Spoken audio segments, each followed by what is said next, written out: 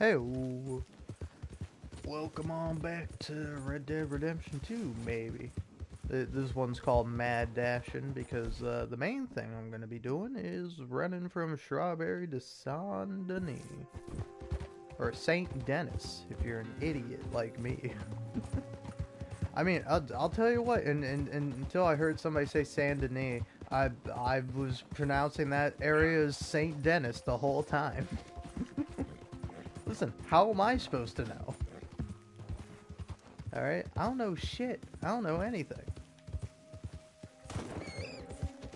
I mean, the area was going to be called New Bordeaux, but I think Mafia 3 already kind of did that, so Rockstar was like, ah shit, we can't call it New Bordeaux, and then we gotta call it Saint Denis. You okay, boy? But like, couldn't you? Yeah. I don't like how does that work? Like, can you like name cities in media? Because like you can name states. Like people will mention states. Like people mention New York. People nobody mentions Texas. Oddly enough, I feel like Texas would be a fine one to throw out there. I guess I don't think New Austin is New Austin supposed to be Texas. I always pictured New Austin as like New Mexico.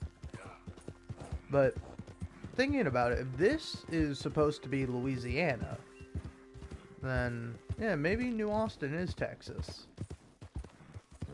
And then I don't know what West Elizabeth is supposed to be. I don't know. It's a whole lot of mishmashing.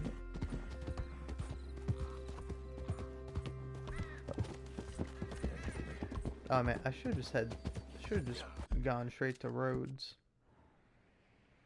Also, what was that question mark thing I saw? Listen, we all saw that, right?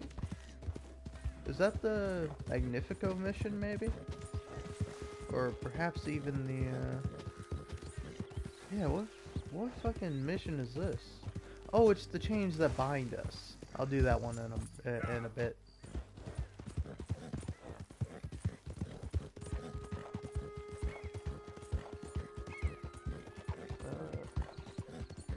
But yeah, kind of nice to be back playing Red Dead 2. Last time I was playing, my internet cut me off. It said, "No more, sir. No more. You've had your fill." And I'm like, but I was getting there. I was working towards. Buddy, I'm gonna fucking shoot you. Legitimately. Like, what the fuck is wrong with you? Like, I've not played GTA 5 in a while, and you know, I don't know. Again, I do have a PlayStation 5. I'm playing this on a PS4 though, for context. But I would like to play the PlayStation 5 version of GTA 5, but it would cost me like at minimum $20. And I don't know. I don't know if I want to spend $20 on GTA 5.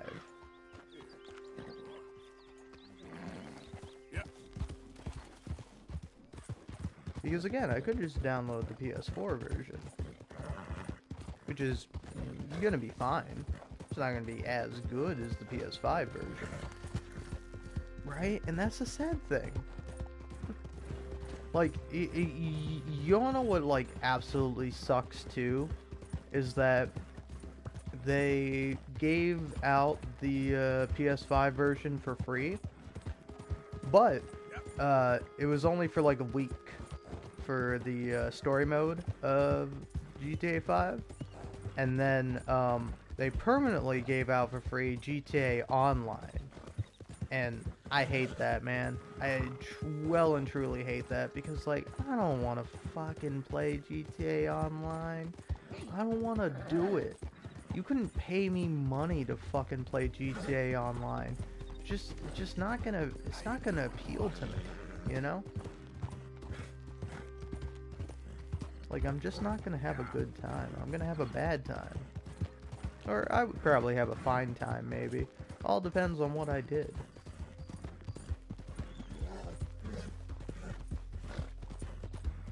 I don't know. I remember back when I used to play the game all the time, like legitly, and I would get like so mad at people just like randomly killing you, and then at some point I got the Akula, and it just became like my favorite thing to do to fucking, because if you don't know, the Akula is a helicopter in GTA 5 that lets you go off the radar, so like nobody can see you on the mini map or on the map as a whole, but they can like still see you physically. Like if they see you going around. So like my favorite thing to do was just to like find people driving around, just minding their own business, and then I'm off the map, and then I suddenly appear on the map, fucking fire a missile at him, kill him, and then just go back to my business. Now you see, Helen, Acri is a silly boy, and Protus isn't a boy at all, but a chimpanzee that a man shaves a face into every day. Alright. Marco Dragic's mission. I could do his. I don't know. I'm not ready. Like I'm not looking my best. I'm not looking fine. You know. I want to look better before I start any kind of mission. That's something you don't see every day. Guess he ain't such a big tough cowboy after all. Oh, what's happening here? Oh, poor baby. Did Mama never hold you? I held him too much. Goddamn, fellas. Keep this to ourselves. It would be wrong. Hell no. The town has a right to know. Big the hell are you two peeping at? Shit! Come on. Oh well. So damn funny, anyway. Well, I've been a bad boy again, Mama. A bad boy. Yes, you have. Jesus. Oh, don't go easy on me. I need to be taught a lesson. Oh, yeah, that's more like it. Close the drapes. Oh shit. Tell us so. I swear I'll kill you. Oh my goodness.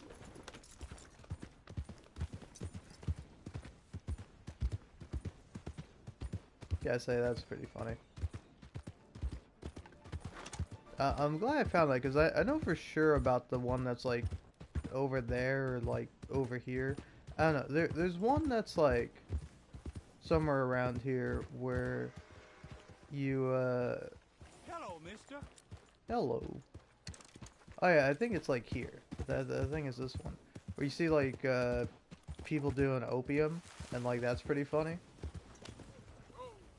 But like I don't know, that one is also pretty funny. But at least you know what you're signing up for. Yeah, it's that one. That one for sure. But no, yeah, it kind of God fucking damn it. But no, as I was saying before, my horse so rudely interrupted me. But like in the original Red Dead, like I forget his fucking name, but the Reyes, that's his name. The rebel leader in Mexico.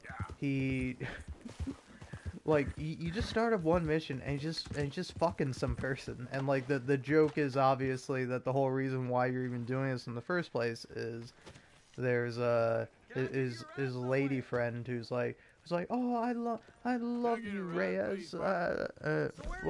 What's his first name? It's A something. It's not Alejandro, is it? Abraham. She's like, oh, I love Abraham so much. He's such a good man. And then he just like doesn't remember who she is.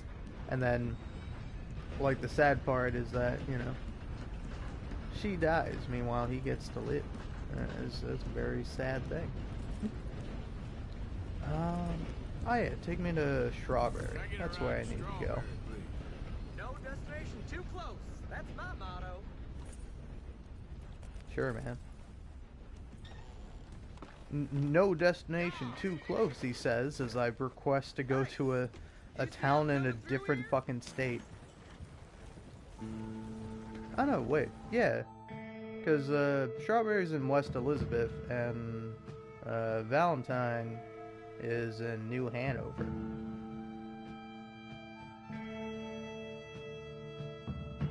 I know, I feel like going out of state is like a pretty long trek. It's not going to be that long. Well, here we are. And my ass isn't too flattened either. Thanks for telling me about your ass, partner. That was what I was wanting to hear about, you know? I was like, oh man, this cowboy game is great. It's got a wonderful protagonist. It's got so many amazing details. It's got beautiful animations, graphics, storytelling, just like all these wonderful things. But, you know, I needed some guy to tell me that his ass wasn't too flattened either. And now the game's a 10 out of 10. Alright, I was maybe sitting around like an 8 out of 10, maybe 7, but no, 10 out of 10 now. Alright. Yeah. Strawberry to Saint Denis, 9-minute dry dash. Alright, can't go in the water. But that's pretty easy to accomplish. All you gotta do is cross here, and then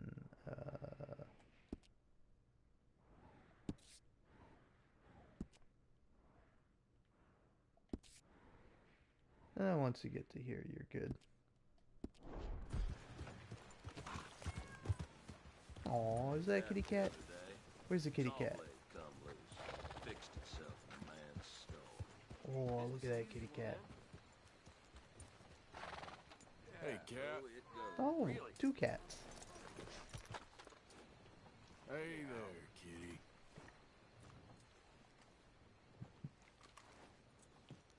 Hey, kitty. A full belt to the job again.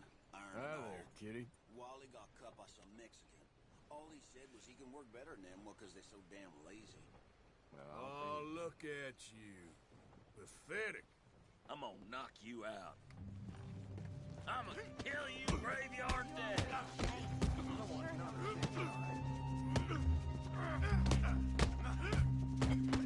I warned you!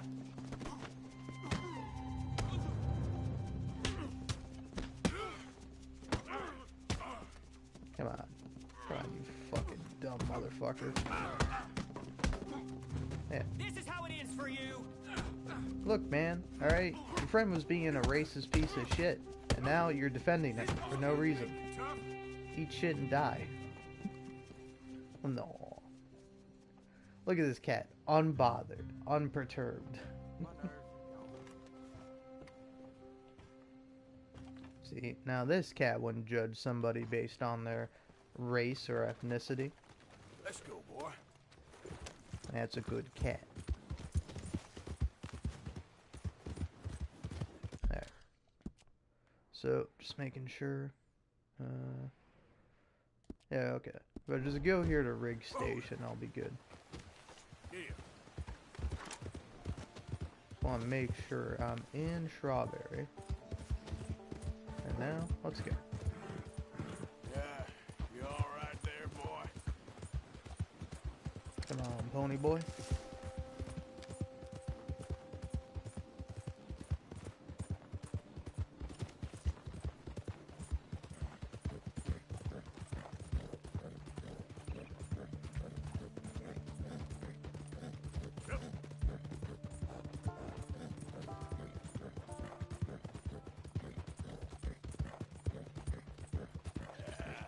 There, boy.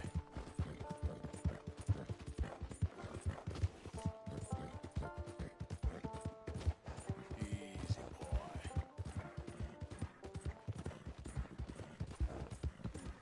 Easy. Oh, that was probably a badger, right? Yeah, you're pardoned. Oh no, that was an opossum. I don't think I need an opossum, but oh well.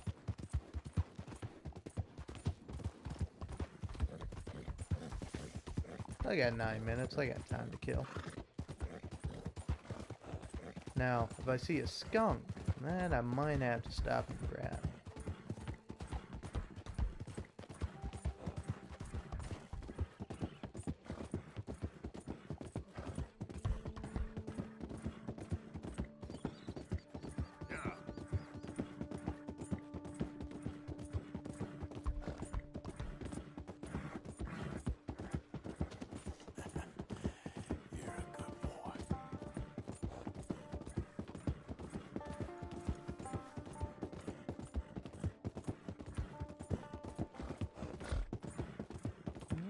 kill the horse.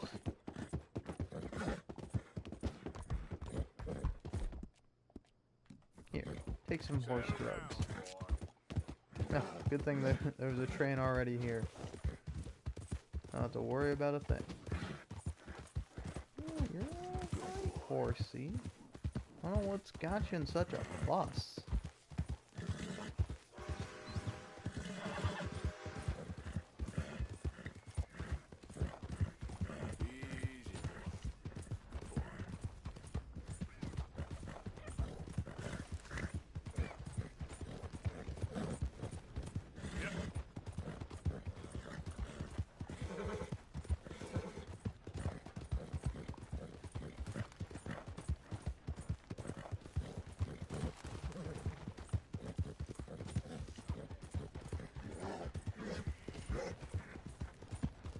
More possums.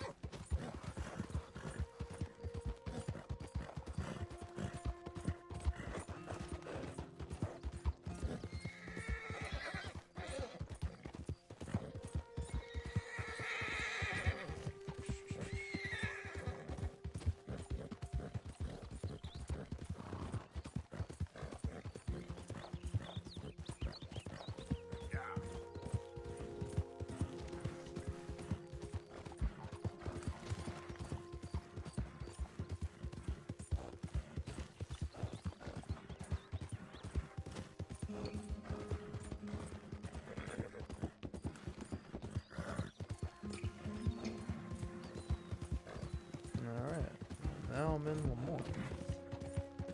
Just gotta make it on over to Saint Denis.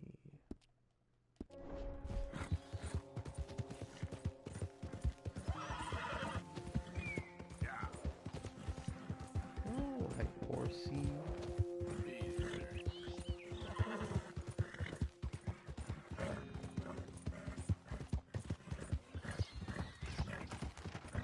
One of those.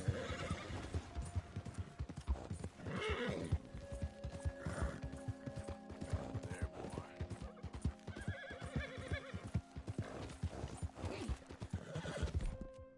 Here, take some more drugs, horsey. You're fine. Okay, boy. Good boy. You're Now okay. settle down for me, buddy.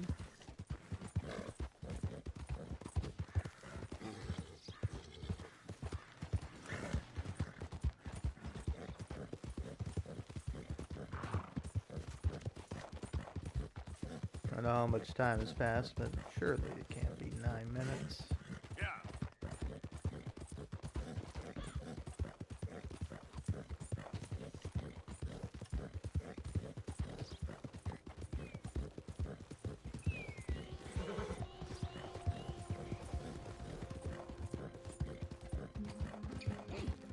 Should've just fucking avoided town. Okay there, boy. 'Cause every time you go in town, the game forces you to slow down.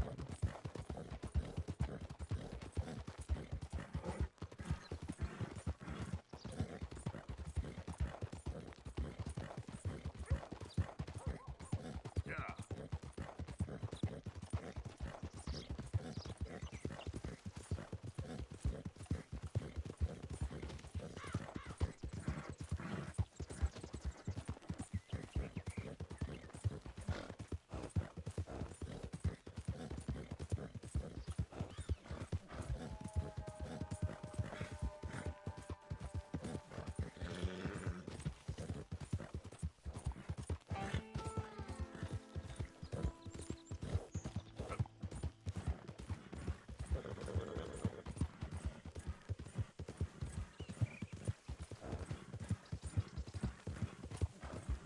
Come on, big money.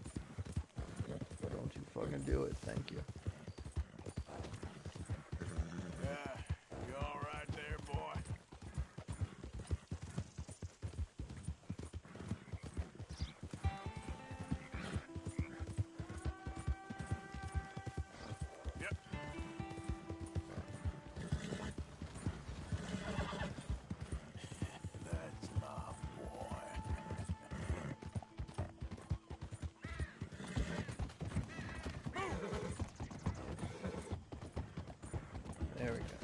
count? No, not yet. There we go. Now that should count. Am I right? Or am I right? You damn right. You damn right. Easy now.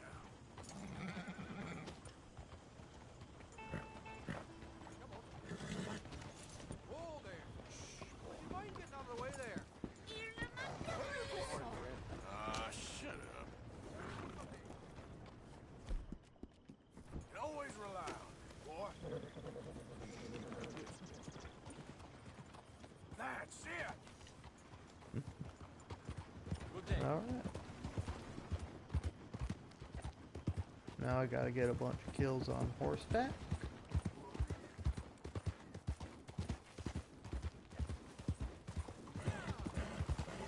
Which, you know, I could just do simply here and there, but meh. Really? Nobody's playing dominoes? Not that I necessarily want to play dominoes, but I would have liked to have the option. Oh, now we're playing dominoes, huh?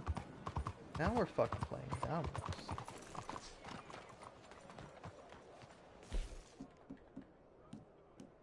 Good morning, miss. Excuse me. You're excused.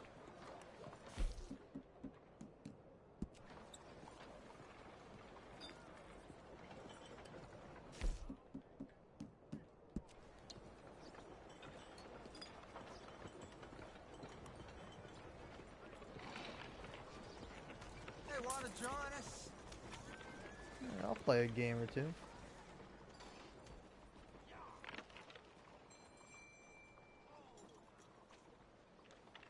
I don't know why, but I'm feeling in the mood for dominoes.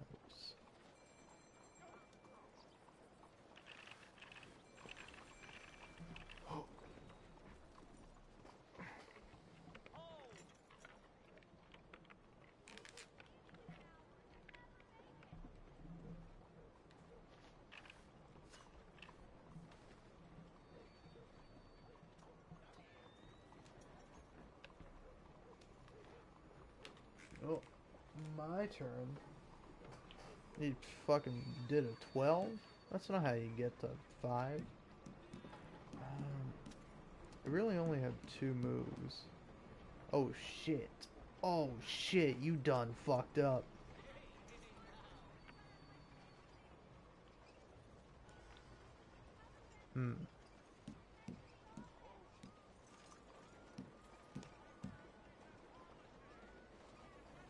Let's see. You gonna make a move? Shut up, asshole. I didn't rush you. You didn't hear me going, hey, you gonna make a move? No, you didn't hear me say shit. Because I mind my own fucking business. God damn you, you genuinely Okay, suck. hold your nerve. You're getting on my nerves, partner.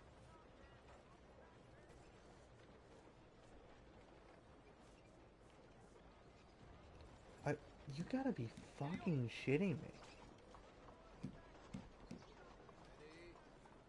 There, but nothing. For something, I guess. Hiram, I'm gonna shoot you in your fucking mouth. You don't leave in the middle of a game. Hiram, you turn this from a game to just hell. God damn you. Hey, partner. Drop that gun for me. Whoa, hey, put the knife down, partner. Subtle. We can handle our differences. Hey, hey. Not cool. Alright. Ah, fucking hell. Leave me alone, knife boy. Come here, horse. Come on, horse. We got this. Don't you worry. Arthur. Okay. Fuck up. Go to hell.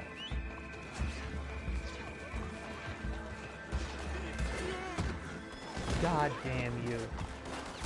Fucker.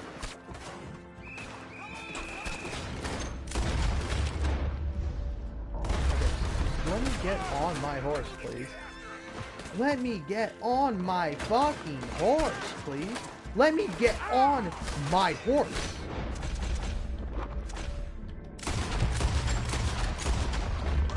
On my horse. On my horse. Let me get on my horse. Let me get. You let me on, you horse. I swear to fucking God, I will kill you myself, horse.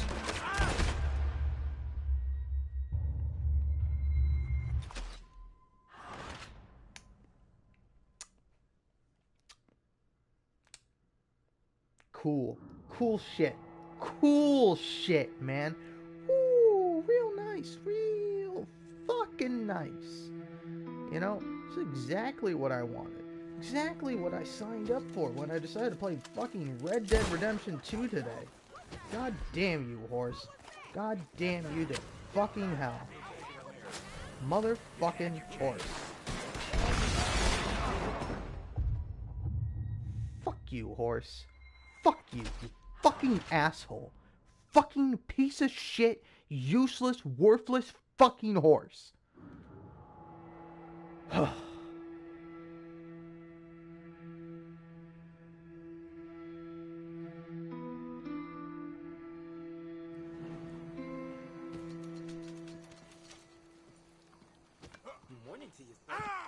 Damn. Damn, Ponyboy's actually dead. That's kind of fucked up. I feel bad about that, but at the same time, I don't. Fuck you, Ponyboy. Shouldn't have been such a shit-ass fucking horse and shouldn't have fucked me over.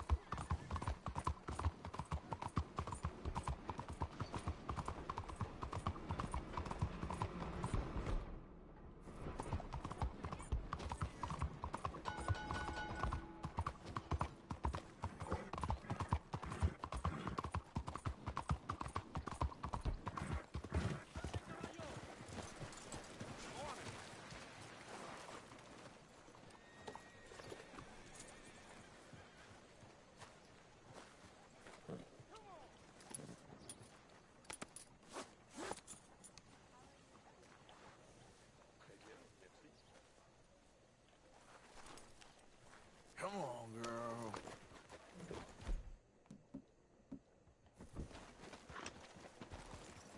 That gun should stay holstered around here, friend. Yeah, don't tell me what to do.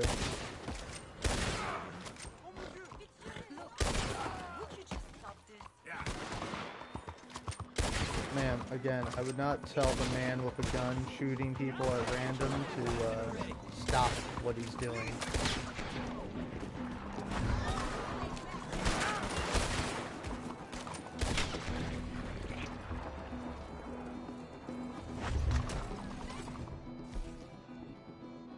Oh, one more and I'm golden. Unlike Ponyboy, fucking shit-ass horse.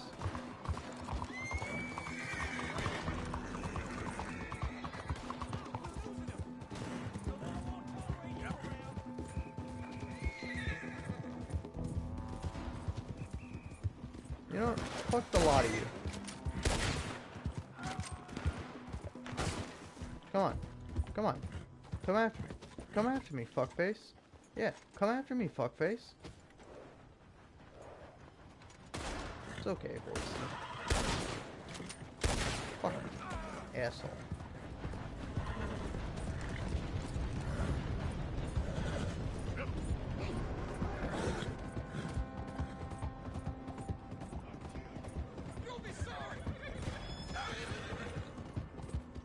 Eat a fucking bag of dicks, train boys. I get it, you're on a fucking train, you have nothing better to do than jerk each other off and fucking shoot at random passers-by. But maybe you could, like, fuck off and go to hell, you fucking goddamn train bitches. Goddamn the fucking lot of you. Goddamn this whole town, goddamn this whole fucking country. I fucking hate all of you. You all suck. You all sit by, let injustice happen, while fucking doing nothing until your life is threatened, and all of a sudden, oh, who will stand up for me? Who will speak for me? Nobody, because they're all fucking dead, because I killed them all, and nobody gave a single fucking shit until suddenly the train was threatened. And suddenly, not everybody's having a good time, huh? Fuck you. Ugh. Yeah. Alright.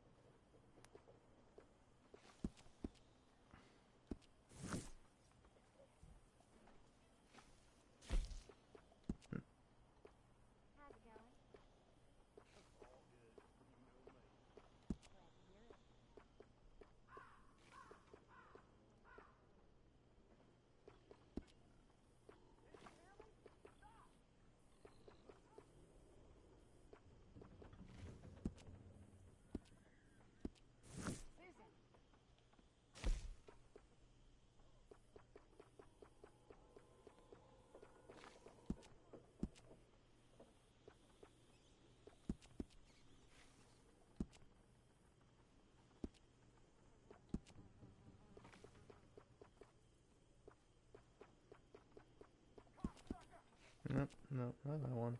There we go.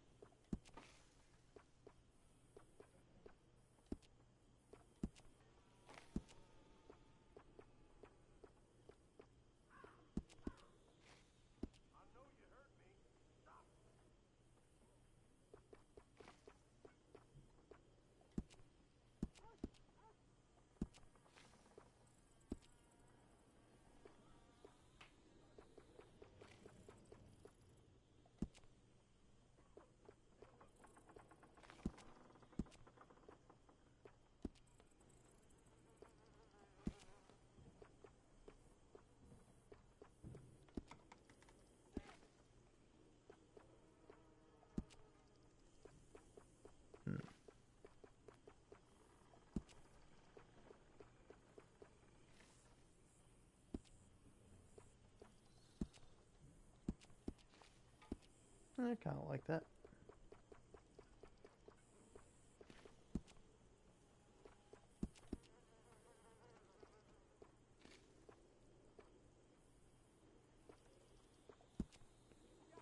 So you gotta get me some spurs that jingle jangle.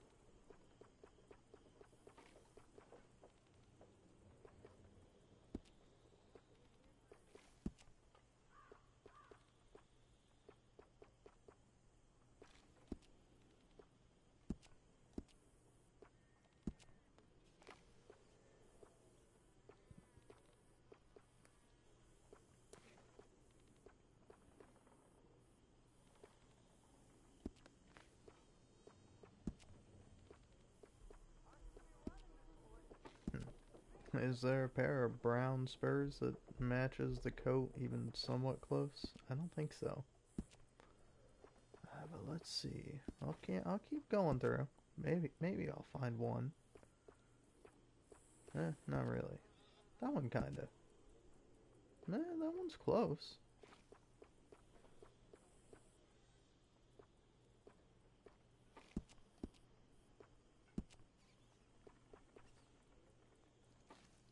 That one also works. I think I'll go for that one.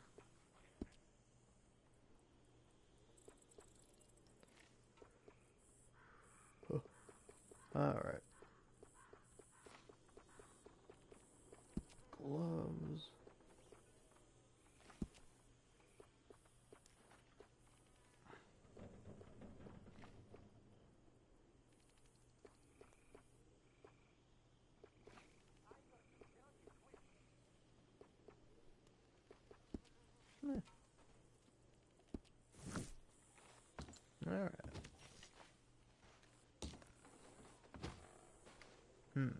So, what am I gonna do?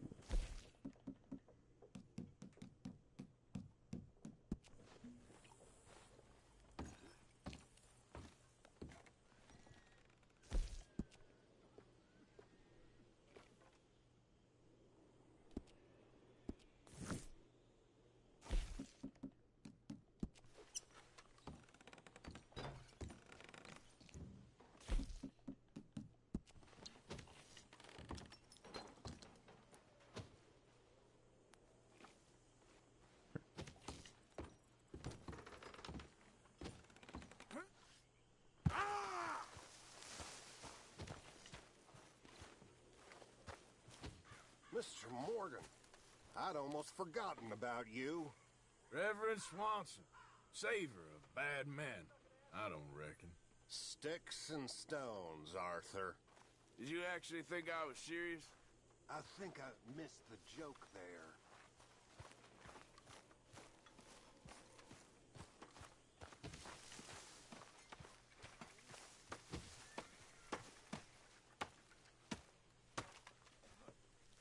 We'll need more food soon, Mr. Morgan.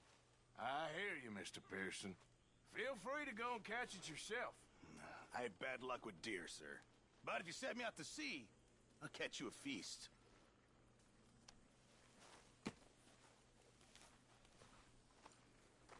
Anyway, I won't disturb you.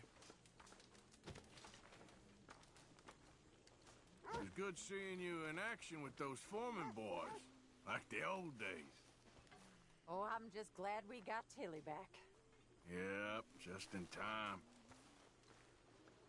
Dominoes, anyone? Yeah, why not? So, I've been meaning to ask, what's that flower you keep by your bed? Oh. There's something my ma always liked. It's kind of a good luck charm, I suppose.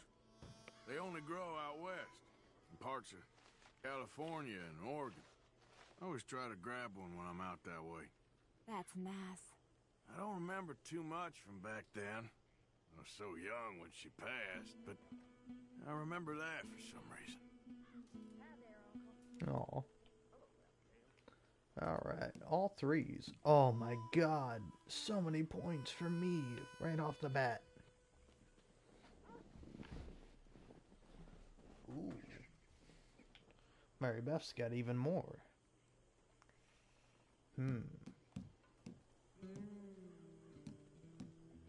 Well, I'll do this. Yeah.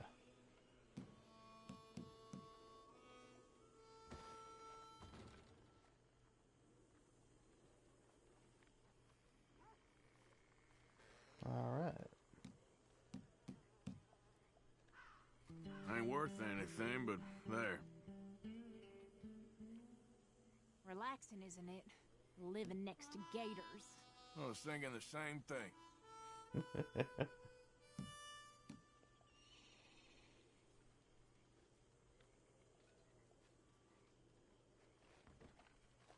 Aha.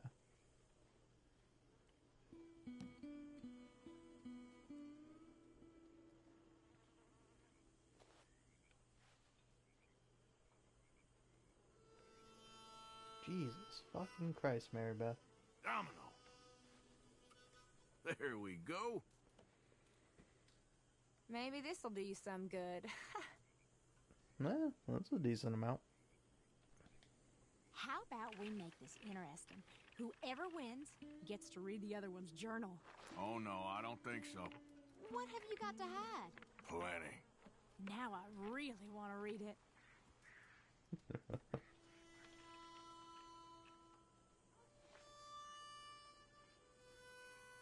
Here's this. All right.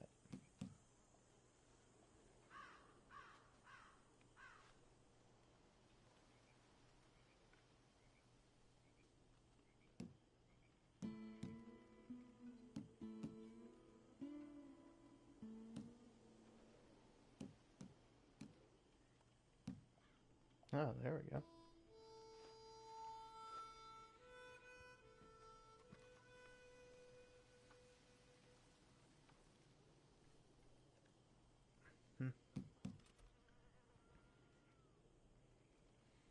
16 isn't divisible by 3. You know, it is though, 15. But that's not what we're trying to get here.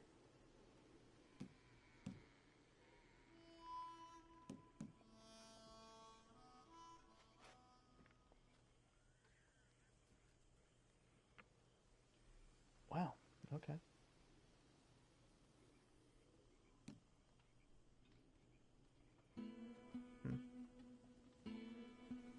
See, is this gonna work? Haha.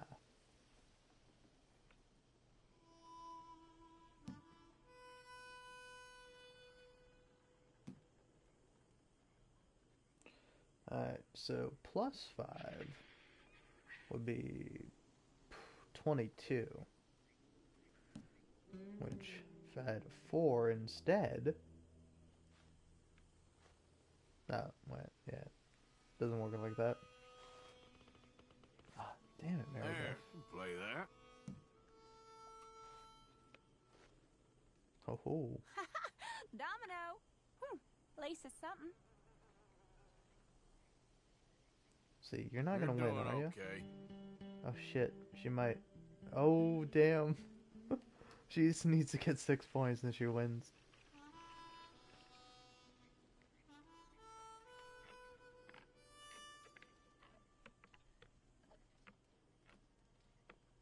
Oh shit.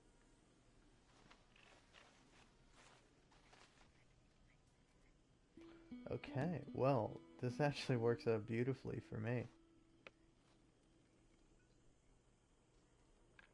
Because, yeah, no matter what she plays, she can't have it be, so... Yeah. Oh, if I had 6 and 1, that would be perfect.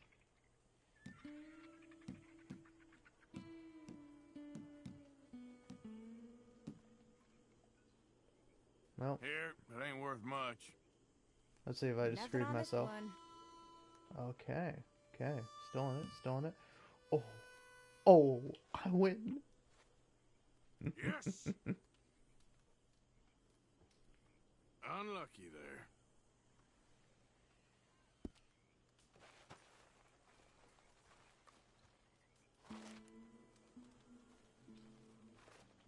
Mary Beth.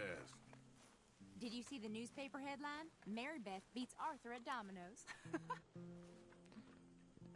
Fake news. Looks like hard work. Oh, not really. Morning, All right. Arthur. Morning, Pearson. Day. That damn headline is a lie. I won. I won just barely. I somehow managed to do it, but I did.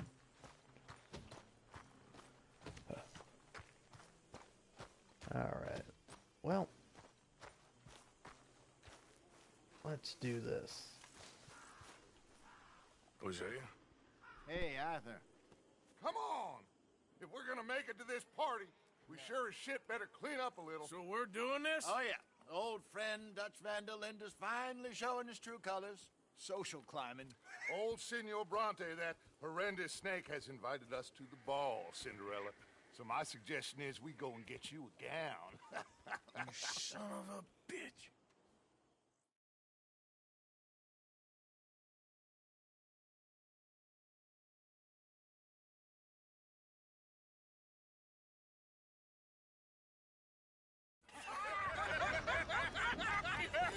We are ridiculous. Utterly. I ain't never been to a ball in my life. Nor have I, if I am being honest. I used to quite often. There could be fine tickets. No pickpocketing. We are here to make real contact. What kind of contact? I don't know. We'll find what we can. All I know for sure is we are going to a party at the mayor's house, and the guest of honor is the worst crook in town. I'm sure that we will find some. Okay.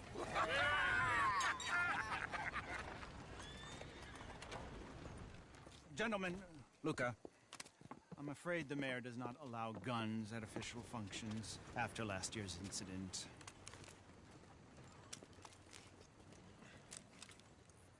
Luca here will take you to Mr. Bronte. I believe he is expecting you. Follow me, gentlemen.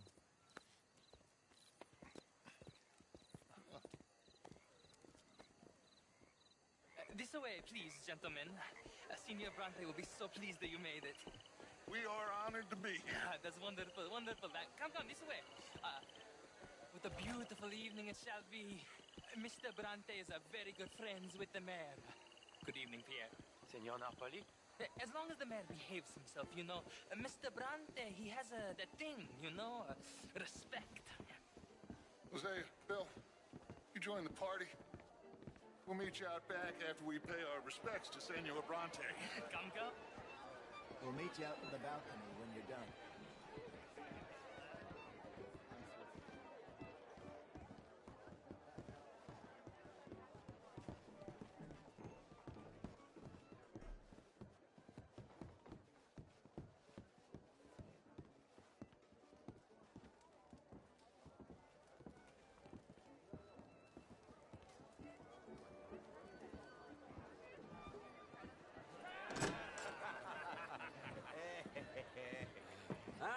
The angry cowboys, you've arrived.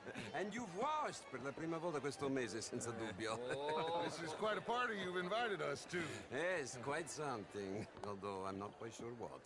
So, this is Saint Denis High Society. Yes, apparently so. And all these people, these are friends of yours, Senor Bronte? No, not quite, not quite. But they certainly are afraid of me. Like that one. See that wretch? He's the mayor. Henri Lemieux. He'll do anything for $1, and I mean anything. Politics is a foul business. Yes. Oh, and that one too. That is Alberto Fusar. He owns a sugar plantation out on the island, and he comes here to whore and despoil himself. Oh, and that is Hobart Crawley, a Confederate major in the war. I mean, a hero, they say, but that is his very young wife. I mean, a young mistress, that's the natural order of things, yes, but a young wife is unseemly. Oh, the Redskins. I have no sympathy for them, because whoever is stupid enough to get tricked by the Americans, no, they get what they deserve, huh? Yes, and a letter to the mayor. Oh, yeah, that'll save you. And that is Hector Fellows.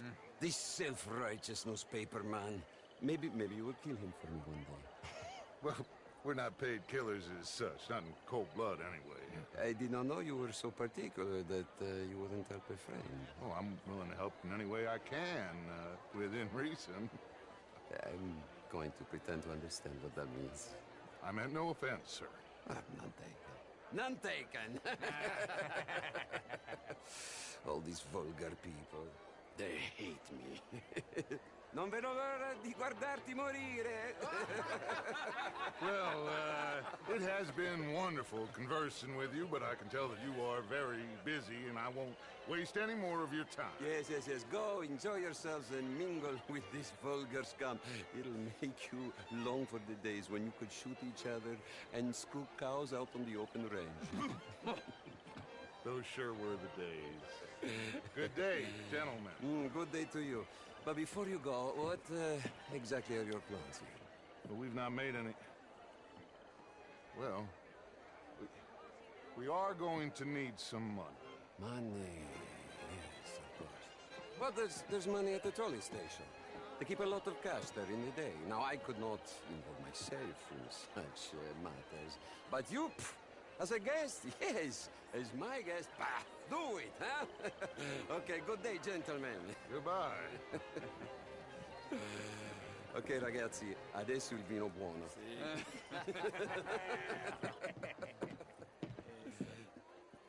I'll show you to the party, gentlemen, if you'll kindly follow me.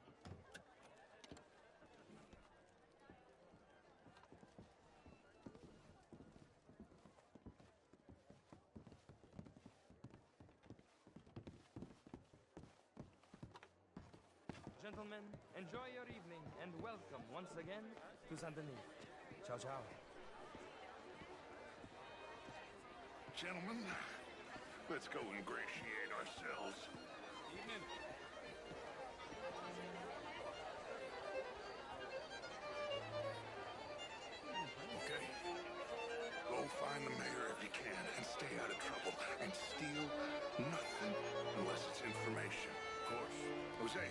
You go find us someplace to rob. Bill, go make us some new friends. I'm gonna find that old cornball. What's his name?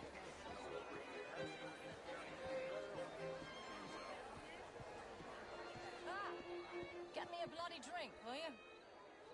A small one. Just big enough for me to swim lengths in, you know? Yes, madam. You know, great fuck, I'm drunk. You know, I used to be a great beauty. And an even greater wit. Time. What a total bastard it is, huh? And again, I always loved bastards. The real ones, I mean. Wedlock. Hugely overrated. I tried it enough. Well, I mean, I tried both. You know, bastards and marriage. I even married a bastard. It didn't work out so good. Oh my God. I should not have got up this morning. I need to go and sit down and have a little rest. I'm just gonna... Is anybody listening to me?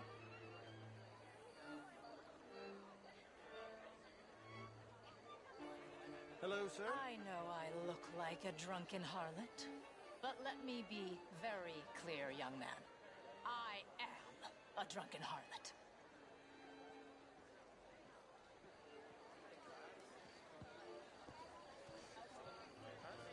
How do you do? This is quite a town that you have here, Mr. Jameson. Oh, I don't live here. I was here for the poker. Oh, you play? It's my weakness, my worst vice. Perhaps you should have it whipped out of you like you advocate whipping the sin out of others. Not whipping, sir, working, and besides, my vice is between me and my maker. I keep winning. Every gambler says that, Mr. Jameson. Yes, I know, but like I said, the next big tournament, which I will not be attending, is for a game too rich for my blood. I may be a knave, but I am a sensible knave. Is that so? Oh, sure, I'm not a wealthy man. I run a prison. The old riverboat tournaments are for card sharks and rich fools. A really big stakes game attracts oilmen and such, like, from all over. My pockets are not deep enough for that. You are a wise man. I'm a conservative man, at least. The fact is, since the war, the government has done an awful job of preserving law and order, Mr. Jameson. Well, I agree, Major. Well, at my prison, we are doing the best to remedy that failure. You know, my friend works in the Caribbean. He faces real rebellion. If we don't act decisively, we will endure the same here, and all of this, all these garden parties and civility, they will be doomed. I believe in civilizing the masses, sir.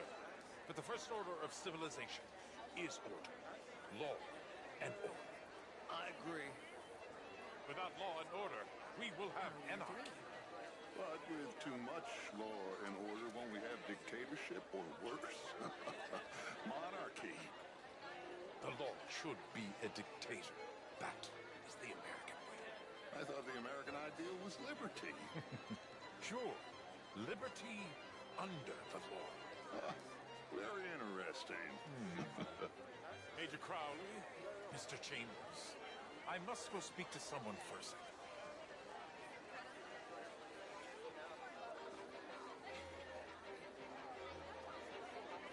What a vulgar toad of a man. But that riverboat sounds interesting. Hello. Evening, gentlemen. But my darling could do better. You're not such a Philistine as all that, Marie. No, I am quite that much of a Philistine. Besides which, Monsieur Châtenay, he is a two-bit charmer. Only the most foolish of women would fall for his nonsense. Oh, that's quite unfair. I found him delightful. In that French sort of way. He reminds me of someone I'd book by Balzac. He reminded me of a hobgoblin, a spellcaster. You're very unkind, Marie. I am honest. Where is that waiter? I need more champagne. Oh, Me too. How is your husband, Dolores? I hear he is much improved. He's in Tunis, I believe. I do wish he'd hurry up and die. Tuberculosis is a strange disease.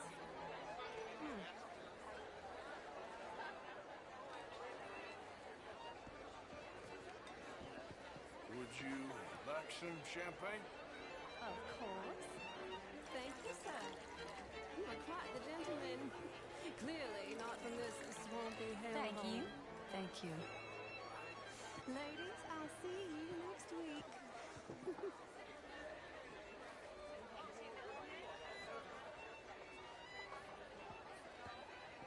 How was the show? I heard you win. Outrageous. These dancers. Well, if that's French culture for you, sign me up for French lessons. Oh, would you like tickets? What? This cabaret show at the Theater Rallure. It's jolly fun.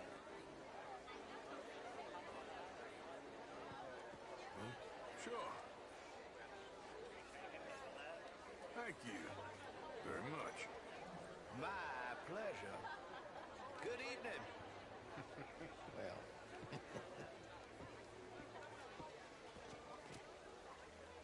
It ain't complex, and only an idiot like you, buddy, would try to make it so. I will not deny idiocy, sir, but perhaps now is not the time. Typical pansy. You are drunk, Ferdinand. I'm not drunk, you fool. But this man loves darkies. Hey, you are pretty drunk. Yeah, what say you and me cool off? Get your hands off me. Come on, sleep it off.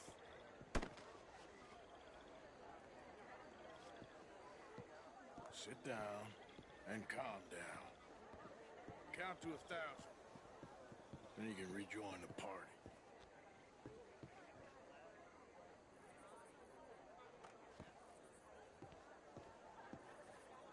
Je vous salue. Salud. All right.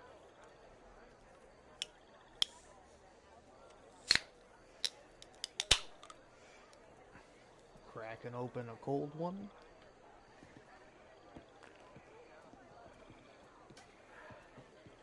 Ooh. Delicious. And Thank you, sir. My pleasure. Henri Lemieux. I hope you're enjoying my party. The mayor. Allegedly. There's quite a place you got here. It's not mine, and the city is horribly in debt, but we can still put on a good show. Do you know Evelyn Miller? My lord. Ryder? Well, we seem to have another deranged drunkard on our hands. Shall we? Oh, my lord, they're fantastic.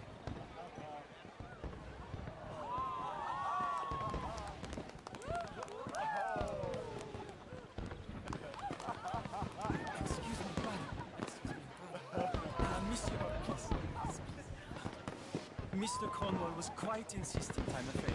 He shouted down the telephone for several minutes. Mr. Cornwall is a horse's ass, and a bad horse. I'm very sorry, sir. It's not your fault. I'm a fool for trusting him. I'll come inside for a minute. Let me enjoy the fireworks. Of course. They say something about Cornwall?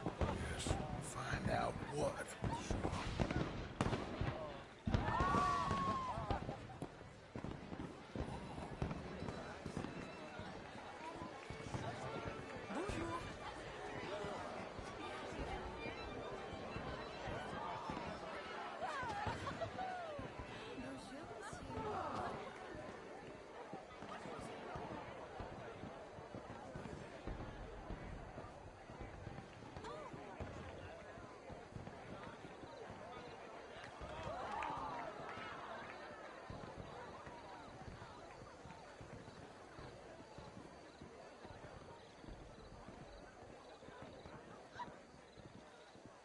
No problems? Everything's fine. We have the place well secured. Good. Mr. Bronte has a habit of wandering about and reading whatever he likes. We're watching him and his men like hawks. Thank you, Mr. Turner.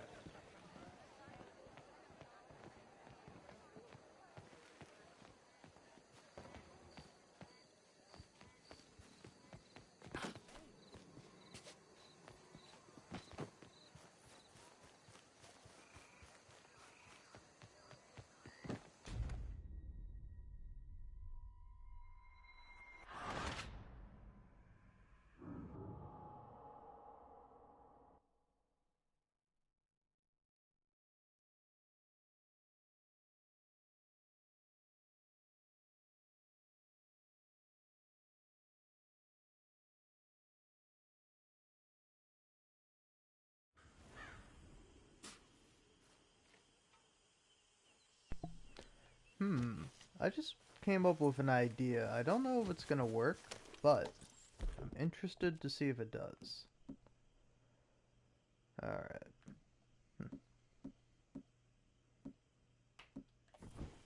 So, let's go and put on this hat.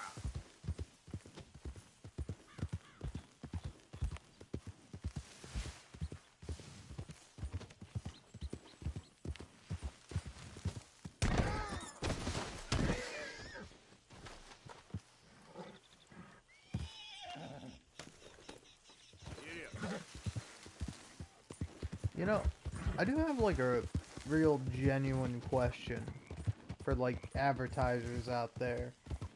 So like, I don't watch advertisements, and like the only time I ever really see advertisements is when I'm on TikTok, and like I keep trying to hit not interested or I don't like this brand, so I start getting some weird shit. But like I still keep getting like boring generic fucking like pop song fucking brand everybody knows. And like it's like, damn man, I don't have money to spend. I don't spend money, you know? Like I fucking sit around all day and I fucking play Red Dead Redemption 2. That's like what I do with my time. But like, you know, like advertising even sometimes has like the opposite effect on me, you know? Sometimes I'll think to myself like, you know, you know what I go for? Fucking like Red Lobster cheddar biscuit. Those things are really good. But then I'll see like a Red Lobster ad and I'm like, I'm not going to fucking Red Lobster for another 10 years. Alright, fuck you, Red Lobster. Go to hell. Alright? And, you know, I just never like watch advertisements, and a majority of the time I fucking hate them. So like, isn't it beneficial to not show me ads, you know? Like isn't that a good idea? Like, I don't know why so many companies and so many advertisers are so like gun-ho to fucking show you an ad, despite the fact that ads typically, at least for me, have the opposite effect, you know? Like, if I see an ad for something, I am less likely to buy it. Because, like, you know, I know stuff I like, you know? I like to eat things, I like to drink things, you know? I'm gonna buy what I'm gonna buy. But, like, if I see a fucking advertisement for it, like, immediately, I never want to buy that thing again, you know? And it's just like, I don't really get the logic of it all that much.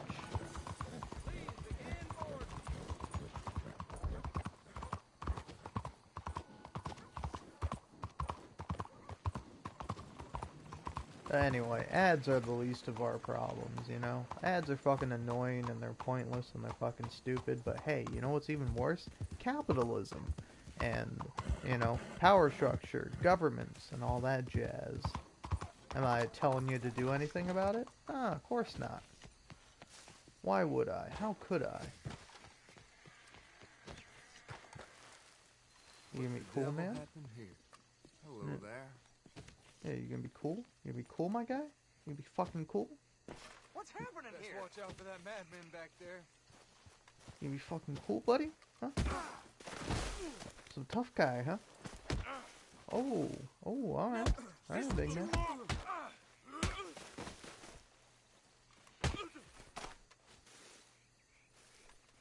Alright.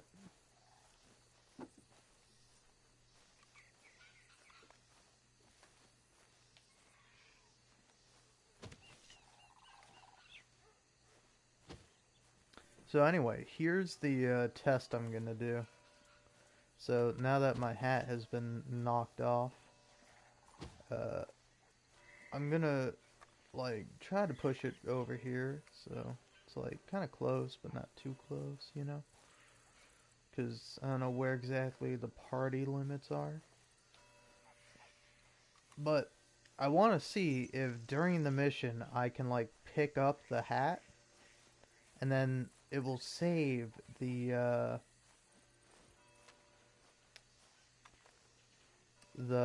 tuxedo as my custom outfit. I don't think this will work, but hey, gotta give it a shot, huh? Alright. So I'm thinking, for now, make a little save game.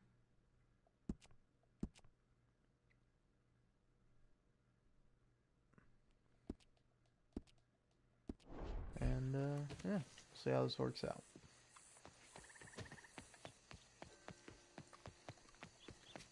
Come along, horse.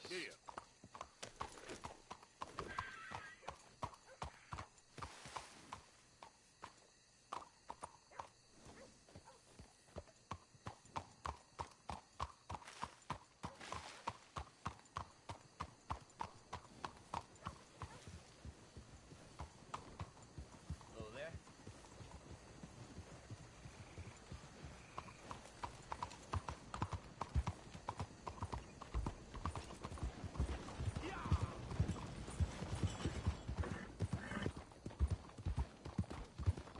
Hard.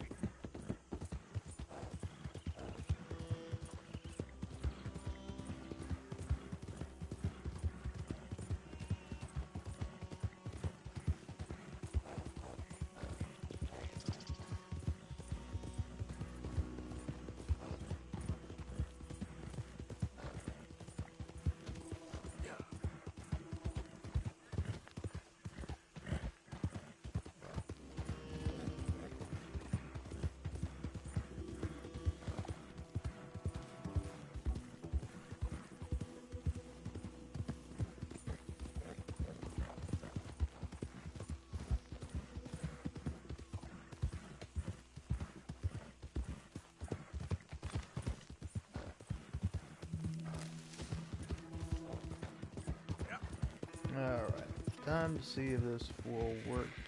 I doubt it will, but hey. Sometimes you gotta try and find out.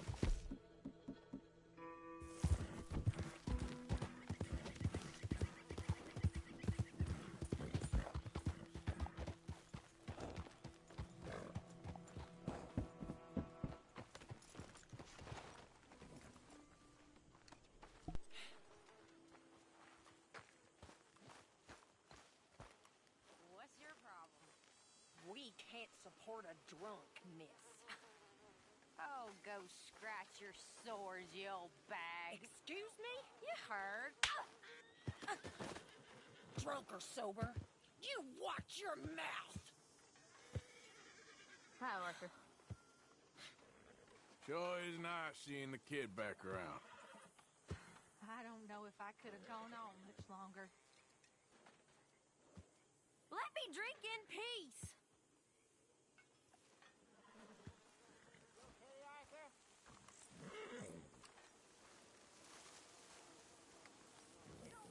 Hosea? Hey, Arthur. Come on!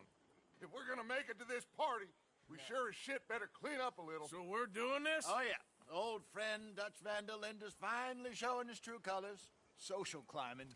Old Senor Bronte, that horrendous snake, has invited us to the ball, Cinderella.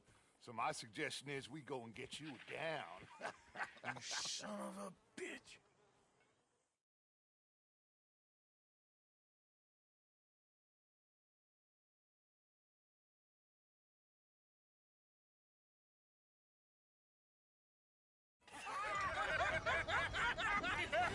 We are ridiculous. Utterly. I ain't never been to a ball in my life. Nor have I, if I am being honest. I used to quite often. There could be fine pickets. No pickpocketing. We are here to make real contact. What kind of contact? Well, I don't know. We'll find what we can. All I know for sure is we are going to a party at the mayor's house, and the guest of honor is the worst crook in town. I'm sure that we will find something. Okay.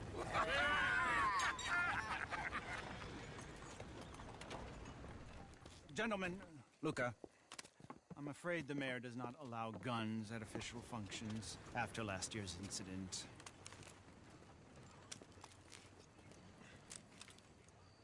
Luca here will take you to Mr. Bronte. I believe he is expecting you. Follow me, gentlemen.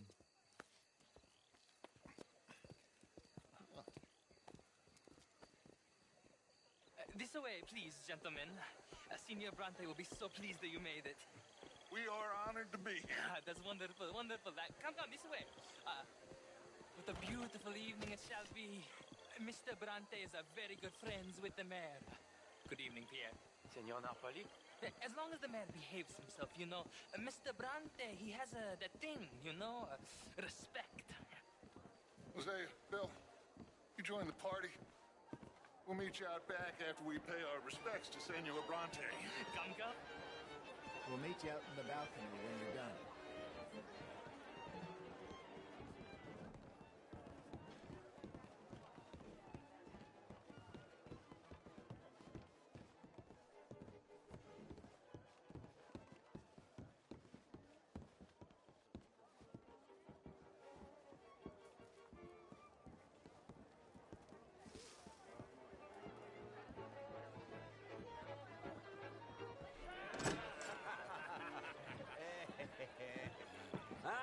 The angry cowboys, you arrived. And you've washed per la prima volta questo mese, senza dubbio. This is quite a party you've invited us to. Yes, quite something. Although I'm not quite sure what. So, this is Saint Denis High Society. Yes, apparently so. And all these people, these are friends of yours, Senor Bronte? No, not quite. But they certainly are afraid of me. Like that one. See that wretch? He's the mayor. Henri Lemieux. He'll do anything for $1, and I mean anything. Politics is a foul business. Yes. Oh, and that one too. That is Alberto Fusar. He owns a sugar Oh man, I gotta say this sucks because like I don't want to skip anything because I feel like if I skip a cutscene, then the hat won't be there. But I know that's probably not true. Confederate major in the war. Man, I gotta say it's fucking. It's pretty crazy when I just have a bunch of different variety of video games I posted on TikTok, and like I always find it funny funny when people are like #1 Connor fan, Detroit Become Human fanboy, or like fucking like DBH Stan, and I'm like, hey guys, I don't like the game. All right, I just played it. I literally I didn't even buy it. I got it for free from PlayStation Plus, and like I played the game to make fun of it. And yet people like me either playing the game or sometimes just like clips where I'm silent over them, and like I don't know, it's kind of surprising because it's like, well, it's not really that surprising because it's not like I'm going out and about to be like, oh yeah, the game I'm playing right now sucks, but like but like I'm not a fan of the game, and I don't know, I might make a video essay at some point kind of going into more detail about how and why exactly I'm not a fan of Detroit Become Human. But I mean, like I think it's pretty evident. I think if you're like anyone other than a teenager and you don't see the problematic elements in Detroit Become Human, then like I'm really surprised. And then plus in addition to that, also, does Dutch always have that stubble? Because like I haven't really been paying much attention to the cutscenes as they've been happening, but it looks good on him. He's a handsome fella. But there's money at the trolley station. yeah, no, like Keep a lot of cash there in the day. No, like I don't know. I it just like I think like.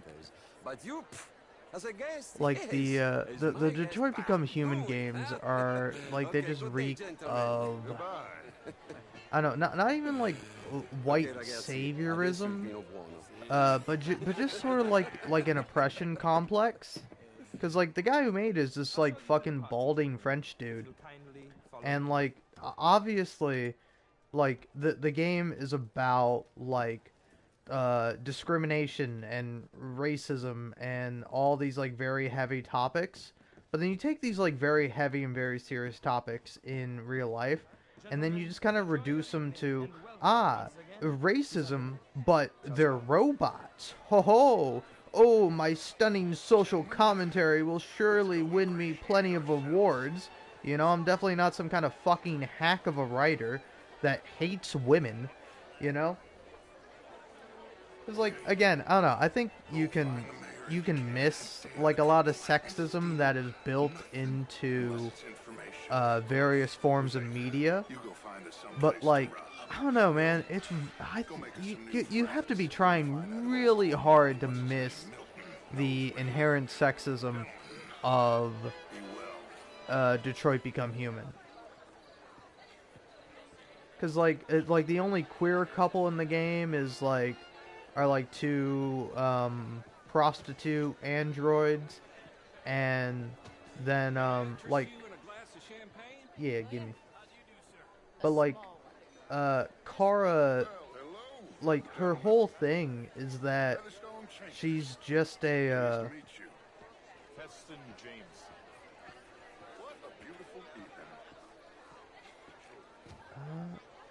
so is my hat gone? I feel like the hat's gone. They cleaned up my hat, didn't they? How could they? How dare they?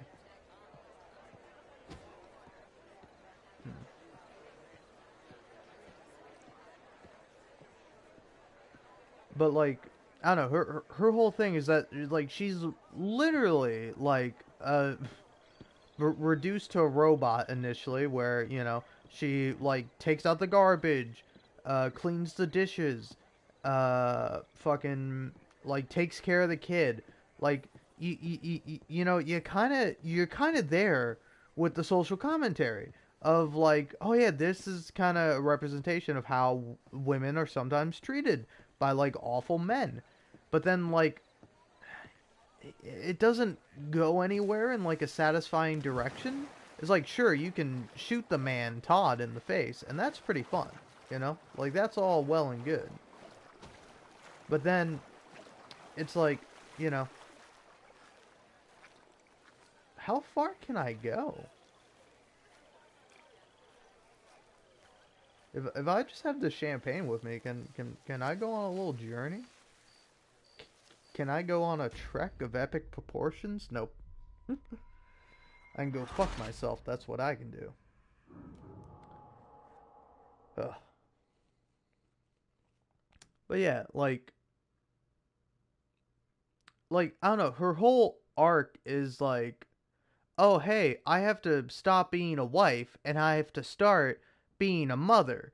And then of course I got to find a man to be the father in my family dynamic with my fake daughter, with my fake daughter who's also like an android like me. Spoilers for Detroit Become Human.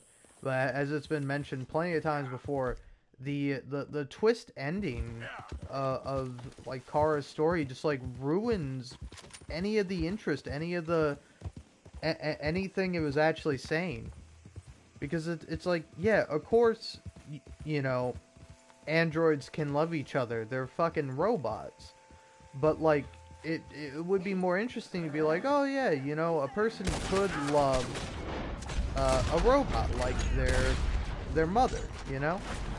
And like, again, I think it is like an interesting thing.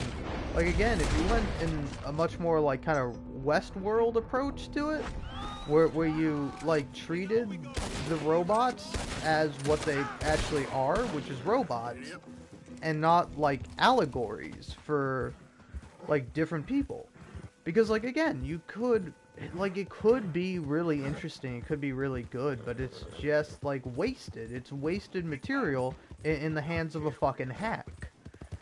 And like the writing is shit. Like, if there's anything good in Detroit Become Human that you like, either you have extraordinarily bad taste, or you know, that was something the actors fought to keep in, and the director, writer, fucking piece of shit David Cage fought to keep out, you know? Because, like, if you listen to some of the behind-the-scenes stories from like, the actors, is that, like, they had to, like, push back and be like, no, I think the character would do this and say this instead of what you have written, because that doesn't make much sense, and it's not very impactful if that's the case. And David Cage is like, oh, how dare you? How dare you? My perfect script? My impeccable script? Oh. And it's, I don't know, it feels like a lot of, it's like a lot of appropriation, it's a lot of, like, just in general, really bad themes that I think don't really add up to much of anything. Because, like, I don't know, it's not like the game doesn't ultimately have a good message. Like, I guess it does, but, like, I think it just kind of fucking sucks, you know? It just kind of fucking sucks, and that's the thing. And again, there have been plenty of other really good videos on Detroit Become Human, and how it's a bit problematic and not exactly a very well-written story. I mean, hell, saying it's fucking written is like, I don't know. I don't even want to say that, because, like, what David Cage did is not right. He fucking shat that game out. He fucking birthed that game from his brain, and it's a fucking ugly little baby like he is, you know? And it's just fucking awful. It's like, I don't know, I kind of this is maybe a little inappropriate, but, you know, I feel like it should have been aborted.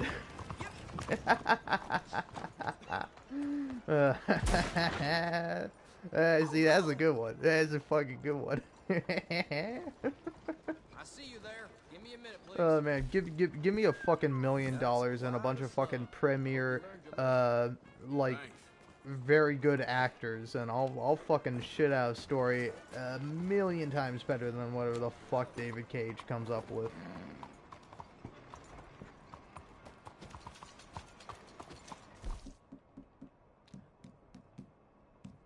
Is Quantic Dream still working on the, Oh, that's pretty cute. But, like, I swore I was like watching like an old video about like E3, and I don't like Quantic Dream was like slated to be making a Star Wars game, but I don't know if that got canceled. It was either that or it was Knights of the Old Republic got canceled. Like there was a remaster of it, which I was pretty excited for. But then I think that got canceled, and I don't know if the Quantic Dream game also got canceled, because I mean, if you ask me, I think it for sure, yeah, it should have been canceled. I could have been killed. Yeah, you really tried your best to get killed. I don't know why you're yelling at me, because, you know, in spite of you being a fucking fool and a goddamn hooligan, you lived. You know, you'd be thanking me. Seriously, man. I swear to God, every person that does that, I want to fucking kill them. I just want to throttle them. In this video game of Red Dead Redemption 2. There we go.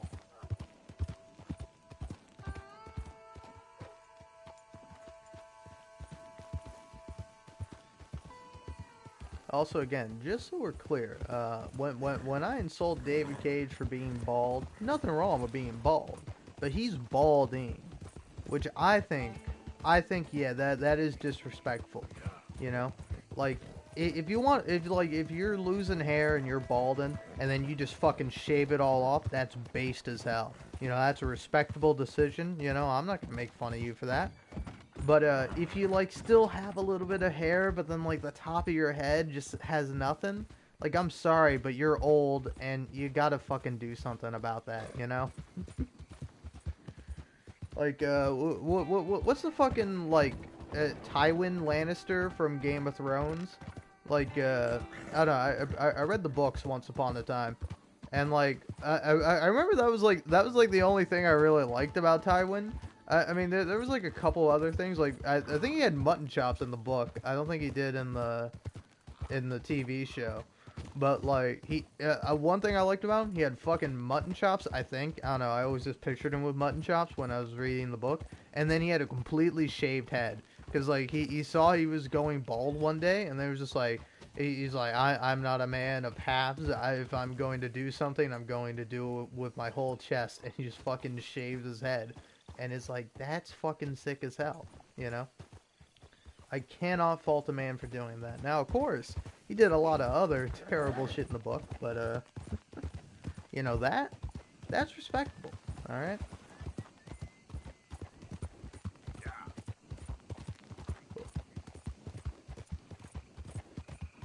Alright, well, now it's time to figure out what I want to do.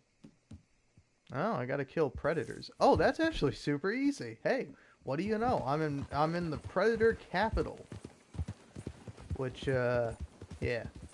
Sounds weird, but I just mean there's a lot of gators around here. It's real easy to kill them. Easy now. But before that, gotta get some yarrow. You know, gotta have a balance. If you're gonna be killing stuff, you also gotta be healing yourself.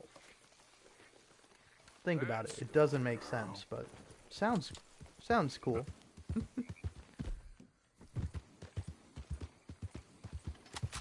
All right, 1 gator, 2 gator, 3 gator.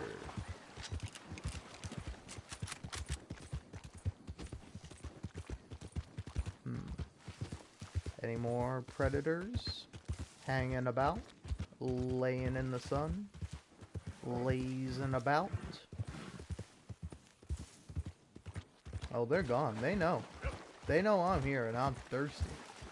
I'm looking for gators. Alright? They know me. They can sense it. I'm from Florida. Alright? I know how to deal with a fucking gator. Alright? I could kill a gator with my bare hands. I could fucking rip open a gator's jaw. I couldn't, but, yeah. It's nice to pretend that I could.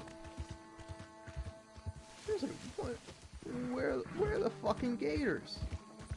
Every time I'm over here, there's gators all over the fucking gap. But the one time I want to kill a whole bunch of gators back to back, the game's like, no sir, there are no gators here.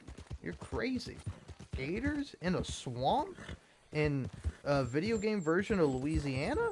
You're going crazy. I don't know. What are you thinking? What are you thinking? Is this gonna be gators galore? gators all over? No. There's no fucking gators. There were 3. 3 whole gators. You killed them all. Nice job, asshole. They're fucking endangered, you piece of shit. It's like, I thought this was like 1899. You know? They're fucking not endangered yet. They're all over the goddamn fucking place.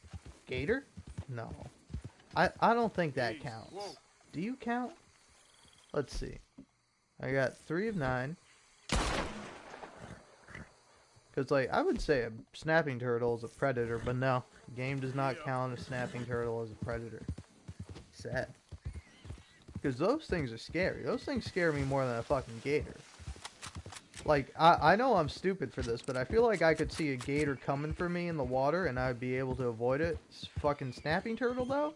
I feel like I would just, like, dip my, reach my hand into the water for like a split second, and then boom, it's off, and the fucking alligator snapping turtle is swimming away with my hand. Florida's a scary place. I'm so glad I don't live there anymore. I mean, I think a boar's technically a predator, but maybe not. Yep. Game, Jesus fucking Christ.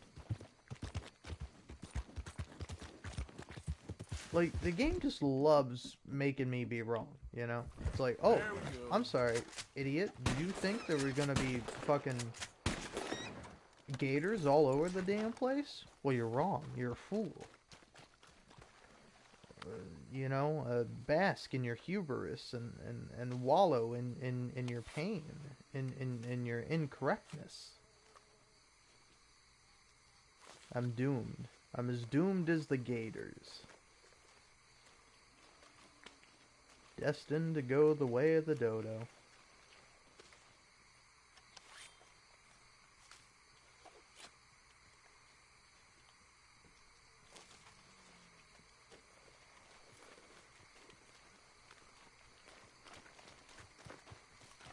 There.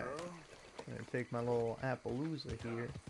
We're gonna go to the end of the rainbow and hope that there is a metaphorical pot of gold. I.e., what I'm actually going to do is I'm going to wander over here.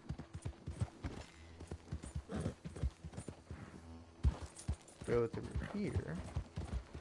And fun fact, if for some reason you're a weirdo like me who's playing the 1.0 version of Red Dead Redemption 2, which the only way you can really do it is by installing the disc version of the game on a PlayStation 4.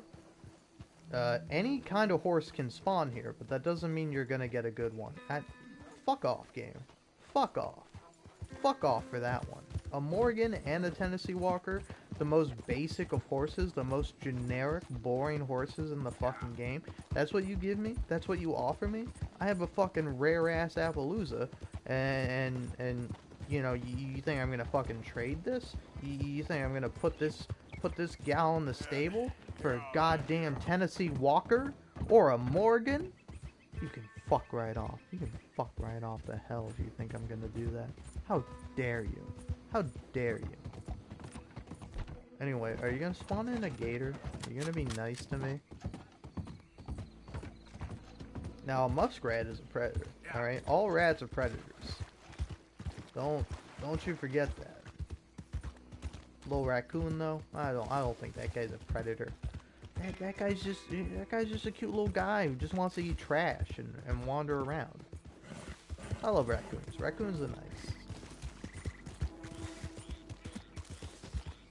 Where the fuck is a goddamn gator? Are you fucking shitting me? This is a fucking swamp. This is fucking Gator City, and yet there's not a fucking gator to be found. They've all gone on vacation. They've all fucking flown up into heaven. They've been fucking raptured. Where the fuck are the goddamn gators? I'm losing my shit over here. I'm losing my goddamn mind. Are you fucking kidding me? Are you fucking serious right now? Fuck you, boar. You don't... Oh, you do count as a predator. Okay. That's good to know. Hey, you learn something new every day. I suspected this much, but did you know, fun fact, boars weren't in America at this point? Because I think boars... I don't know where boars come from specifically, but I know they were much more common in Europe And eventually they were brought over to the United States, and because we're all, well, not all of us, but a majority of Americans in the United States are irresponsible and just like terrible, they just kind of released a bunch of boars into the wild, and now they're roaming about looking for stray people to kill and maim. It's pretty fucked up when you think about it. Alright, Gator, you're going to hell. I don't know what Gator hell is like, but it's probably just me.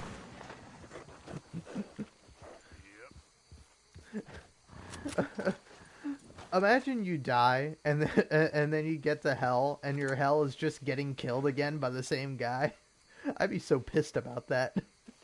I'd be like, what the fuck, are you kidding me? You couldn't even come up with something new? It's just the same thing again? Yeah. What the fuck?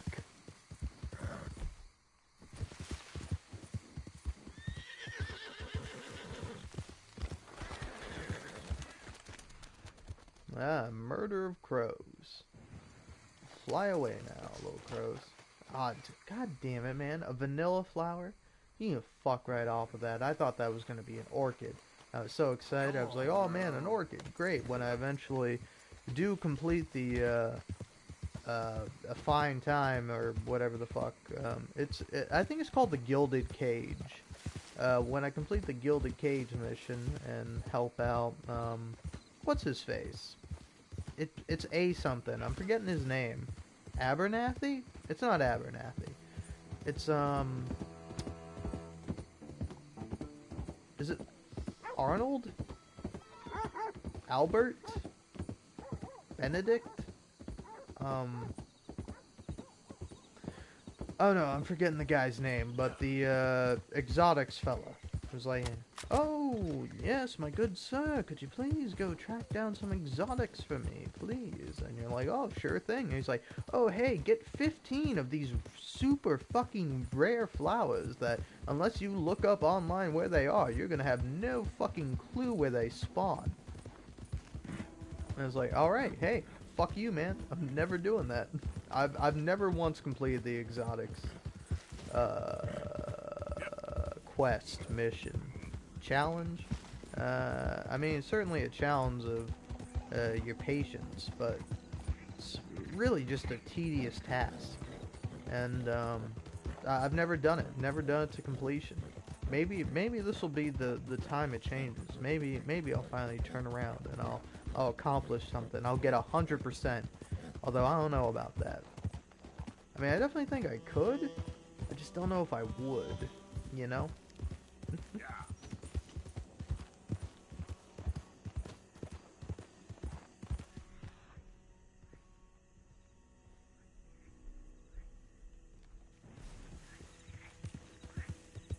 Anyway, come on, game. Give me one last little alligator. You know? So I can say goodbye, crocodile. And the alligator will reply with a bullet in its skull. Hey, I'm not a crocodile.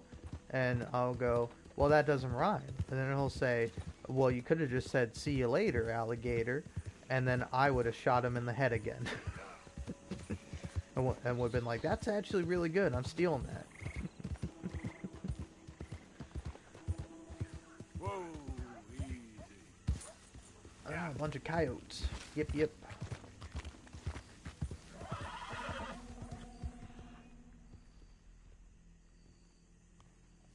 Great, more fucking vanilla flowers, cause that's what we need more in the world, vanilla, you know? Like, that's definitely not gonna be a synonym for like boring, plain old regular sex, because that's how common fucking vanilla is. God damn you. God damn it, man. I see another fucking vanilla flower. I'm burning down this fucking forest. Okay there. Fuck you, vanilla flower. Go to hell. Yep.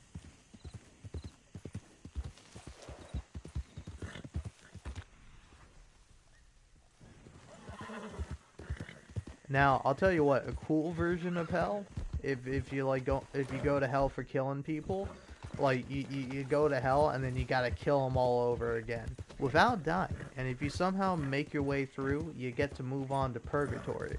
Then in purgatory, maybe then you can actually start to repent for your sins. But like hell, it's just like fucking doom music starts playing. You get yourself a fucking shotgun, and you start going crazy. Now that's a good version of hell. That's a hell I would happily go to. I'm gonna fucking lose my shit. I'm gonna fucking lose my mind. If I see another goddamn fucking vanilla flower and not another fucking gator, I'm fucking lose it. I'm gonna fucking put a hole in my TV and then a hole in myself. Alright? I guess I'll get like a piercing. I don't know. I got my ears pierced, but I don't know. I only have like one pair of earrings, and I don't even wear them anymore because it's like way more comfortable to not have your ears pierced and have a bunch of metal sticking out of them. I kind of regret having my ears pierced. And I think kind of for similar reasons, I'm probably never going to get a tattoo. Not because I'm, like, against the idea of, like, a tattoo. I am against the idea of these fucking vanilla flowers. God damn you. But, yeah, it just seems like a lot of pain and a lot of time and a lot of money. And it's just, like, I can't afford that. And even if I could, theoretically, I would rather spend my money on, like, anything else. Good girl.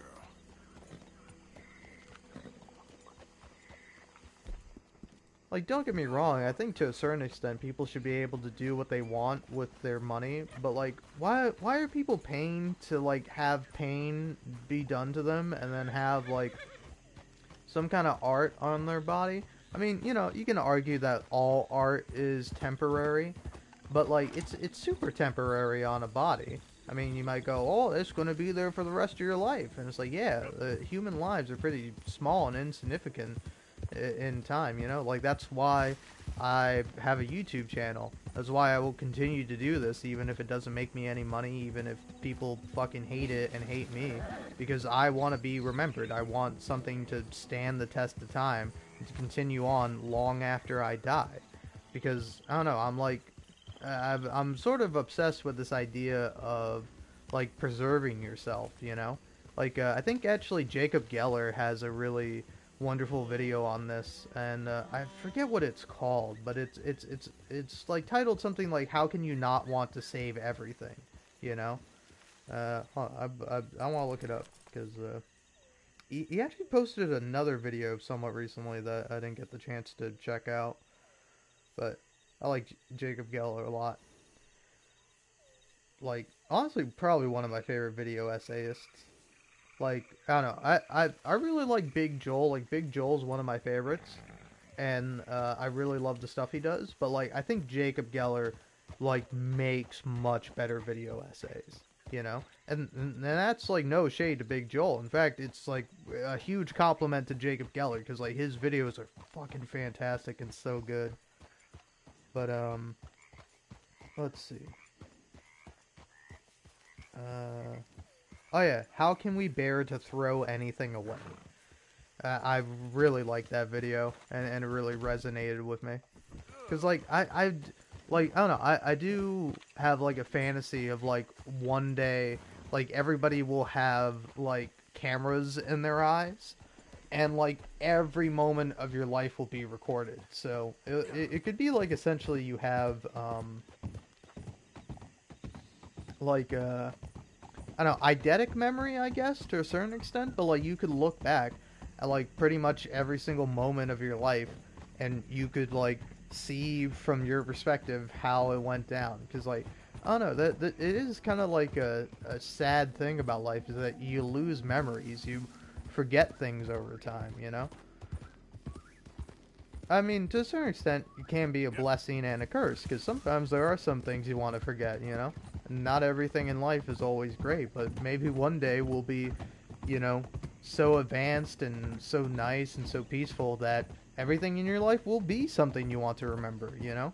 like, sure, you might have bad memories, but all the good memories and all the other wonderful stuff you've done more than, fuck,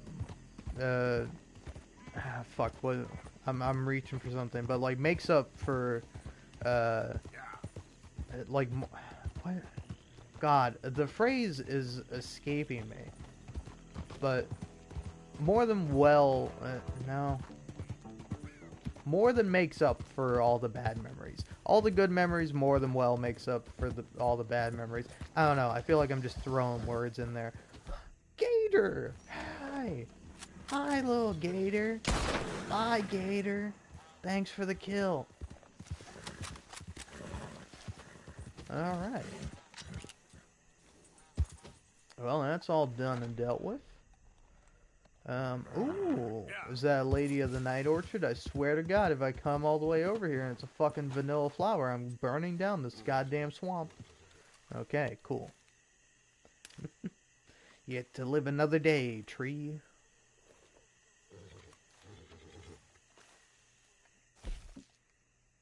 But yeah, no, like, it is very sad because, like, I don't know, there's, like, a lot of really, like, oh yeah, you gotta have that one be dry too. Now you might be thinking, oh, you gotta wait to do that one. Actually, I don't, because, do I want to do that one? I don't know, to a certain extent, I kinda do, kinda don't.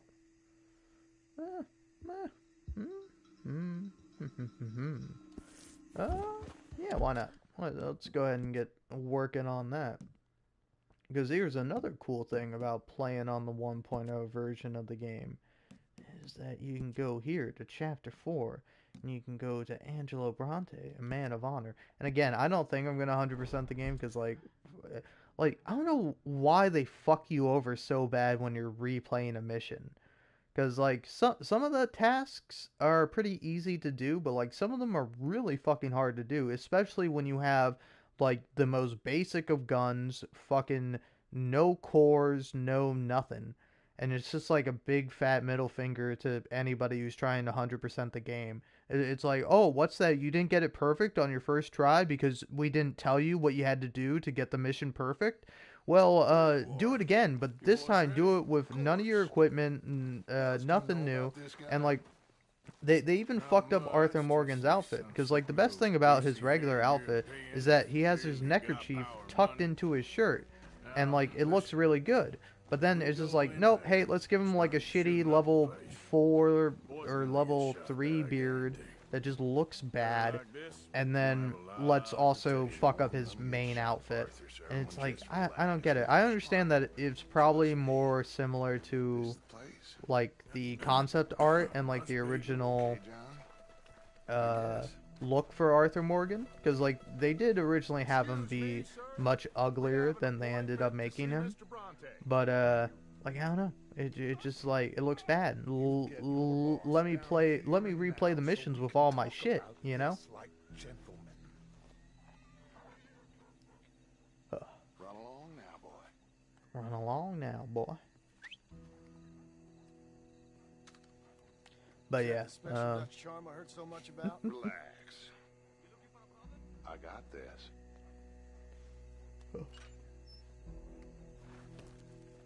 but yeah, I don't know. I forgot what I was saying. Something about something. Something about always preserving what you say. Yeah, that is also, like, a really useful thing when you're live streaming, and something that I quite enjoy doing is if you ever forget what you're saying, or you lose your place, or you lose the topic you were discussing, you can always just, you know, open up your live stream, go back a minute or two, and it's like, oh yeah, that's what I was talking about. I remember now.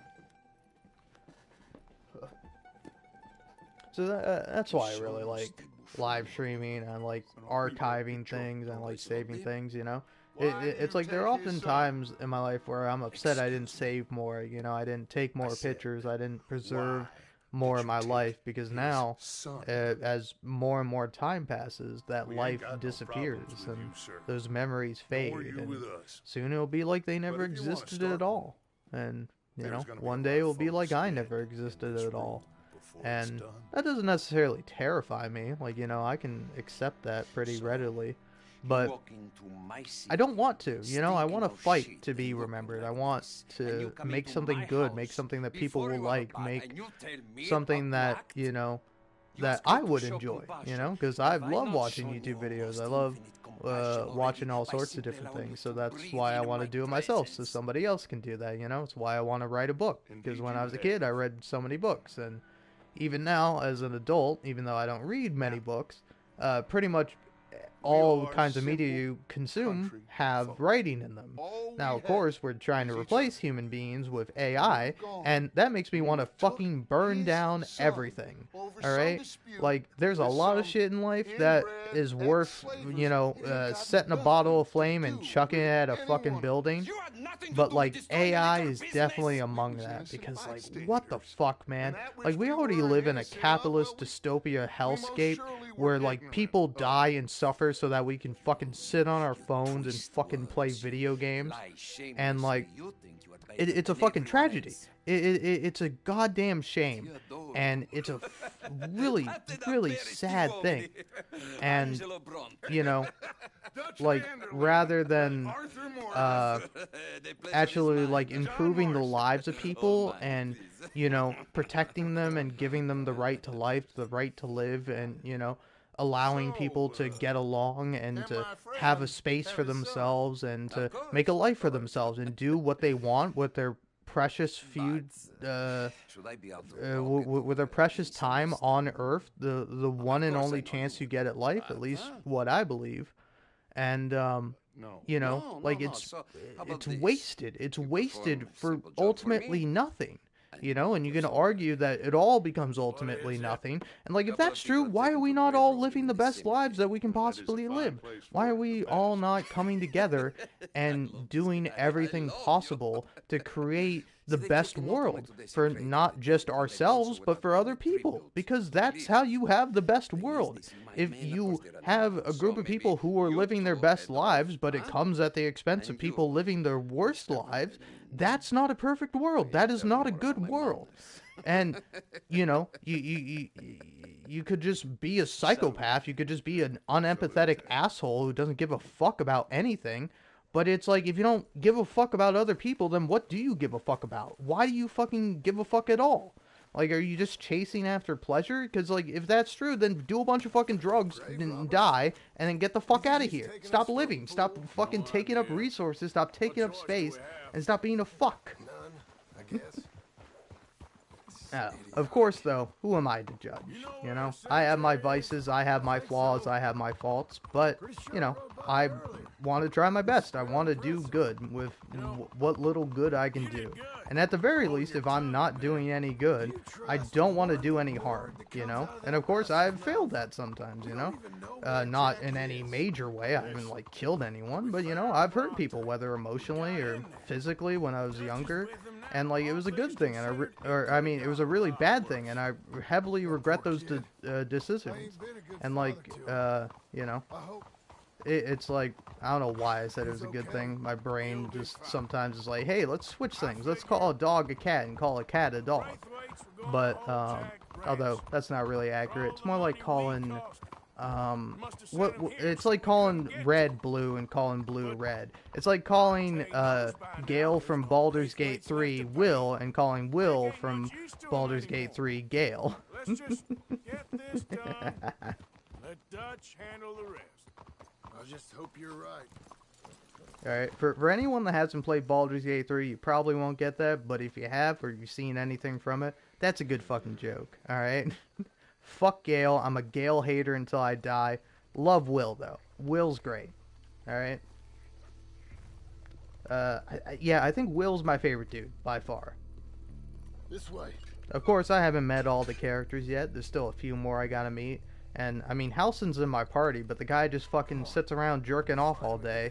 And it's like, hey, man, I'm glad you love the Oak Father and all that shit. But, like, could you like, do something? Stay quiet.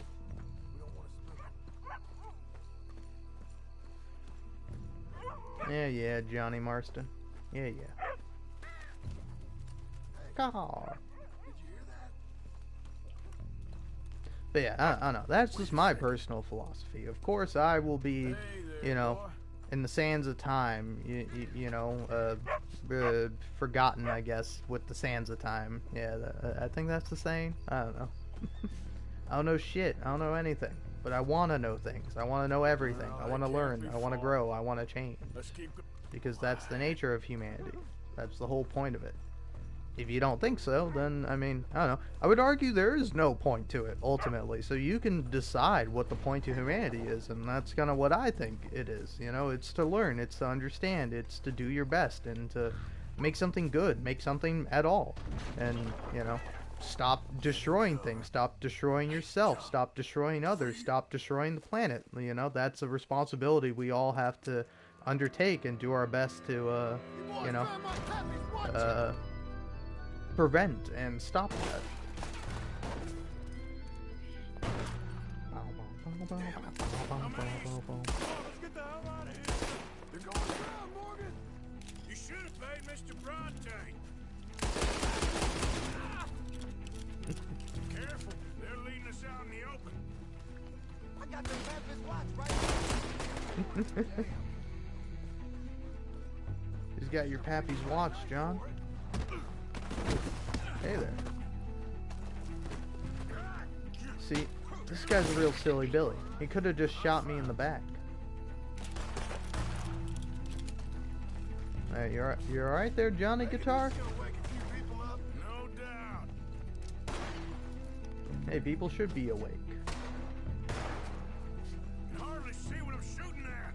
Alright, come on, Johnny Silvergun. Take this guy down.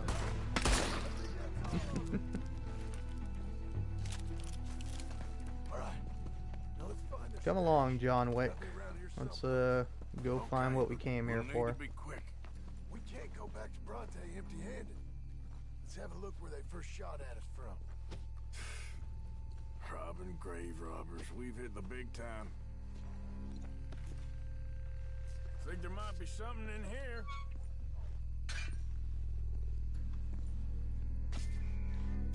Got it. Good. Now let's get out of here. Shit, it's the law. Let's go. Maybe we can get out that gate. Yeah, we can't, Johnny boy. Play it again, Johnny Guitar.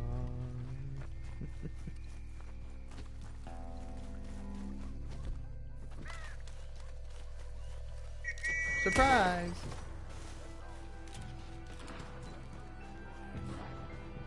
Oh, I'm losing them.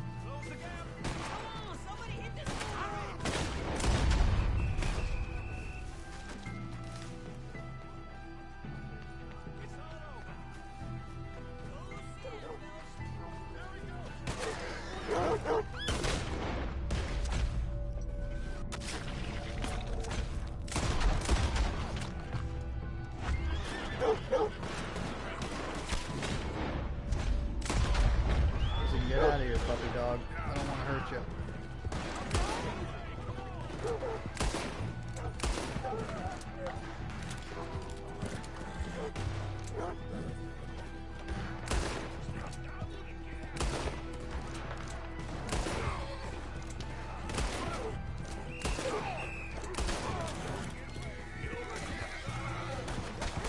Alright. Come on, let's go. Let's skedaddle. Oh my god, there's so many.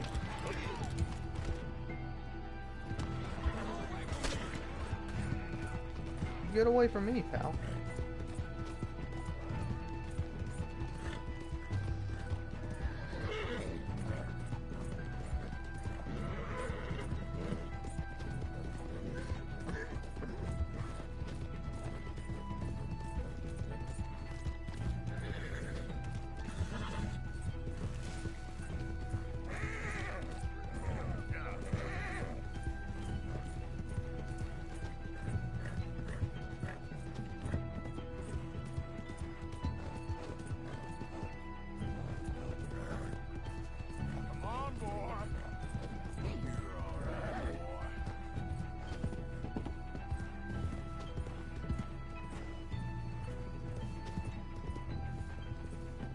Come on, Jim Milton.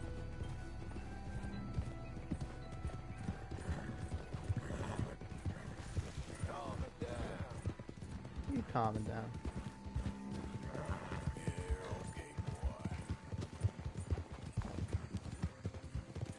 Alright, come on, Johnny Sliver Dick. Let's get you back to your kid.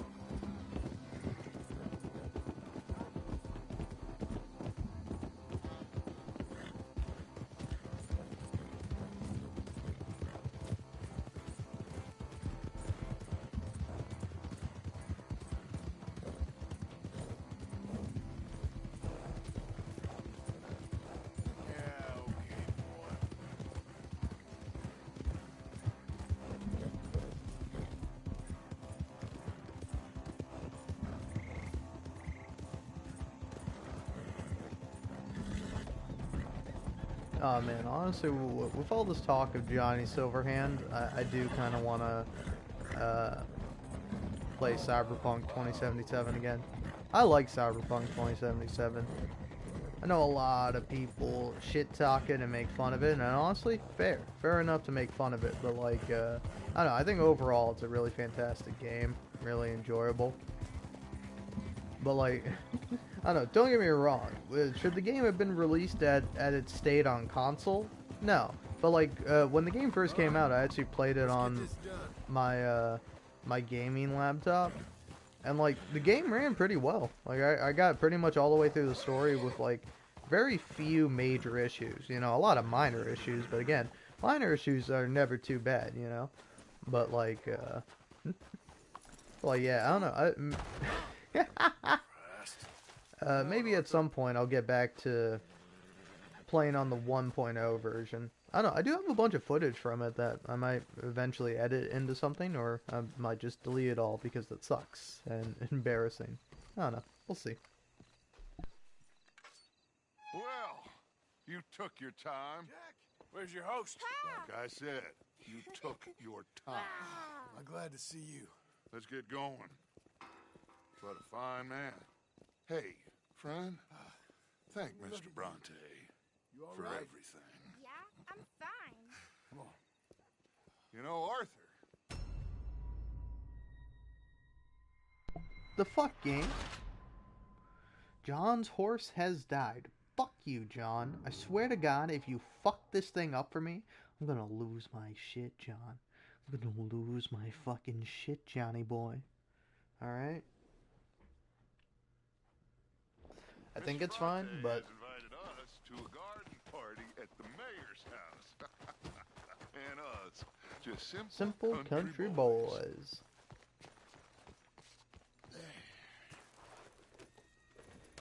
Let's go!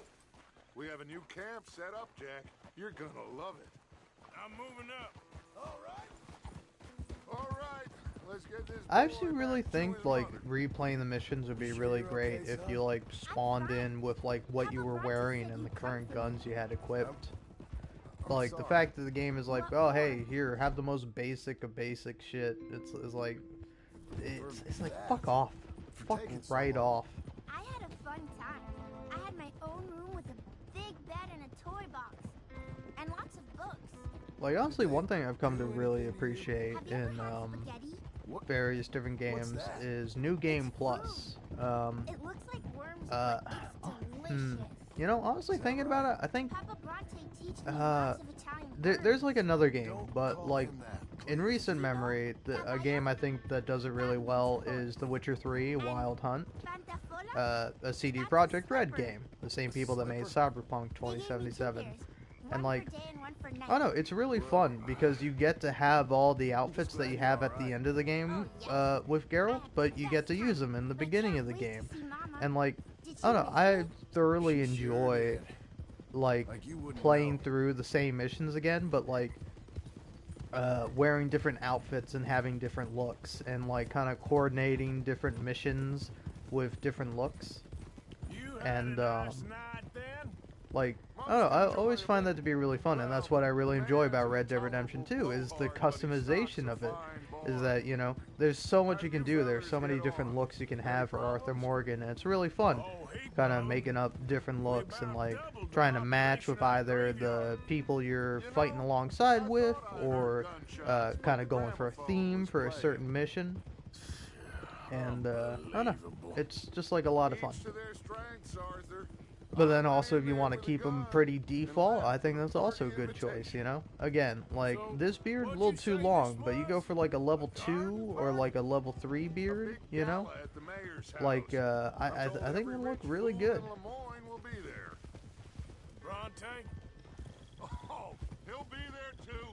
But yeah, I really enjoyed New Game Plus on The Witcher 3, but there's like another game where I think New Game Plus was really good and well implemented on. Oh, I know, it was the Marvel Spider-Man games. That's really fun. That's also a similar thing, where, like, there's a lot less customization, but I do like the customization that you do get with all the different Spider-Man suits. And, like, for, like, certain missions, especially after playing the game once, you know what's going to happen, so it's like, oh, for this mission, I should have this suit on, because this thing's going to happen, and that's going to look really cool. And, like, you know, you can also just, like, pick whichever suit you like the best. And then, you know, if you're playing through the game a second time, pick your second favorite suit and play the whole game in that suit if you want, you know? You can do whatever you want, and that's really cool. Well, and I always enjoy stuff like that. Mr. Bronte. But that's just me. Quite a character. Is he now? You ever meet an Italian strongman before? Not outside of a circus. Well, let me tell you all about him. John, you go be with your family. Arthur, thank you. Boys, we got some work to do. Interesting work. But first, let's have a drink. We got Jack back! Well, the boy's safe, thank goodness. Thank you, Arthur.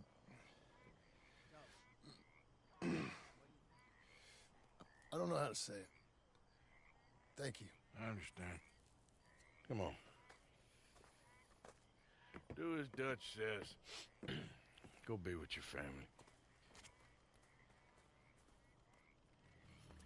It's party time. Haha, just kidding, gamer. What, did you think replaying the mission would also let you replay the fun part that happens after? No. Fuck you, gamer.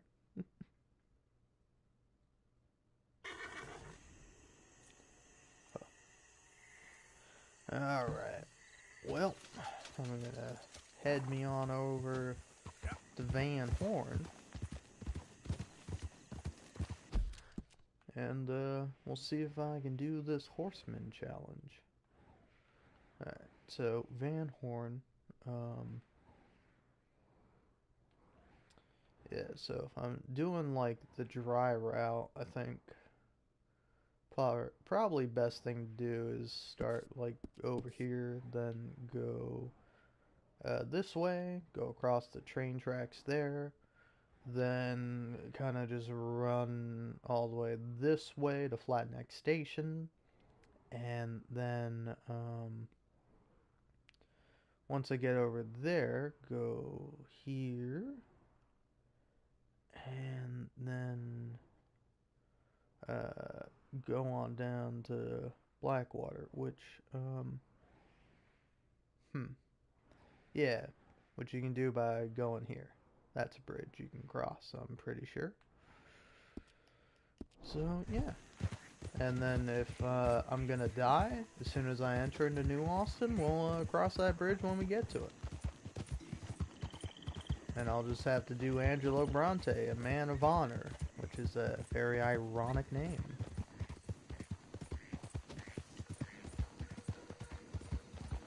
I'll just have to do that all over again. And hey, again, I don't mind. Like, again, I've played through the game like so many times. I've done the missions like definitely well over like 5 times. Some missions I've done well over 10 times. Because I don't know. Again, I like having Arthur look different and customizing him in different ways. Now, I am gonna want to get a different horse. But yeah, I don't know. That's something I've discovered that I really like in most of my games is like customization. Oh man, you wanna know what's a game I want to replay that I do have, but I haven't touched in a long while? Saints Row the Third. Unfortunately, it would be the remaster version because Saints Row the Third came out for like it was on the 360 and PS3 era. So, you know. Now you might say, hey, why don't you just use that gaming laptop you mentioned? Well, it sucks, and it's bad, and I fucking hate it. And it's just it's so easy to live stream from a console. Like, especially the PlayStation ones. I think Xbox has a similar capability. But, I don't know, for me, PlayStation cannot be beat.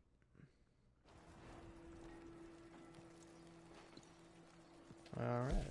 Look at me, growing out my beard. Big bearded Arthur Morgan.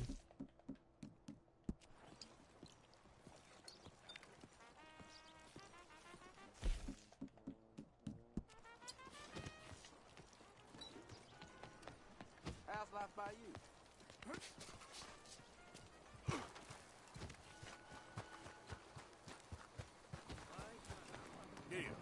Well, excuse you. Yep. Sorry.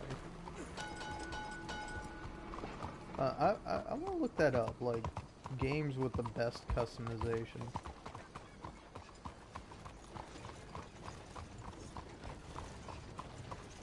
Let's see what kind of games I get, what games I already have, and what games I might disagree or think are...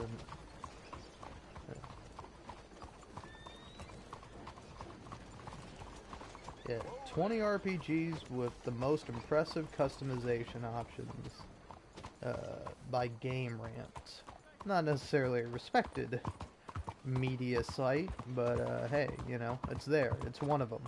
You almost could have killed me. Yeah, I almost could have done a lot of things, like actually fucking kill you, so why don't you calm the hell down, partner? Alright?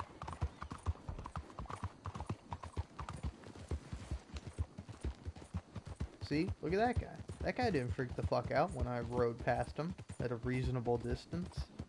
And you might say I rode to that guy. Also, first of all, this was a fucking lie. There's 22 games. If there were 22 games on this list, then why the fuck didn't you say so in the beginning? But, yeah, so, 22 is Neo 2. 21 is Baldur's Gate 3. I love Baldur's Gate 3. I already talked about Baldur's Gate 3. I'm surprised Baldur's Gate 3 is only at 21. And meanwhile, Elden Ring is at 20. I mean, that's, I guess kind of makes sense. Divinity 2, Original Sin. I've heard a lot about that game, and I've seen it a couple times. Mass Effect 3? I'm already a little upset here, because what do you mean?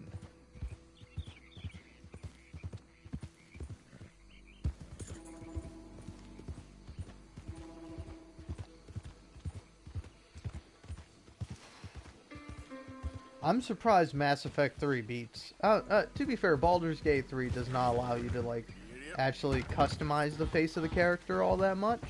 So I do kind of get that, but, you know, still. I don't know, to me, it's a lot less about the face and more about, like, the clothing items and, like, different styles of play and whatnot. And, like, I feel like Baldur's Gate 3 just has a lot more variety in terms of that than Mass Effect 3 does. I mean, I know you can get different outfits in Mass Effect 3 and you can, like, change the colors on them. I do have the Mass Effect trilogy remastered that I want to play at some point. I think I bought it for, like, 10 bucks or 20 bucks or something, and then it was, like, a PlayStation Plus game, so I was pretty pissed about that. But, Then at number 16, they have Cyberpunk 2077. Now, I would say Cyberpunk 2077 does have a decent little bit of customization, and one thing I find a lot of fun to do in Cyberpunk is to go into photo mode. Oh, I love me a good photo mode. Ooh, if you have yourself a great photo mode, I'm real happy about it. But, okay, yeah, wait, I was thinking, I was like, I didn't die, did I? And, yeah, anyway, I think I'm just gonna swap out this horse for the, Arabian that I have. But yeah, like, Cyberpunk 2077, like, I do like the customization options, and photo mode I think is a lot of fun, but, like, the game is always in first person. Like, it's very rare that you see your character not in first person. So it's, like, a bit more of a treat when you do, but, like, if the game had more of that, like, if the game was kind of more like Fallout 4-esque in the cutscenes, I think that would have been really cool, but I understand that also would have been pretty hard to do and pretty difficult to animate, and I understand why they didn't go in that direction. But like, again, even with like The Witcher 3, like the amount of like acting that Doug Cockle, I believe is the I might be saying that wrong, but I know his first name is Doug for sure. The actor for Geralt of Rivia, like the amount of acting he does with his face alone, like I don't know if it's him or it's like a combination of like different people, but like the animations on Geralt like give him so much character and like add so much to him, where like when you don't really get to see that with your character at all, I don't know, I feel like it's a bit wasted. But yeah, number 16, Cyberpunk. Number 15 is 3D Dot Game Heroes? I mean, I'm not going to talk shit on that, but, like, I've never heard of that. Number 14 is Warframe, which I kind of get, but, like, I don't know, I wouldn't consider that. To be fair, I haven't played all that much of Warframe, but, like, I don't know, again, like, Warframe is a, what do you call it? It's, it's like a Momorpica, MMORPG, and like, you know, like that's fine, but like again, I think there are some cutscenes in the game, but like I don't know, there's nothing that like blows me away. Like I don't know, I feel like if like Warframe had really good cutscenes where, you know, you have some like really cool stuff happen with your character, I feel like I would have seen that more, would have seen more from the game. But number 13, they got Diablo 3, which I cannot speak on at all, because I don't know shit about Diablo 3. Yeah, and then number 12 is Kingdoms of Amalur? A-M-A-L-U-R? Kingdoms of Amalur Reckoning? Which, yeah, I guess. And then number 11 is Dragon's Dogma. Now that one I've heard of. Number 10 is Fallout 4. Again, see, I told you. I was like, as soon as I had that thought, I'm like, I think Fallout 4 kind of beats out Cyberpunk.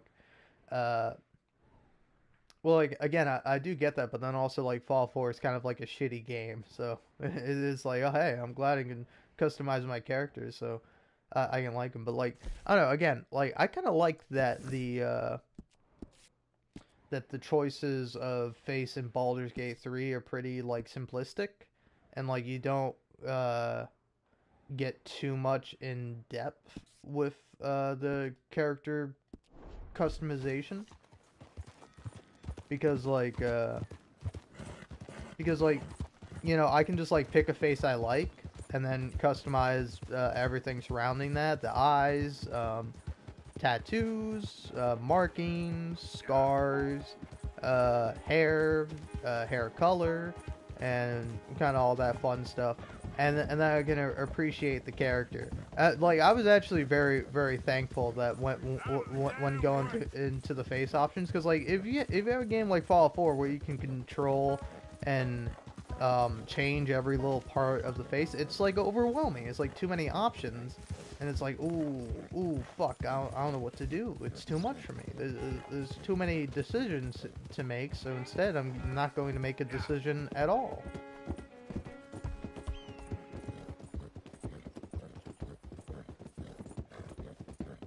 Alright. Well, now I made it over, so, yeah, gotta head there.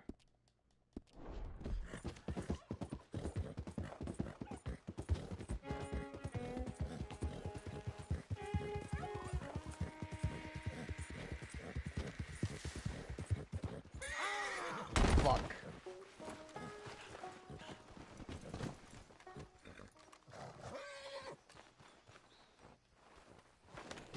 Fuck. Start it over. Start it over. Fuck me. Alright. Number 9, Final Fantasy XIV. Number 8, Monster Hunter World. Now, I think I might have that, but I think that was a PlayStation Plus game, so I don't have the DLC, but yeah, I am kind of interested to maybe play Monster Hunter World. I don't know, maybe I have that one, maybe I don't, I'm not sure. I think I do, yeah. Because, like, I think there's also, like, another Monster Hunter that, like, just came out. Ooh, really? Really? I mean, I kind of see you. I kind of get you. You know, you don't have Fashion Souls without Bloodborne.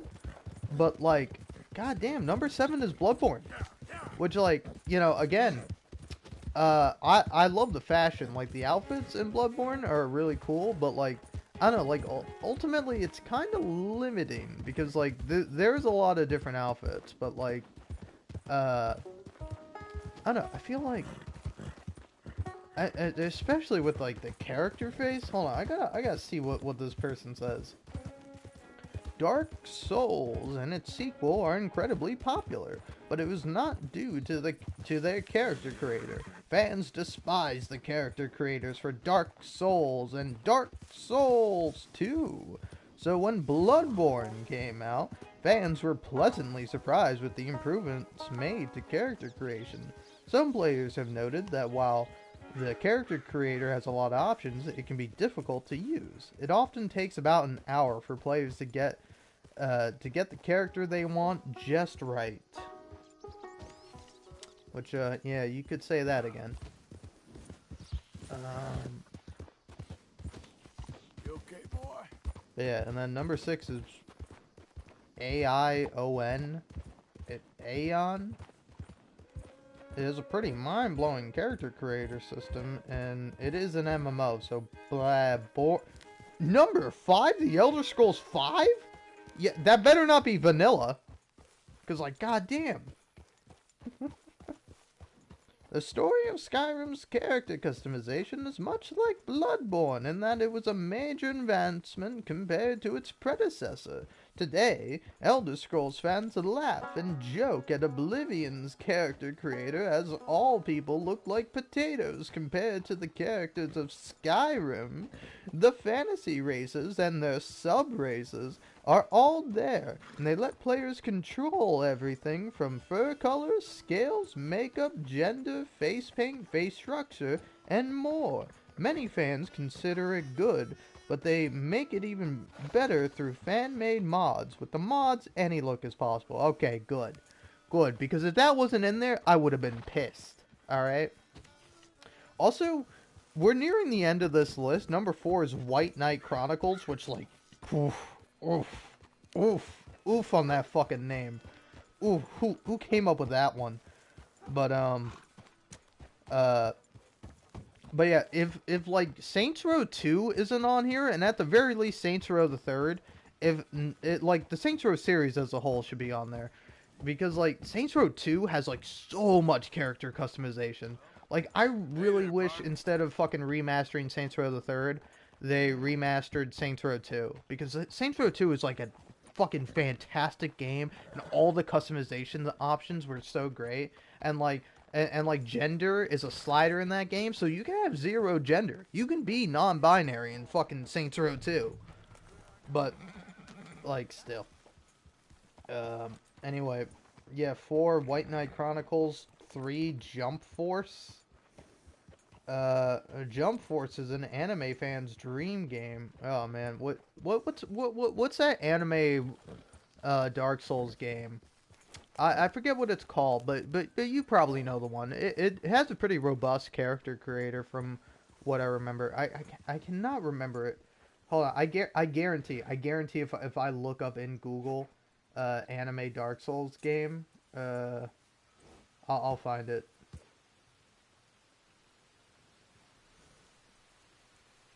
Come on, there we go.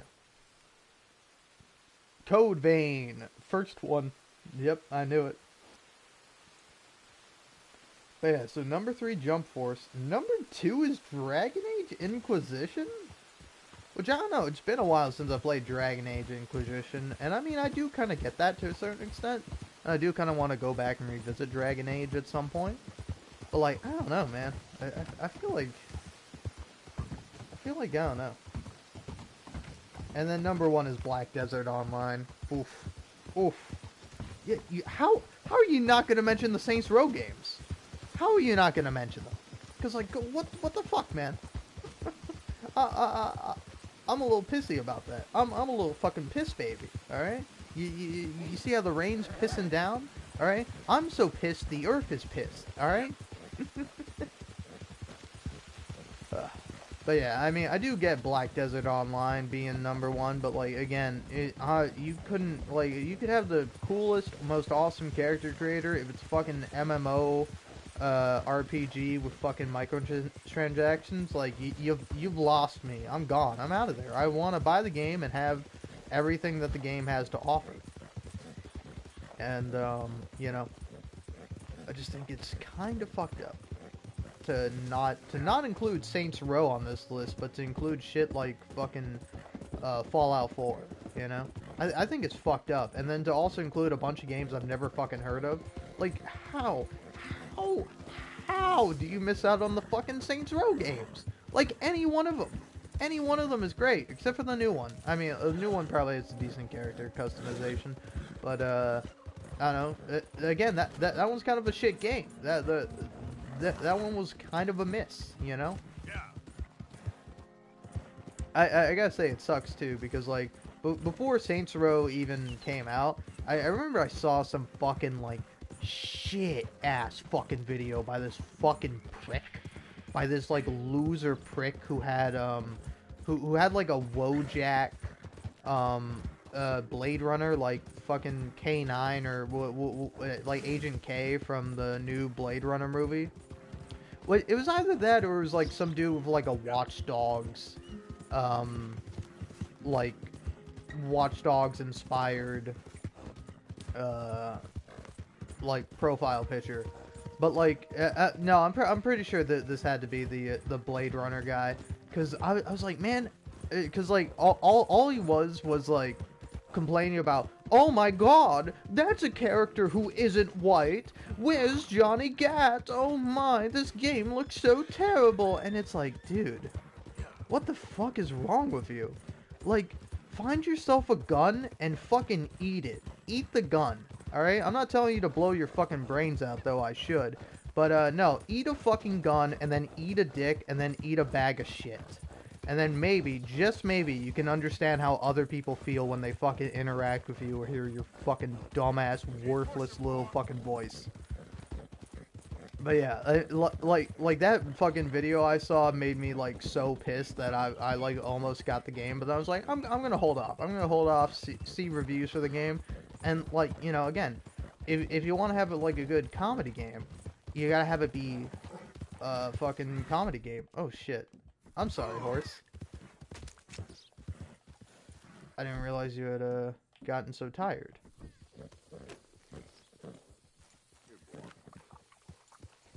But yeah, if like a game is simply not funny, then it's just not a good game. Easy now. You know? I think Yahtzee said it best. I don't know if it was specifically his review for Saints Row, the new Saints Row game. I don't think it was. I think it was a different game. But he's like, there's only so many ways you can say it's just not funny. It didn't make you laugh.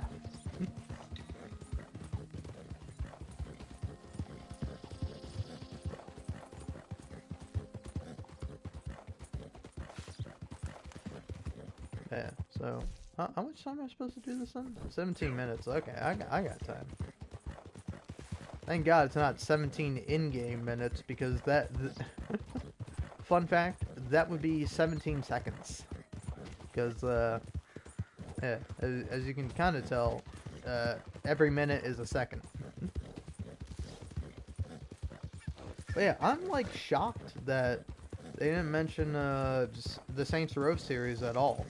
Like, in particular, Saints Row 2, because, like, the character customizer is pretty robust, but then, like, the clothing options, like, you can choose which way to, like, tip your hat, you can choose which way to have your shirt tucked in, to, have your socks be showing, you know, like, it was, like, a really, like, insane amount of customization you could do. You know, honestly, I'm surprised Neo 2 has a good character customizer, because, like, I just thought you played as, like, a dude. I thought you just played as Neo. Like, I didn't know anything about the game, so forgive me if you're a big Neo fan out there, but I don't know. It never struck me. Like, if I'm playing, like, a From Software game, I want to play a From Software game, you know? Like, my favorite is Bloodborne by far, though I have beaten Dark Souls 3, and I've had a pretty good time with some of the other Dark Souls games, and I gotta get back into Elden Ring. I really liked Elden Ring when I played it, but obviously I kind of dropped it in favor of other games. But yeah, also, like, kind of surprised Red Dead 2 isn't on there. Because, like, again, you can't customize the character, but there's a lot you can customize with the game.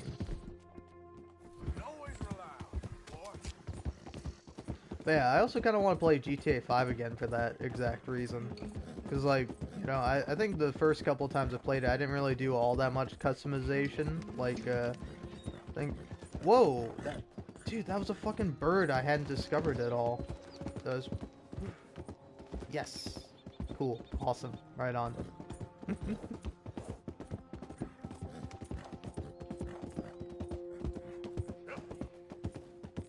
But yeah, no, So, let's see here. Okay, yeah. I think in order to get to Blackwater, I have to go that way. But yeah, ah, fuck. What was I saying? What game was I talking about? Oh yeah, like with GTA 5 and Red Dead Redemption 2, you can't, like, customize the character, really, but you can, like, change their clothes, change the shirt, change the vest, change their hair, change their beard, and, like, I think that's, like, quite a lot, you know? And, I don't know, it's pretty cool to see that sort of thing. Yep, no game, gotta take me up there.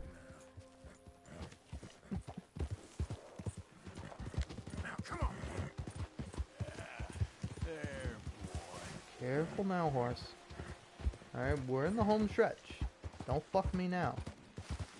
Alright? I would kindly ask that you don't fuck me at all, horse. You know? I'm not into that, you know? My first name ain't Mr., and my last name certainly ain't Hands. But, fun fact, that is a character in Cyberpunk 2077. And, did you know, fun fact, for Phantom Liberty, they actually got a new voice actor, which I was kind of surprised by, because, like, the new voice actor is, like, it sounds very similar to, like, the previous voice actor they had, and, I remember he posted something funny that was like, oh, hey, make sure you don't,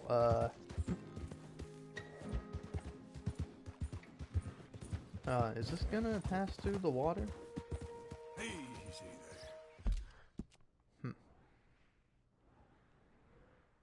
there. Oh, you're supposed to fucking go up that way, I see. Damn. I wish I'd figured that out sooner. No game, please fucking give me what I need. But yeah, if you're gonna be looking up Mr. Hands from Cyberpunk, make sure you type in Mr. Hands Cyberpunk 2077. Also, don't abbreviate Cyberpunk. Just don't do that, you know?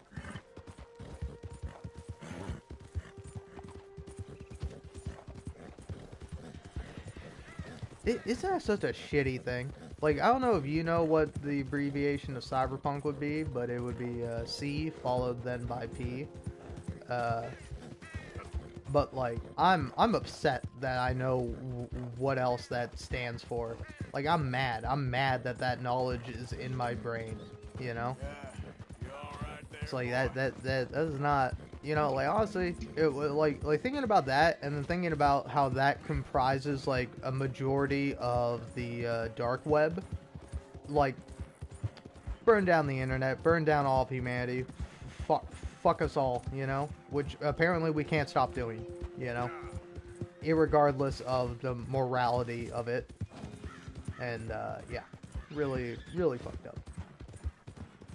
But yeah, anyway, let's get back to talking about hands. Now, a man getting fucked in the ass by a horse, now that's funny. That's wholesome, alright? Well, it's not. It would be funny and wholesome if the guy didn't die, but that's the famous part about it, is that Mr. Hands died from being fucked by a horse in his ass. And, yeah. Crazy way to go out, too. Like, I'll tell you what, in general, I don't really want to die, but like that would be like my least favorite way to die, you know? Like, kill me any other way, like torture me to death, you know? Like, torture is probably like one of my few fears, you know? I don't want to be tortured. I think a majority of people don't want to be tortured. I mean, maybe some people want to be tortured in like a sexual kind of way, and like, hey, that's fine, you know? Good for you, but like, I don't know, I certainly don't want to be tortured, and I definitely don't want to be tortured to death. Yep. Alright. So, finally made it here. Now I can try to go to Blackwater.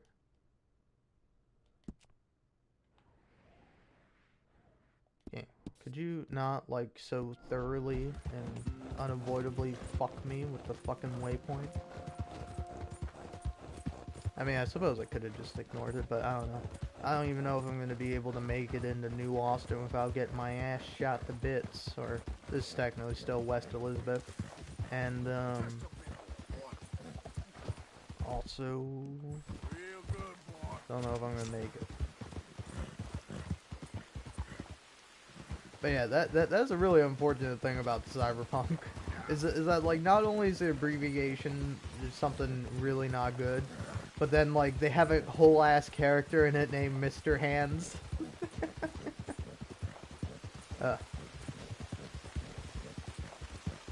Now, does this count as touching water?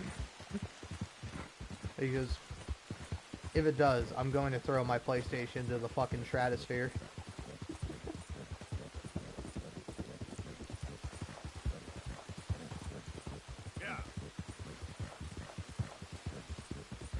Well, it did say dry won't run, so, you know, if you got wet on your run, then sorry. Sucks to suck, but, you know, you should have just controlled the weather, pal. You should have brought a fucking umbrella.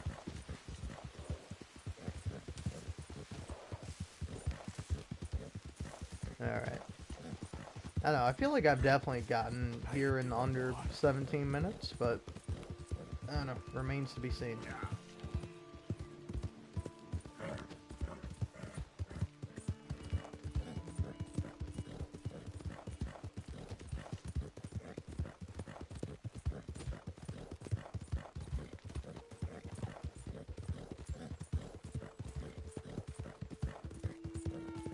But, oh man, I don't know, it sucks. There are like so many different games that I want to play.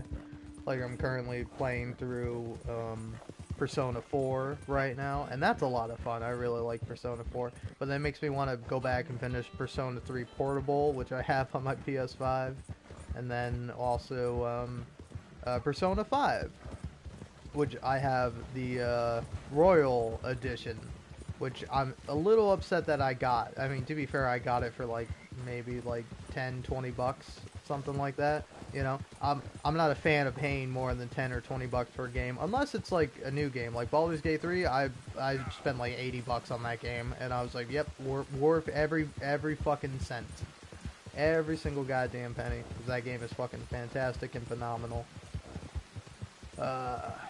Look out for a series of that. If I don't know, I don't think anyone's watching me anyway, but I am gonna have a series with that, and then eventually I'm gonna get back to playing the game because I'm only like midway through Act 2. All right, I did it. I got to Blackwater. Oh yeah, baby, that counted. Fuck yeah.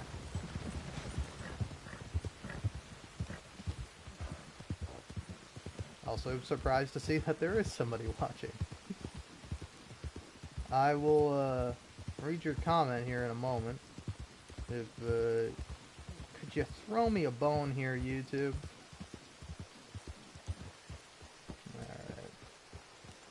Alright. So sometimes YouTube is kind enough to show me my own live stream, but then sometimes I have to go to my channel and click on it. How far am I into Red Dead 2? Or are you asking for the original Red Dead Redemption? I think you're talking about Red Dead 2. I'm pretty far. Like, the next mission I have to do is the Gilded Cage one, where Arthur Morgan, Dutch, Hosea, and Bill go to the garden party at the mayor's house. And, you see here I got most of the challenges done. And, yeah, I'm 44% of the way through the story. Chapter 4. And let's see, I doubt I have like a single gold. Oh, there we go. I got one. Huh? Well, look at that. And let me guess, that's the one and only mission I have a gold on. No, I have a few here. But yeah, no,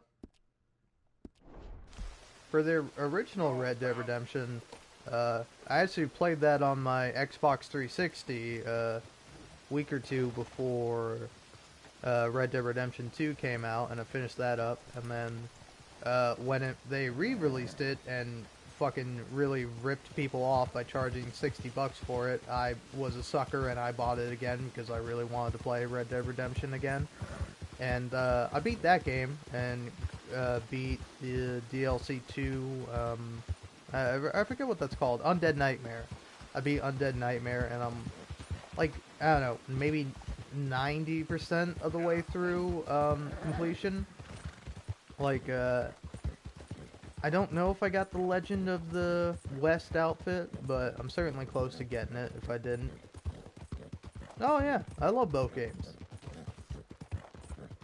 I would say they're definitely up there. I don't know. I think for me, like, a lot of people debate whether the original Red Dead is better or Red Dead 2 is, and like, if you say the original Red Dead Redemption is better, you know, I don't want to be too mean to you, but you're kind of either blinded by nostalgia, or you're probably just a prick. Because, like, this game has, like, a lot more empathy and a lot more beauty, and, like, I don't know, there's much more of an arc to Arthur Morgan's character, and, like, I don't know, a lot of the game is a lot more, like, sympathetic and empathetic towards other people, and then you go back and play Red Dead Redemption 1, and it's like, oh, this game is old. This game is fucking old. But, you know, don't get me wrong, I do understand that a lot of the more problematic content in the original Red Dead Redemption is a satirization of America at the time, and also even, to a certain extent, modern-day America. But, yeah, no, Red Dead Redemption is definitely in my top 5 games, if not top 3. Because, I don't know, like, again, there are a lot of games I like. Like, Disco Elysium, I think I have to say that game is my number 1. But then, like, number 2, ooh, I don't know. I think number 2 might be Red Dead Redemption 2. And then there's, I don't know, there's a lot of games. It's hard to rank them all.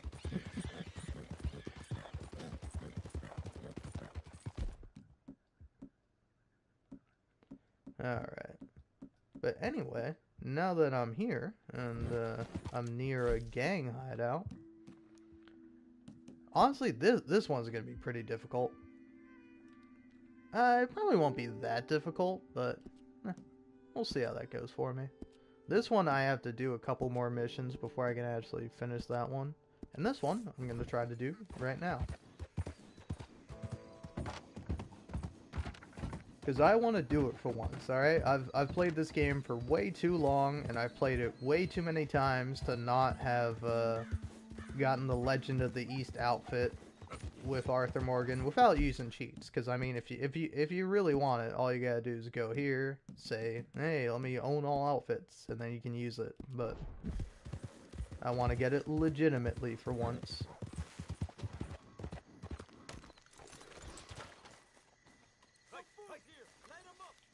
Are you fucking kidding me? God damn the lot of you. Alright, well, there goes getting my stealth kills. Alright, bye. Thanks for tuning in.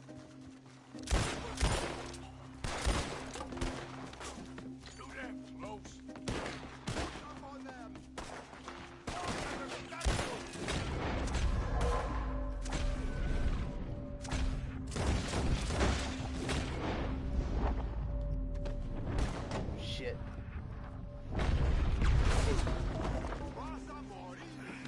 Well, I'm alive. I'll take that.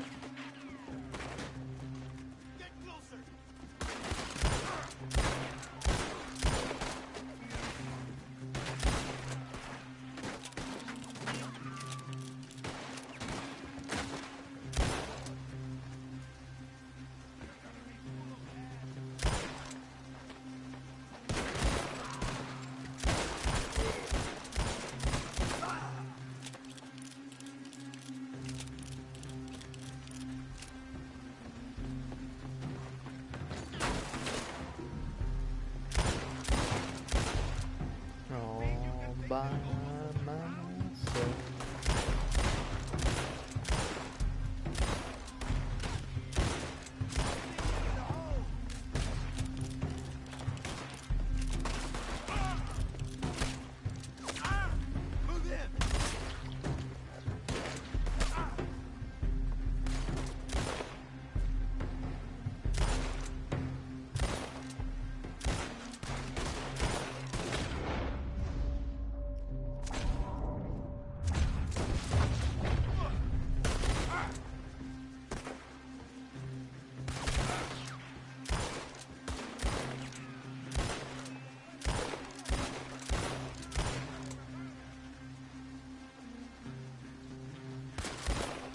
There we go.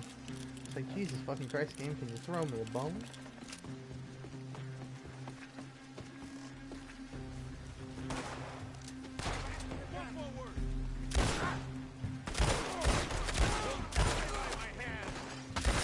Oh yeah? Don't die by my gun.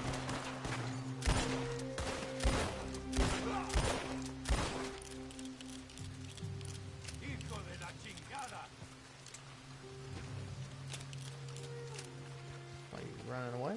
Damn coward.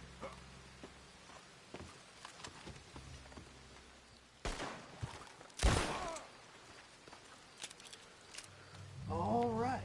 Well. What a mess. Nasty business. You say that again, Arthur.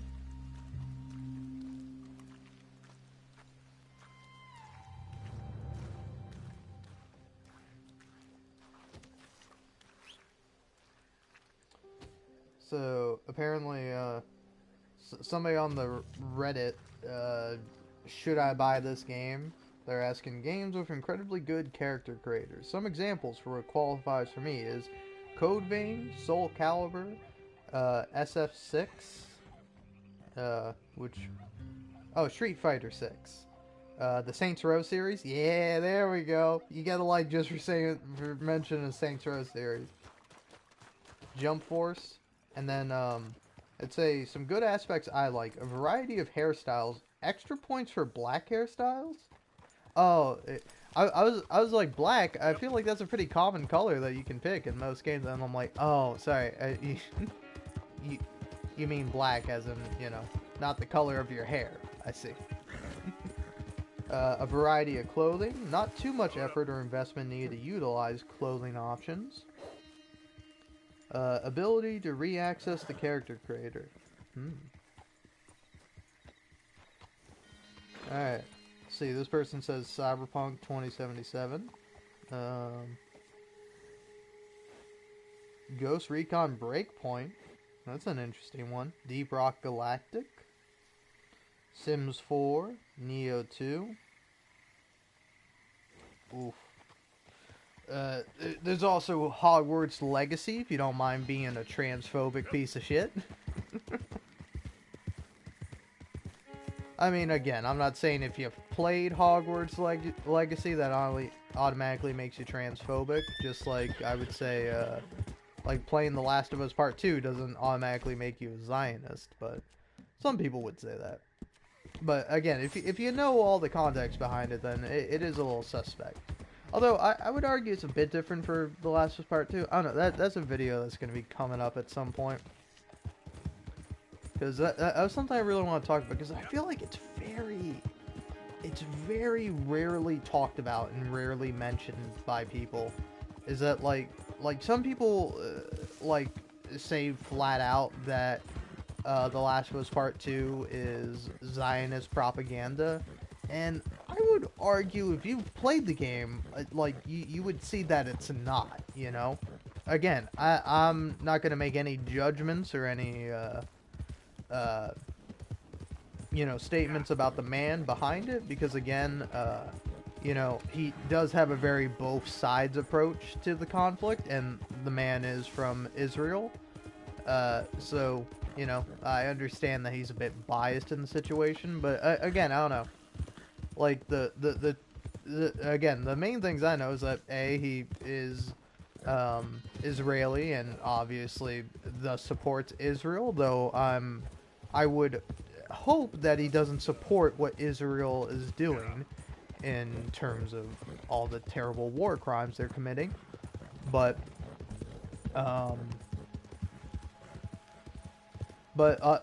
also, like, I saw on, like, his Instagram that he donated both to, like, relief funds for both sides. So, you know, like, again, it's like, yeah, he does support Israel, and he obviously is Israeli, but to call him, like, a Zionist, and by extension call The Last of Us Part 2 Israeli propaganda, I think is somewhat missing the point. Because, like, again, I think it's about him, like, deconstructing that. Like, deconstructing kind of the lie that he grew up with, is that, you know, like, Palestinians, like, don't deserve to live in their own land. They don't deserve to be treated the same as, Israeli people. And, like, obviously that's wrong, you know? Everybody deserves to be treated equally and to be treated well. But, you know, people who've been living somewhere for centuries deserve to live there, you know? And I don't think that's too controversial of a statement.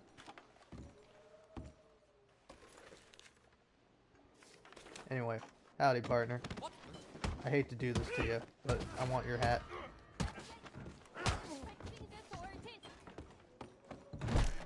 Ma'am? You stop right now.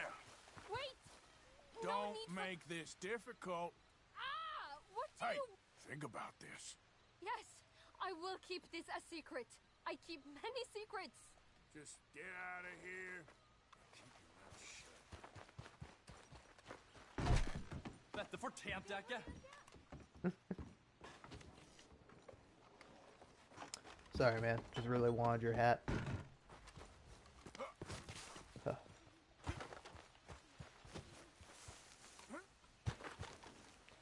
But yeah, you know. But again, you know, in some cases silence is complicity, and even like you know, if you don't outright condemn what's happening, then you know, I definitely think that is an issue. But like, I don't know. Again, I think it is a bit wrong to. Well, it's not wrong necessarily, but I think it's maybe not the best idea to call like everybody living in Israel Zionist. Like, obviously there are people living in Israel, what is, you know, in actuality Palestine, but there are people living there under the Israeli government that do not agree with what's happening, and, you know, want Palestinians to be able to live and want to, you know, at the very least don't want them to die, you know. Of course, you know, if they want them to leave, that's also abhorrent and, you know, cruel and sickening.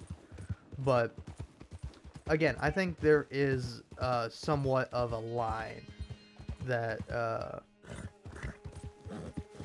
that, you know, again, there's like a difference between somebody who is actively supporting that and is actively doing propaganda for that, and somebody who, you know, is from there and isn't necessarily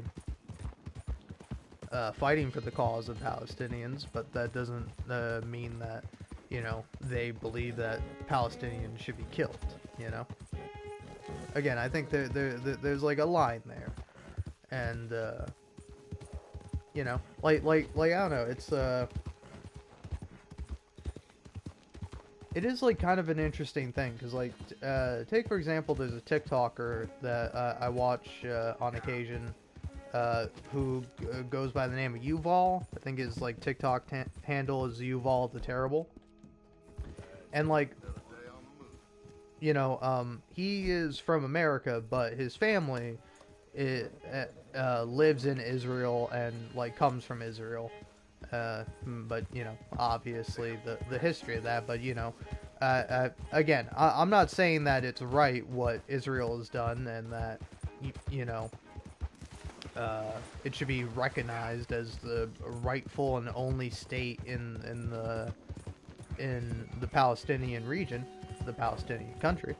But, like, you know, like that is for all intents and purposes like what it is, you know.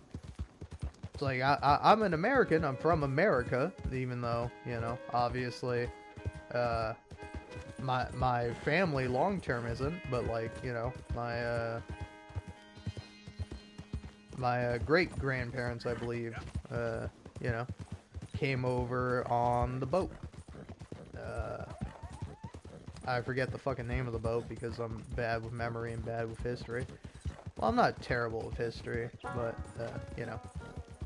Certainly have forgotten a lot more than I remember, I'm sure. But, you know. Like, again, it's like a complicated thing. And, like, you know. Definitely do I feel some guilt? Yeah, to a certain extent. And, like, you know. I would like to spend my life doing as much right as I can do, you know?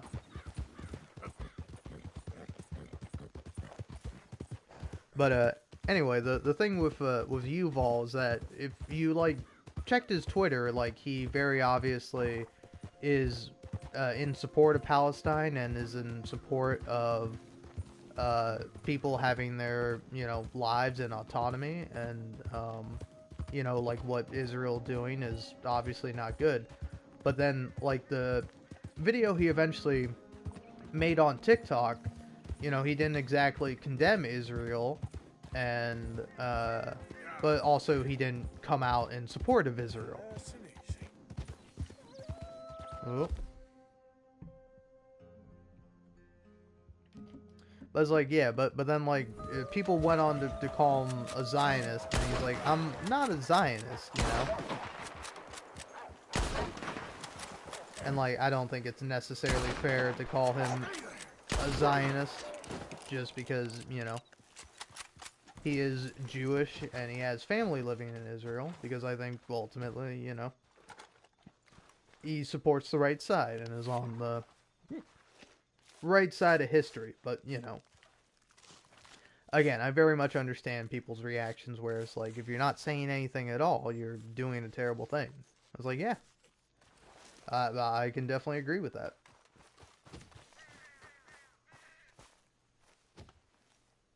But yeah, again, I think there was a line between like criticizing him and saying, oh, hey, you should have been coming out with this immediately, and you should have been much more clear with your stance rather than kind of leaving it up in the air and somewhat ambiguous towards it.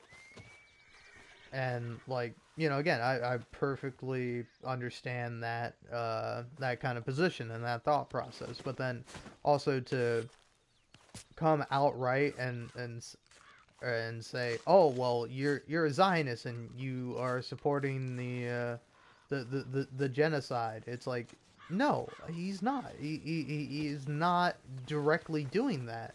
And like, you know, again, I very much do understand the argument of like, you know, silence is complicity, but he hasn't been silent about it. He has said things about it, but you know, he just didn't say it in the best way, and he wasn't, you know, 100% like clear in his stance on the issue.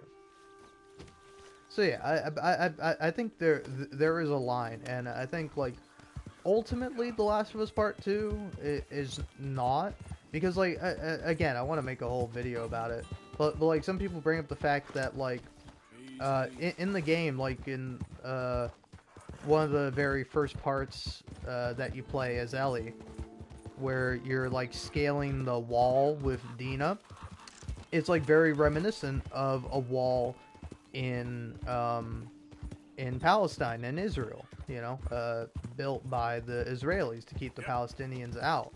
But like the existence of that wall in the game does not imply a support of like, oh, we need this wall. I mean, to a certain extent, I can see how you can extrapolate that, because it's like, oh, they built that wall to keep the zombies out, and like, you know, they did it to protect themselves. But like, no, the wall was built by Fedra, who is like an unequivocally evil fascist organization within the game. So it's like, it's like, if you're reading into it, it's like that wall is not like a good thing. It's not like, oh, hey, thank God there's a wall here, because also kind of the irony of the wall is that it didn't stop people from getting in. It didn't stop Fedra from ultimately being defeated. Now, of course, you know, again, I think there's a lot to discuss with the game, and I think ultimately it does come out on the side of the Palestinians. I think the game is pro-Palestinian. Now, whether you can argue that's 100% intentional by the man who was the primary director and writer behind it, now that's something you can argue for. But like, I think the game itself is pro-Palestine. But then of course you can argue, you know, you can't separate the art from the artist. And I would say, I don't know, I am not fully 100% on the side of you cannot separate the art from the artist. Of course, I think if you're supporting an artist that is terrible and awful and advocates for, you know, evil, heinous things, or does horrible shit to other human beings, then yeah, you should not support them in any way, shape, or form. But it's like, you know, like I would say like an example that's not very that is, you know, definitely not a one-to-one to this situation is like, take Michael Jackson, you know? Like, I like Michael Jackson's music. He's the fucking king of pop, you know? Like, I think Michael Jackson is like, was like a really good singer and was like a really good music artist. And like, I really enjoy a lot of his songs. But, you know,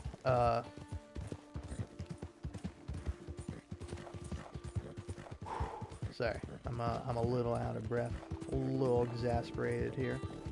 But like, you know, obviously, and I'm not saying this is true, but you know, like allegedly, if what has been alleged that Michael Jackson was, which would be somebody who would be into the abbreviation of cyberpunk, not cyberpunk, but CP, you know, and actively caused harm to children, like, I think that does kind of detract from his music.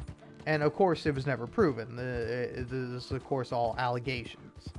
And, you know, I'm not on one side of the fence or the other. You know, I'm not saying for sure he did terrible things to children, but I'm also not on the side of like, oh, well, he was completely innocent and fine and did no wrong. Like, I think, again, it's kind of a little bit up in the air. And it's unknown whether or not, you know, he really did do those things he was accused of. But it's like, we do enjoy Michael Jackson's music. And it's like, it's like, I don't know, you might argue you're a bad person if you still enjoy his music in the context, like, of even, like, for sure he was convicted of that, but, like, the man is dead now, and the music remains, the art remains, and people can find a lot of joy and a lot of good things in the art. But if the art is made by a bad person, then, you know, that does sour and kind of, to a certain extent, ruin the art a little bit. But, you know, I think some people would argue that it doesn't necessarily completely ruin the art, you know? It's not, it has no value, you know?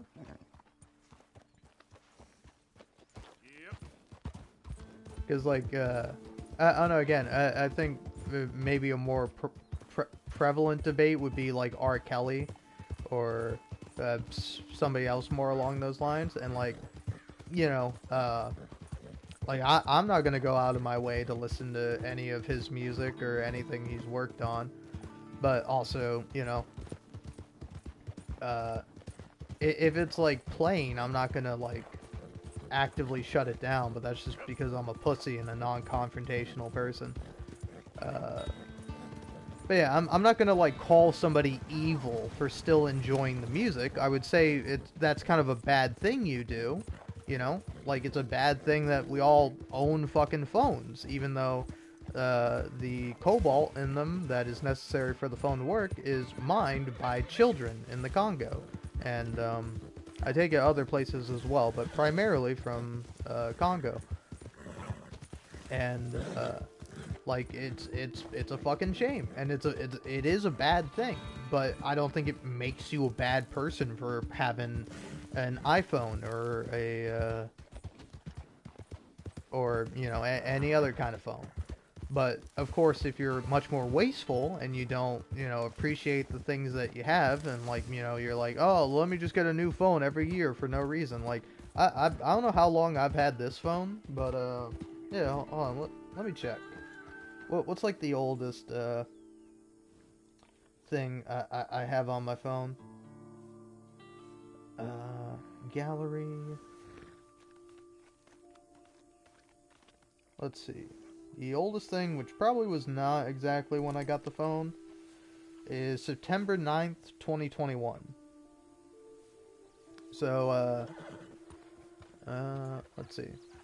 Yeah, this phone is like a year or two old now. But this was like, after having my previous phone for, like, you know, several years.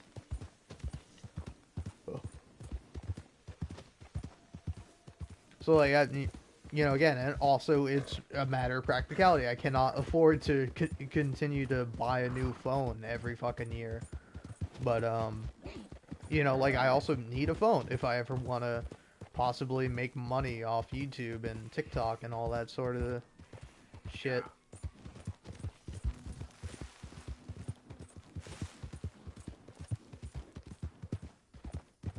But yeah, again, I think it's a very complicated issue, and you should listen to much smarter, more well-informed, and just people who have much more relevant expertise and have a, you know, much better stance on it than I do. And again, you should listen to all sorts of different people from all sorts of different places, you know? You should never get all your information from one source and one source alone, you know? Of course, I think you should believe people and take them at face value, but if you, like, get information that's like, oh, hey, this belief is wrong, you know? Then, you know, you should always try to be on the side of truth. And know like what the actual facts are before you make a ultimate judgment about somebody. You know, like again, I think kind of relating back to calling anybody who doesn't speak out a Zionist for what's happening in Palestine and Israel, because again, like, you know, I do understand the like the inclination to sometimes not speak about subjects like this, because not only are they like really sad and depressing, but a lot of people are simply just ignorant on the subject and don't know exactly all the details. And when you don't know all the details, you can just hear one side's position and their arguments and then accept those as fact and go, oh, okay, that's fine. And now, of course, again, like me, I've heard both sides of the argument. You know, I've seen it coming from both ways, and obviously I'm on the side of Palestine. I'm pro-Palestinian, you know, free Palestine from the river to the sea. And what's going on there is atrocious and fucking terrible, and you should do everything you can to do something about it.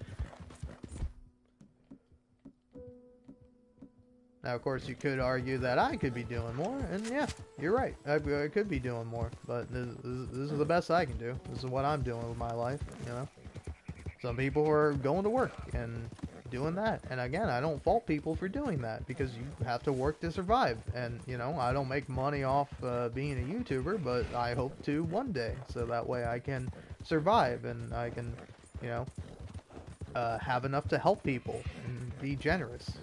You know, like I never want to be rich. Like if I'm ever to the point where I'm rich, I'm throwing my money away. I mean, of course I'm not literally throwing it away, but like I'm giving it away to charities or to, you know, people in need, to you know, people I know, to just anybody on the street that I see.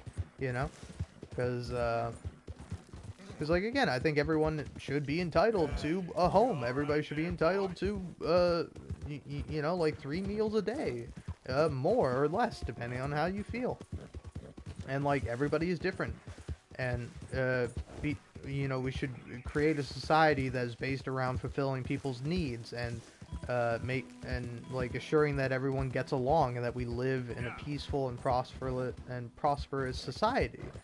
And, of course, the way to go about that is to accept everybody and to include everybody and to, you know, maybe get rid of the idea of countries as a thing, you know, allow free travel anywhere and everywhere, to, you know, respect people, even if you might disagree with them on certain things. As long as they do not cause harm, then I have no problem with them, you know? Like, again, me, I'm an atheist. I am not for, you know, I don't believe in Judaism, nor do I believe in Islam, and, you know, but I think people are fine to believe in either one, but if you, you know, believe in one and you use that to justify the killing of innocent people, then obviously that's wrong. But of course, you know, you can use religion to justify your actions all you want, but your actions speak for themselves. Your actions are your actions alone, and, you know, I think you should be judged based on that rather than anything else. And of course, kind of the ironic thing, especially with Israel, is that, you know, if you look at the religion of Judaism, that it's obviously in it's obviously like a counter to what Israel is actually doing, you know. Like, again, I saw a TikTok about it, but it was a great TikTok where this person, I forget if they were just simply studying, like, the Torah, or kind of were themselves Jewish, whether religiously or ethnically, and like, they pointed out that, like, you know, a lot of things that the Torah preaches and a lot of the stances the Torah has does not agree with what the IDF, or as some people are taking to calling them, the IOF, is doing, because obviously doesn't. They're committing war crimes. They're murdering innocent civilians, and it's fucking tragic. And again, people use all kinds of like fucked up reasonings to justify it. Like, oh well, did you know they're not very keen on LGBTQ rights in Palestine? It's like, oh yeah, you know where they're not too keen on that either? Israel. Like, gay marriage is not legal in Israel. And like, you know, here's the thing: if you kill somebody, regardless if they're like a terrible, awful person or they're just somebody who holds bigoted beliefs, they will never get a chance to change. They will never have a chance to grow and to believe something else, to be on the right side of history, because they're fucking dead. So, yeah. I don't know. Am I gonna get back to playing Red Dead Redemption 2 at some point? I don't know. Maybe I should just look around for some horses to tame.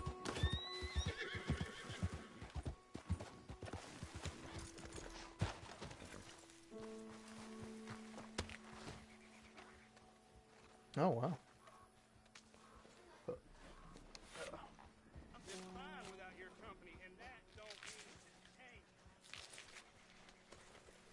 What a fucking loser.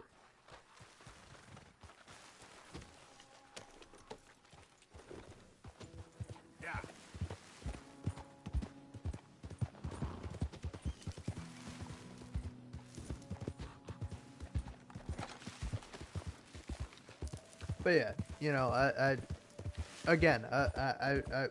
you know, if you disagree with anything I say, like, that's fine. And, well, I mean, I would say, if you disagree with some of what I say, it's not fine. Like, if you disagree, it's like, no, I think actually killing civilians is cool. I think it's actually, like, pretty poggers, actually, in my opinion. Like, you can fuck off and die. I don't care. But, like, you know, again, if you're like, no, you should have a much harder stance, you know, you should not be so forgiving and so empathetic to people who are, you know, doing harm and doing bad things by not speaking up, by not saying something, because, you know, it's their responsibility to do that. And I would agree. But, like, I also want to err on the side of empathy, of, like, I understand why somebody might not want to speak up about that or is afraid to. And, you know, again, I, you know, very much pledge the people that... Yeah, I guess so. There's some sickness going on in Armadillo. You sure do stick out in the crowd looking like that. So I heard. Thanks. How you doing today? Oh.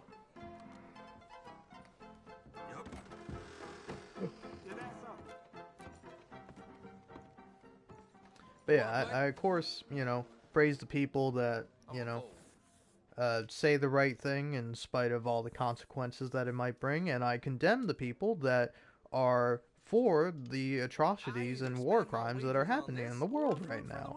You know, whatever their justification, because there is no justification, there is no just reasoning behind it. And, you know, but I you know, don't necessarily condemn everybody who, you know, might stay silent about it. Because, like, Here's that. I ain't buying it. Like, again, I don't think they should be, like, Jesus fucking Christ. You must think you're gonna get real lucky. Yeah, I guess I'll call, just cause.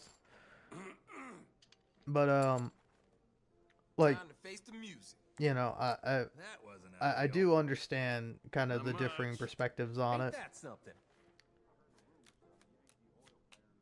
And, like, What the devil? are you fucking kidding me? Oh, that's fair enough. That's not fair enough. This is what I was waiting for. But I think I'm So calling. long.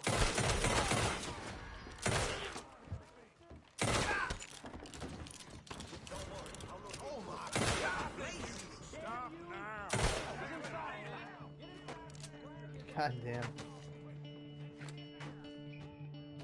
Alright. Let's see if I can escape.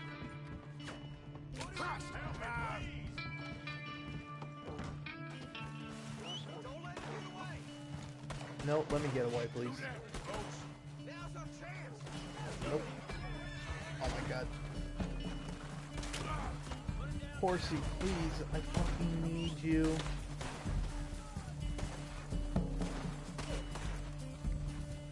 Thank you.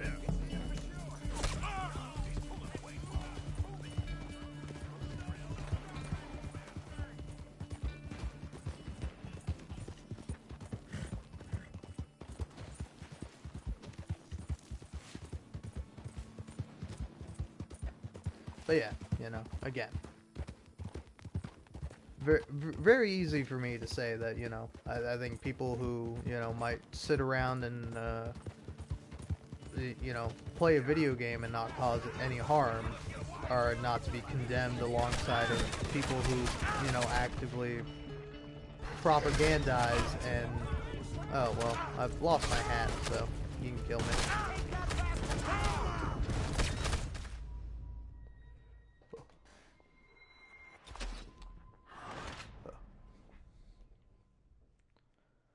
But like I don't know. I think my point more so is that the wrongdoing of somebody who, you know, says evil talking points like not even on necessarily this issue, but like say conservatives and like right-wing shitheads and just like terrible people in general, like you know, obviously there to be condemned, but like somebody who is like a centrist, I think, you know, like that's a bitch position, and you should obviously pick a stance that is in favor of humanity and the goodness of people. But also, again, I want to believe in the goodness of people, you know? Is that if you are a centrist, it's maybe just because you don't know enough. It's maybe because you haven't, you know, empathized with the right kinds of people or listened to, you know, listen to other people and, like, truly understood where they're coming from. And, like, again, I think there is a certain kind of, like, middle line there, you know, rather than just full throttle one way or the other. But again, that might be a very centrist take from me, and again, I apologize for that. Guillotine me if you so wish, you know.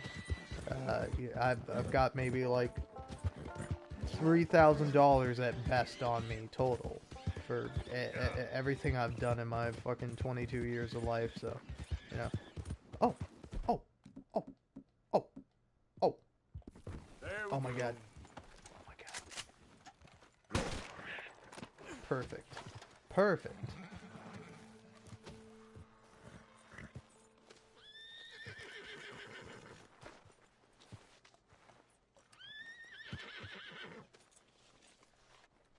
Alright.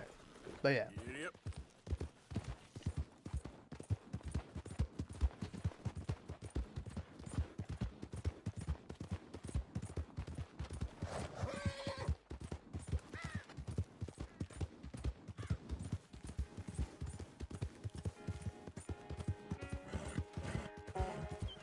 But like, yeah, I don't know. It is a little hard for me to like, you know, condemn and completely write off anyone who has fallen prey to the system that has been built and has actively been made to dehumanize people and to force them to feel powerless and feel like the only thing they can control is their own life, because to a certain extent that's all they can do. That's all any of us can do. We can control ourselves and control our bodies to the best of our ability, and our minds as well.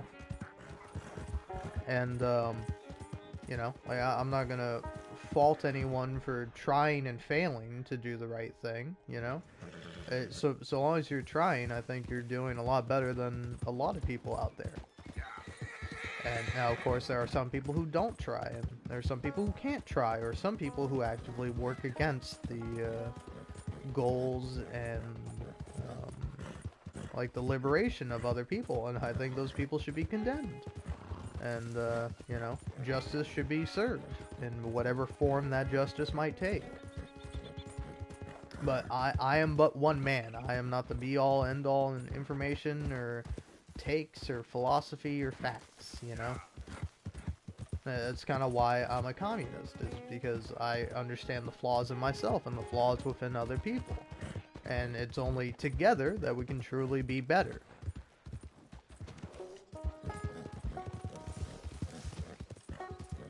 Because, like, again, I think it's like the kind of classic thing of, like, you know, I'm tolerant of most everything except for intolerance. That's the only thing I'm not tolerant of. But you might go, oh, well, if somebody's being intolerant towards a bigot, but like, no, fuck the bigot, obviously. Like, it's very, you know, it's very simple. People might try to complicate it and make things out to be better or worse than they actually are in reality, but, you know, like, there is a right side to history, and there is, like, the wrong side. And unfortunately, a lot of the time, the wrong side is won out, you know? History is written by the victors, you know?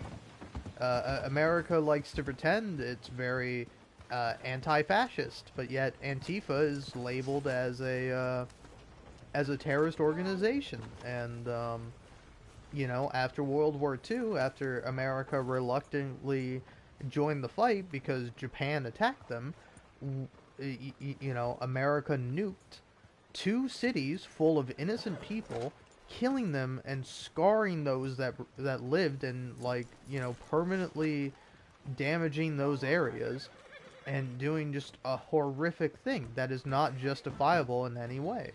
And then, you know, fought the Nazis, which I think we can all agree is a good thing, but then also recruited and forgave the Nazis for, you know, all the terrible stuff they did. So, you want to take a look or not? That's kind of funny. I had a bounty in New Austin. Listen, I know it can be confusing, but that's because you have a log in your eye. I know I have one in mine. I'd appreciate a little more room here. Fuck you. Hey, Misty. Hello, sir. Do you want to be saved?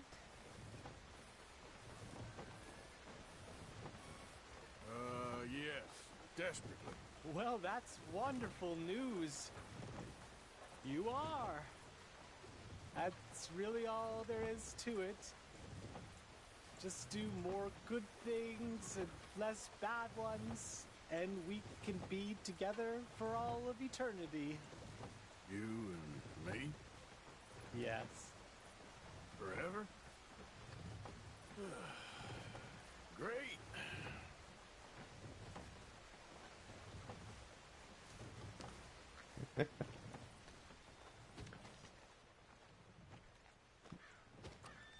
Time to go, boy.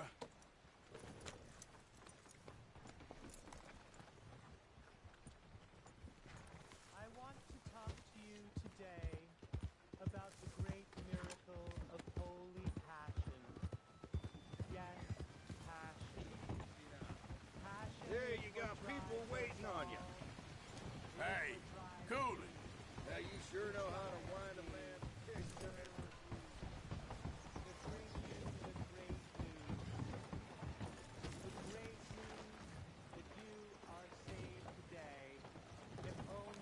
Follow me and do as I say, so we can spend eternity together. Ain't that a familiar face? Welcome, friend. Well then, have a look. Now, let me just look in here.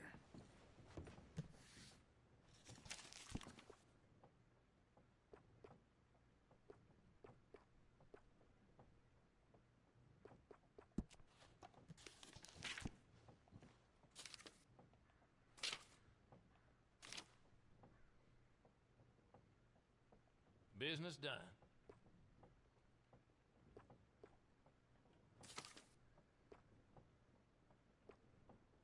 Deal.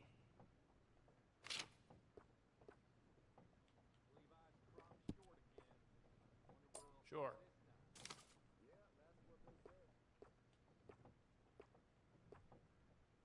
Sure.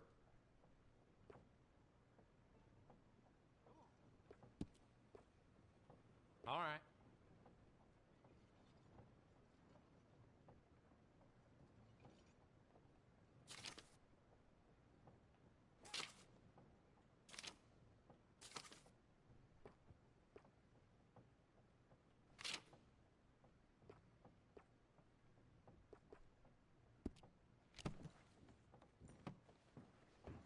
That's it So for I hear now. the bank got cleaned out over in Valentine.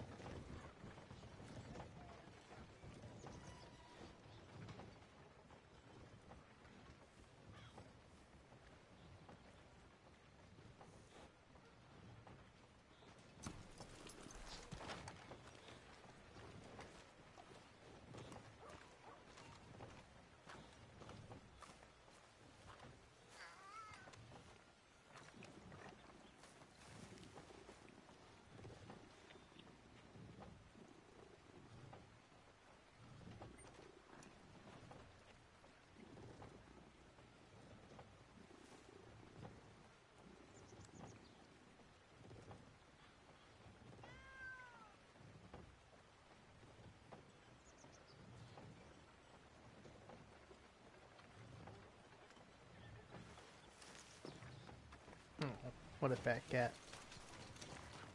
Come on, pal.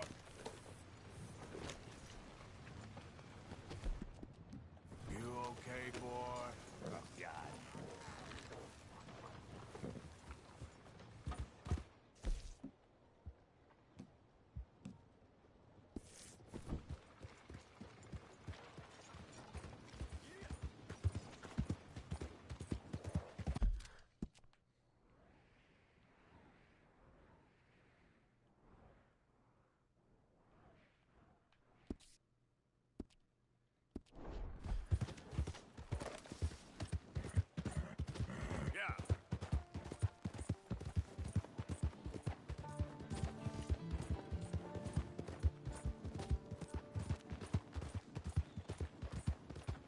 Hey, move!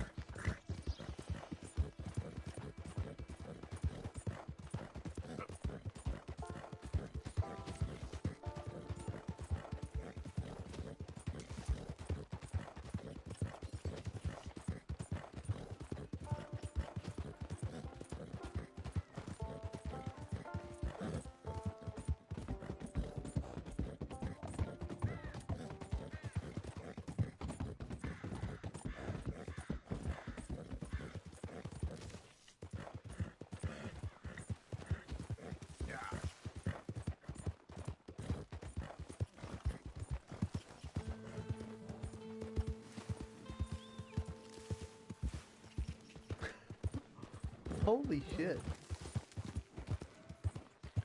Also, sorry. I've decided to just start listening to a podcast because I don't know, I like podcasts, and I'll be honest, it's wine about it. I like wine about it, you know.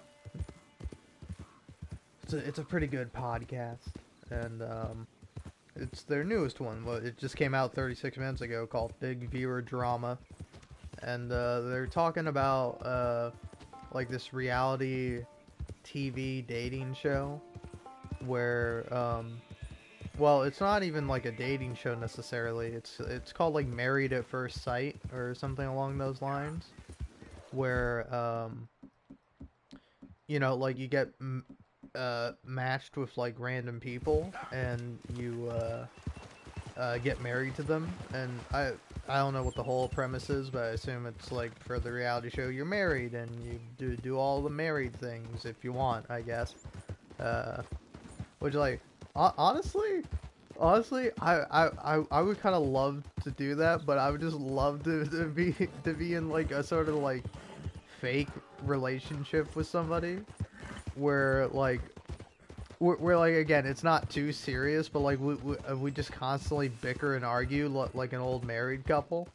Like, I don't know, I feel like that would be fun, but then we're not like actually a couple, you know? Alright. Looks like there's gonna be a lot of wolves dying today. Oh, I'm surprised that hit. Wow. Look at you, horsey. Staying strong. I'm proud of you. But yeah, so anyway, accidentally these two people got married that previously knew each other. And the guy just seems to be a fucking asshole because he mentions that, you know, it's like to like the girl, like as they're like about to get married, like they're talking to like a pastor, and he's like, ooh, I want to say something, and then he's like, but I don't know, I think I'm just gonna keep it to myself. And then the pastor's like, hey, you're getting married, you have to like be honest and open about this, so say what you want to say. And he's like, oh, when you get giddy, or when you get happy, sometimes you get really giddy, and it's like really childlike, and it's like, you know, kind of like annoying to me.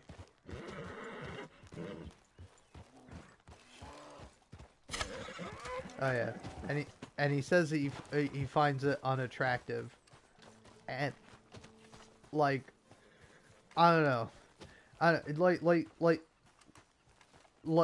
like if someone said that to me, and like oftentimes I have kind of had that situation, of course not in such an extreme situation, an extreme scenario, I guess, but like no, you know, I don't know, this is a completely universal thing, but you ever get like really excited and happy about something, like giddy, and then like somebody just like shuts you down because they're a fucking anti-fun-loving prick. And like, I mean, I'm sure I might have been on the opposite side of this, where like somebody's been really excited for something, and I'm like, you're excited for that? That's like bad and cringe. You shouldn't be excited for that. And you know, again, like, it sucks. And like, you know, again, if I was in a relationship with somebody and they like did that to me or said that to me, I'd be like, all right, fuck you, relationship over, that's it.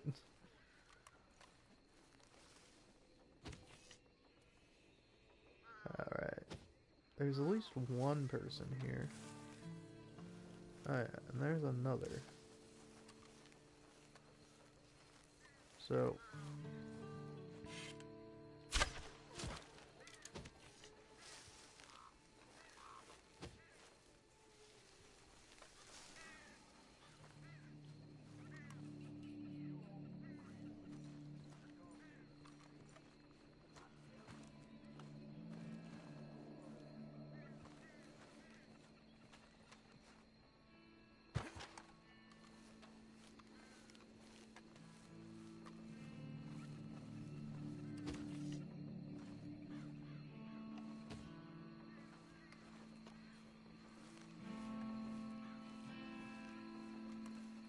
oh man, I love the music in this game so much.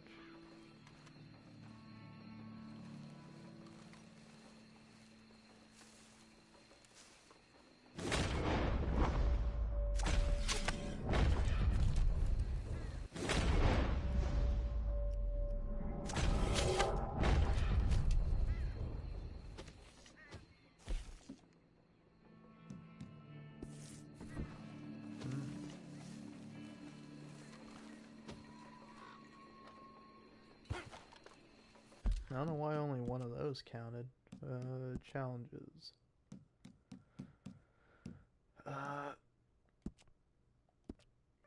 Oh, is it sharpshooter?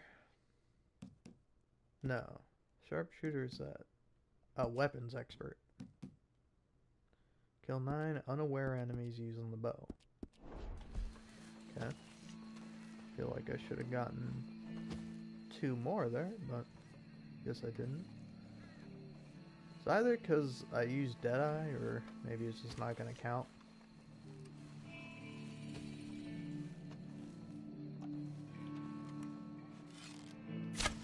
Say goodbye. Alright, well, did that count at least? No. God damn it. Always goddamn ball. We gotta hold this land for coal. Hey, you get the fuck off of that.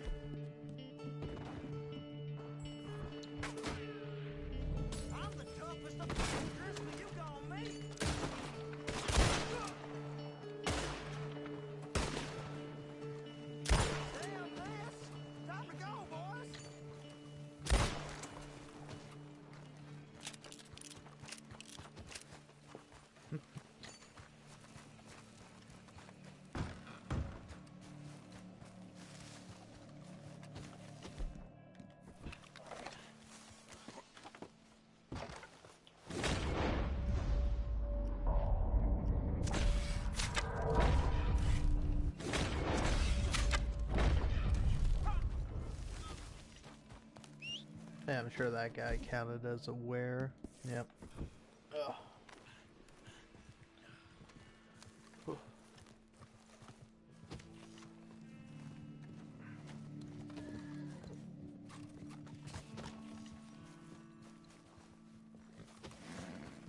Alright, well, I have to use the restroom right quick. Alright, nice job, me. But, yeah, I think what my game plan is going to be is, I'm going to have Arthur just make his way to Van Horn. I might not make it there, I might die along the way. And hey, that's a sacrifice I'm willing to make. But yeah, anyway, BRB.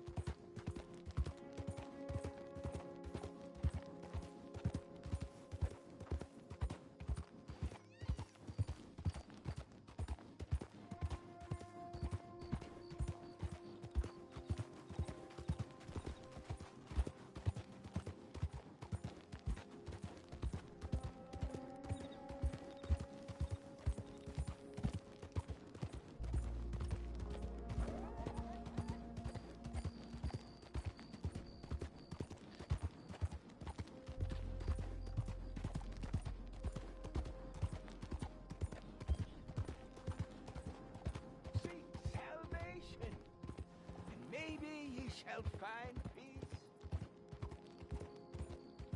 Come the blind, maybe ye shall see. Alrighty, I return.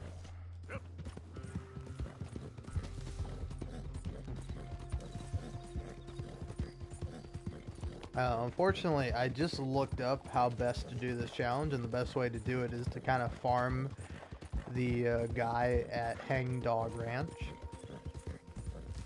And unfortunately, because I cleared it out, it's going to be a while before people respawn there. So I think my plan might be to still head to Van Horn, do the fun little glitch where I can grow my beard out, and then eventually make my way back there.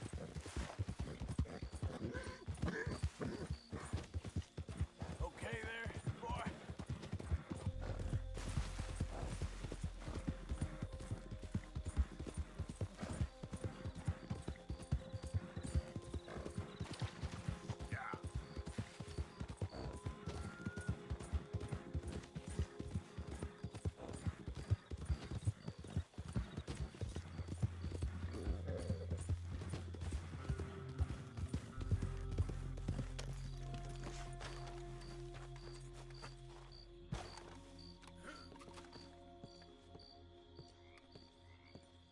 Sit on down and lose some money.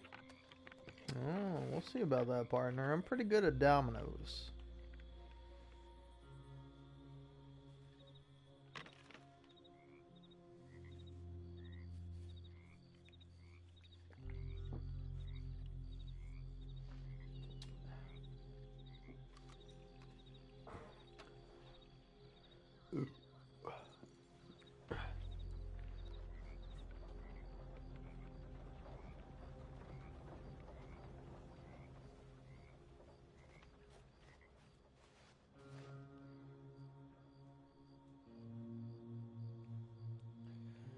Alright, saw that coming, so gonna do this.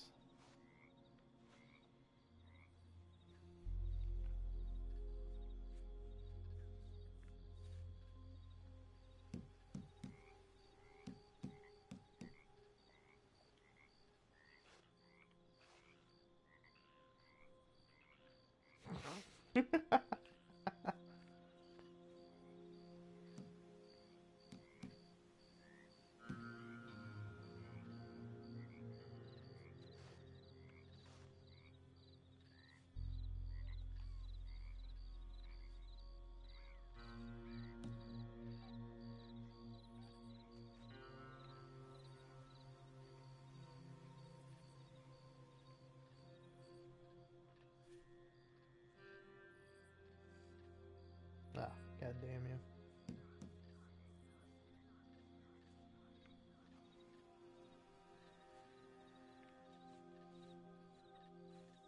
You at the end of a short rope there, friend? Can't do that. Damn, that guy is your friend. Boneyard is dry for me. Oof. All right.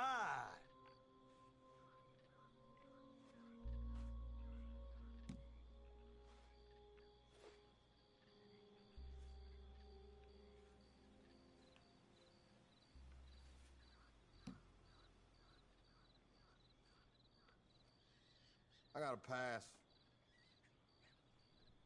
Uh-huh. I'll pass. Nothing. This don't Pass. look good. Pass me. I gotta pass.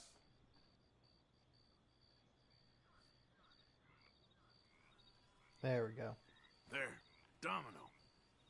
There we go. Man, I was getting nervous there. For you, friend. Sorry, it ain't more. Yeah, I knew it. I knew if I lost that, you know, I was gonna give a lot more points than I was gonna get.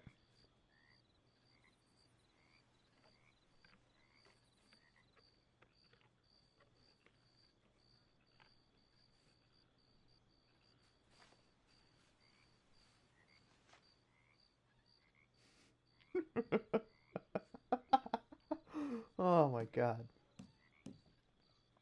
So I'm laughing because again I'm still listening to this podcast and like this is like the Patreon bonus episode that they released because like the original episode they recorded was like too controversial, as they said. But like this person like got outed for being trans at during like Thanksgiving, and then like because they're in like a Christian kind of family or group that like people have been sending them like praying for you texts and all that kind of stuff, and like they ended it by saying, "Hey, hope you get a kick out of this," and I'm like, "Oh, how how are they gonna get a kick out of this? This is tragic. This fucking makes me so sad." That's not looking up, amigo.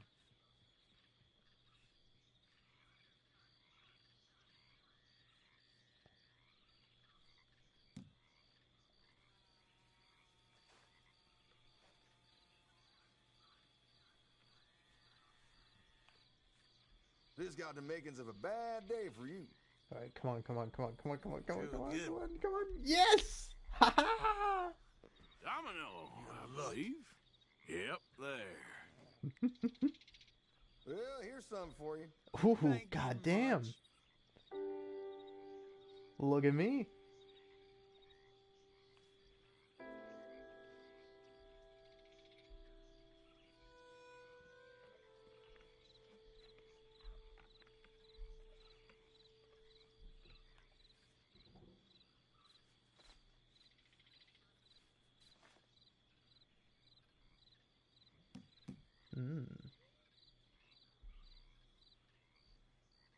I'm gonna go for this one Alright, first. Dan.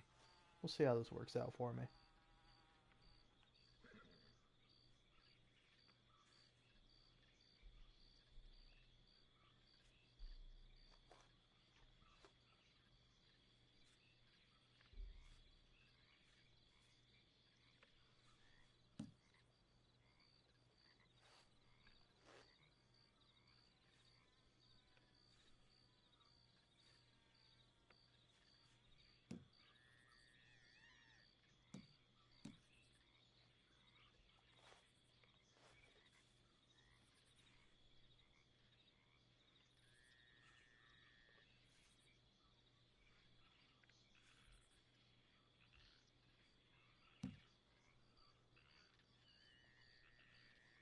Ain't this fun?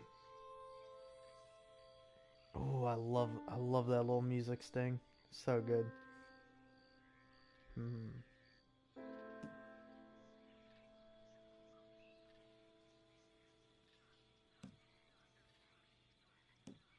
Hmm.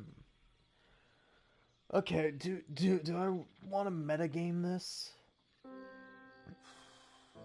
So let's see. Yeah, the 1-2 is already down on the board, but let's see what we got in terms of fours. Oh, the 4-2 is down on the board, so I don't think it matters all that much. So I'm gonna do that in hopes that I get the 1-3. Don't fuck me. Oh, thank you. Domino. Okay. Yes. There you go. Barely anything. Sorry, it ain't more.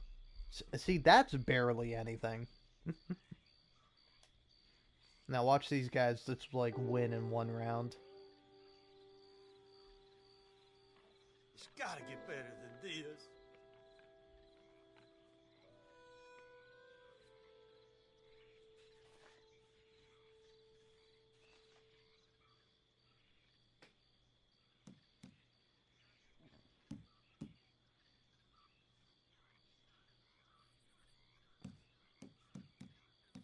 Yeah, I'm gonna play this one first.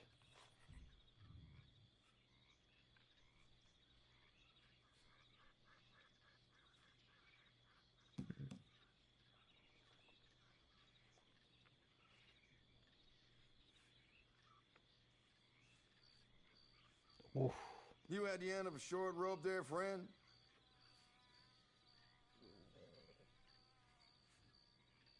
Alright. Well, I only have one move.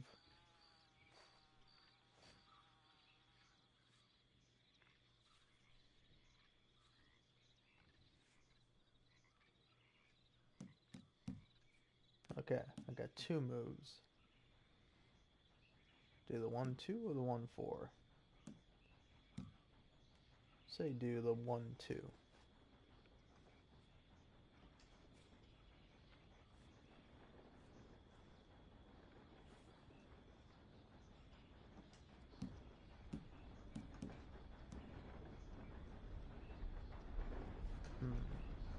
See, am I gonna regret that? No, maybe not.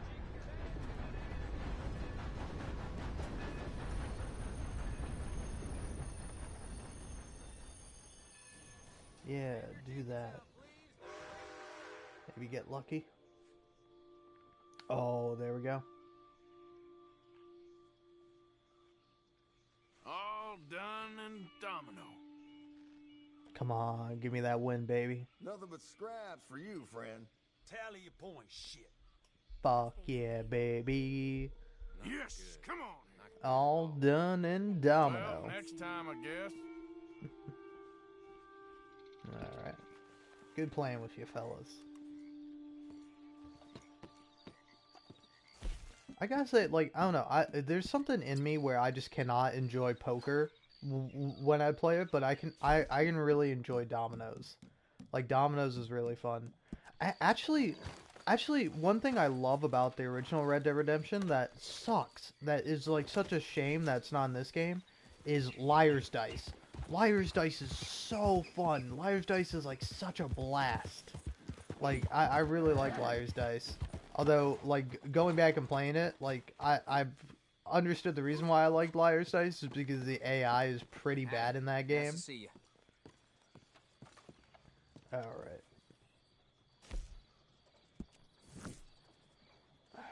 Let's see what we got. Oh. Dear Mr. Morgan, I am delighted at the specimens you have been sending me. They are working wonderfully and the exhibition is coming together. I'm writing to let you know I will be traveling for a while to visit old friends who moved to Oregon. Perhaps I will write when I have returned. Sincerely, Miss L. Hobbs, taxidermist. Aww.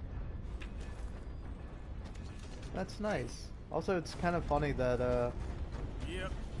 I don't know, again, I don't know if that's like an oversight or intentional that Arthur has been sending this in like under his name rather than the pseudonym he has typically, which is Tacitus Kilgore. And I wonder if that changes if you do this do the you know, fucking oh fuck, what's it called?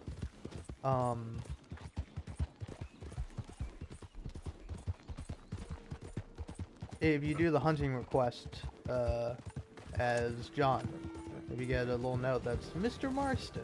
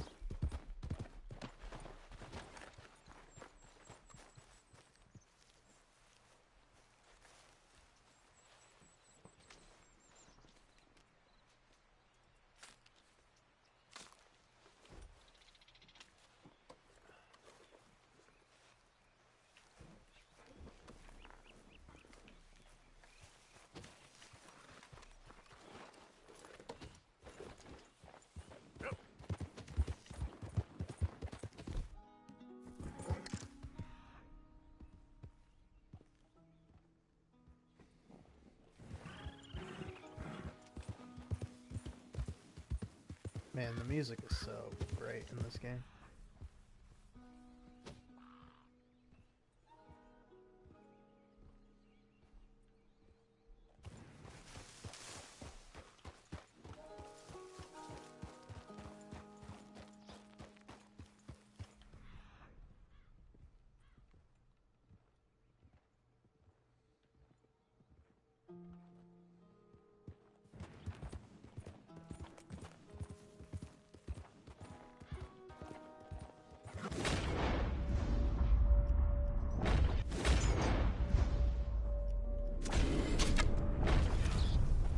Easy, easy.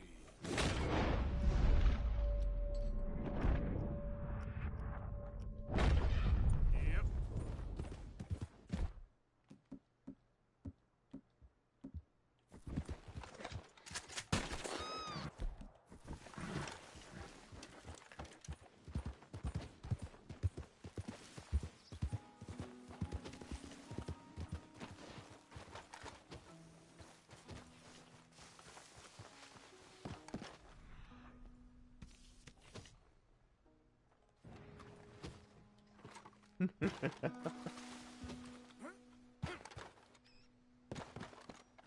I gotta say, it is also funny when Cutie Cinderella and Maya, the two hosts of the podcast, start talking about relationships, because it's just like, man, that's not me.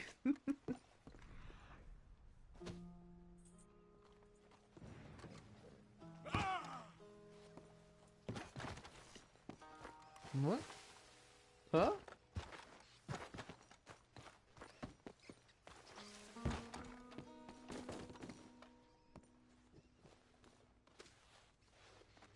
But yeah, like I don't know, man. I gotta say it's also fascinating because in this like story, which is like from a viewer that submitted it, uh, they're talking about how like how like this person's boyfriend hasn't said I love you to his girlfriend, but like he says it to his friends, and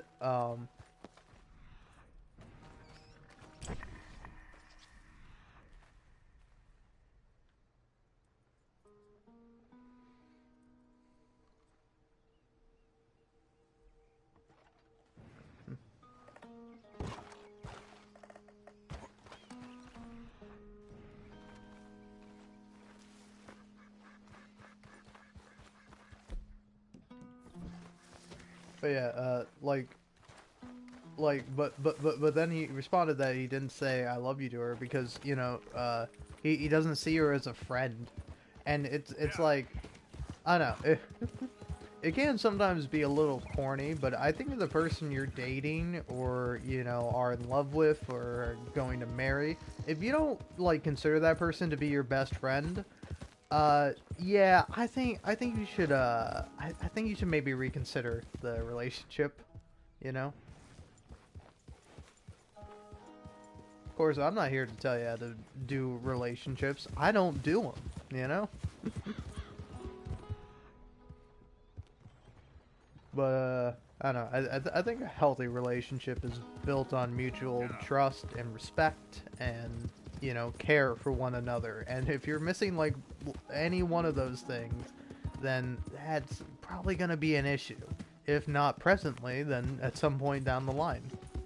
If you can't, like, openly and honestly communicate with your partner, then I don't know why your partner's with them.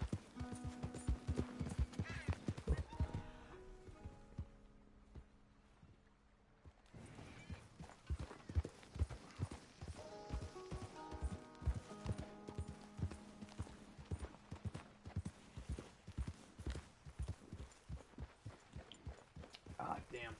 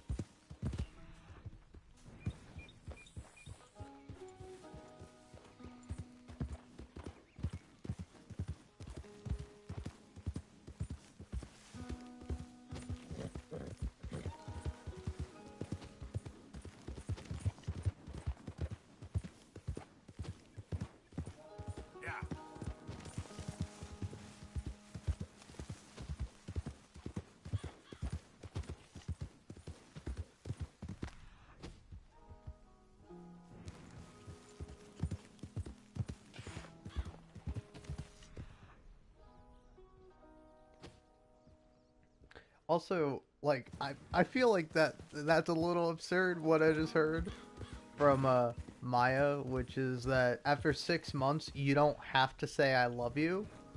I'm like, I don't, like I don't know. If you're dating somebody for 6 months, I feel like you should know them. That's half a goddamn year. Like, you only get maybe like 100 of those max, you know? Like, I'm sorry, but if we've been spending time together for like half a year and I'm like, I don't love this person, I'm not gonna fucking date you, you know?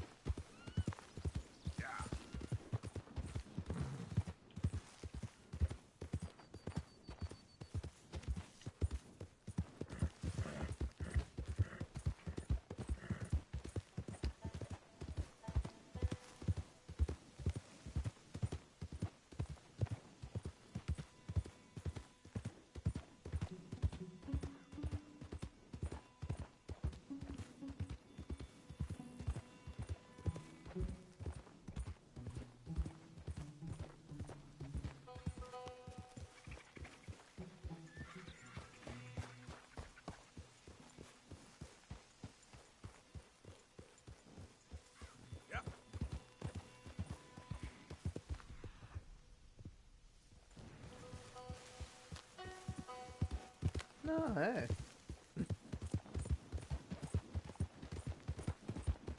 You're wondering why the left side of the screen is all blocked is because I got a new follower.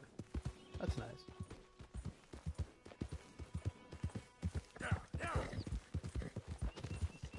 How you doing, boy?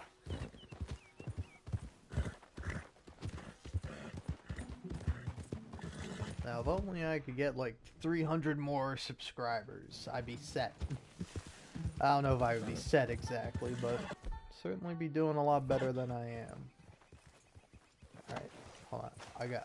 I gotta be real stealthy about this.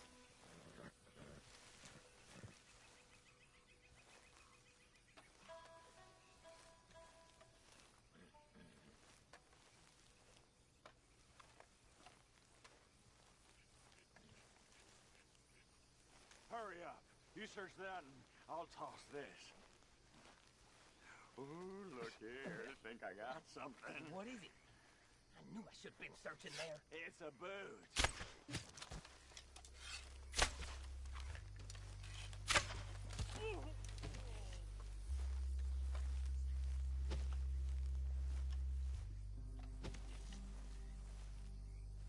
I mean, you never really see that part of the engraving, but that's cool that that's there.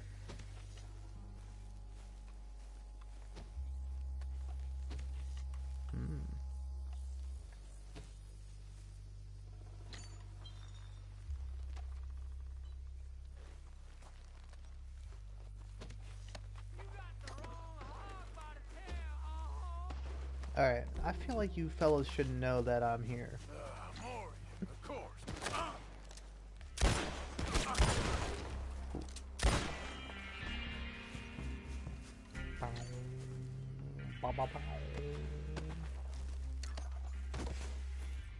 Alright.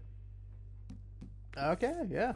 That first one did count as a stealth kill, and I will take that. Slowly but surely, I'm gonna get this challenge done.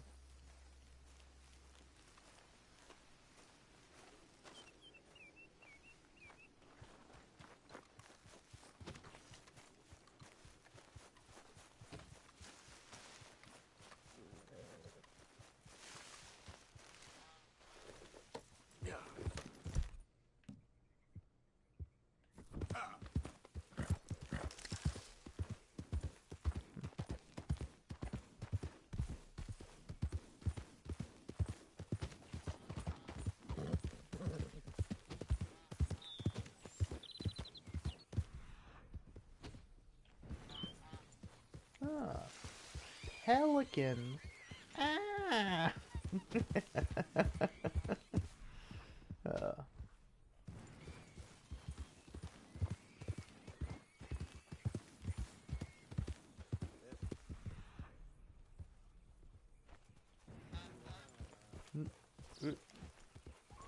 Okay.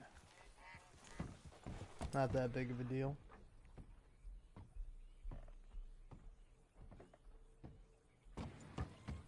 Yep.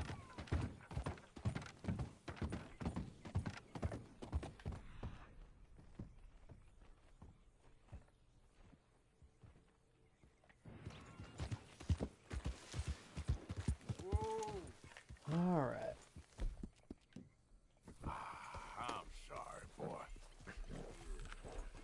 Poor horse. I don't know if I need the tri-colored heron.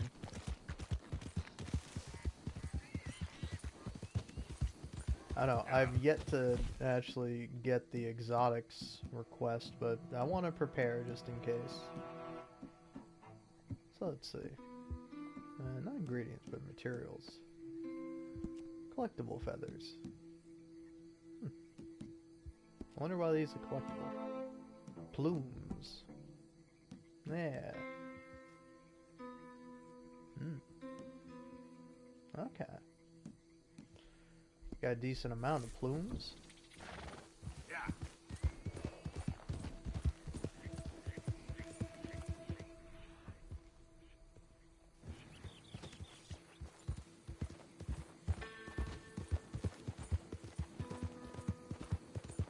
Also, I don't know if anyone is watching, but I put out a video today called Zagreus Gives It Up to the Most Famous Boulder, and it's really a nothing video. It's like sometimes I'll just like record something in Hades, and I'm like, this one is just nothing. Like, this is not like a unique dialogue. I think maybe the unique thing about it is that there's nothing unique about it, you know? It's just a very simple interaction. But, like, I don't know, I just gave it that title because I thought it fit. And then somebody commented on that video and said, the title of this video is lewd. Laugh, cry emoji, laugh, cry emoji. Not one, but 2 whole laugh, cry emojis. And it's like, is it? Is it? Like, I understand if maybe you read it and you're like, oh, what is Zagreus giving up, huh? His virginity or something like that. And it's like, no. Like, I can understand why you might misunderstand that as like a lewd title, but like it's obviously not, you know, because like I don't know, I kind of in part want to respond to the person who left this comment and be like, what? Why do you think this is a lewd title? Because like it's a very common phrase in the English language to say, give it up for or give it up to blank. Like particularly if you're introducing like a musical artist act or even just like a speaker, you know. Like I don't know. I can't really think of a good speaker off the top of my head. Or even a band, really. What's a band I like? I like the band Dive. Spelled D-I-I-V. I don't know anything about the people behind it, but I like the music, and that's all I'll say about it. It was like, give it up to Dive, playing the thing, or playing the musical number. And like, it's a very common phrase. And like, it's it's like, I understand you maybe misunderstanding the title as being lewd, but coming out right and saying the title is lewd, like, no. I have much lewder titles than that, come on. And besides, like, what else am I supposed to say? Zagreus gives nectar to the most famous boulder, because I feel like that is much lewder than gives it up to Boldy, the most famous boulder, you know? But hey, let me know what you think if you want.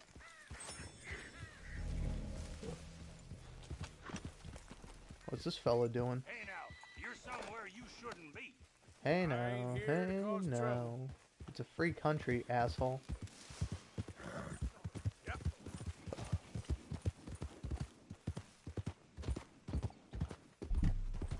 shit. Sorry about that. I just bumped my mic while scratching my shoulder.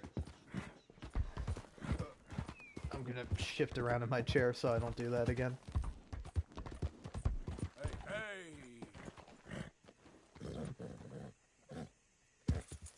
Wow, look at that. Nice job, Horsey. Oh, I'm real proud of you for that one. That was impressive, quite frankly.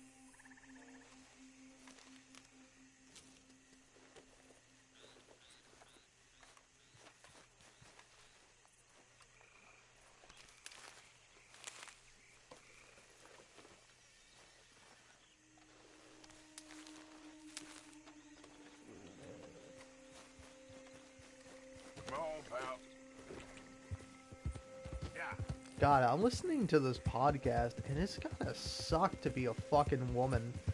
Like, these two gals are talking about how if they're over at, like, a boyfriend's house, they'll never mention that they're hungry because, like, they don't want to come across as, like, fat or needy. And, like, that's, like, so fucking absurd. I mean, to be fair, like, I don't think I would either. Like, but like for a different reason. Like, I just wouldn't want to be rude. Like, if I'm over at somebody's house and they're making dinner, I'm not going to be like, I'm hungry, give me food. Like, I think that would be a little bit rude. But, like, you know, that's a completely different reason why I would not do that versus why they're not doing that.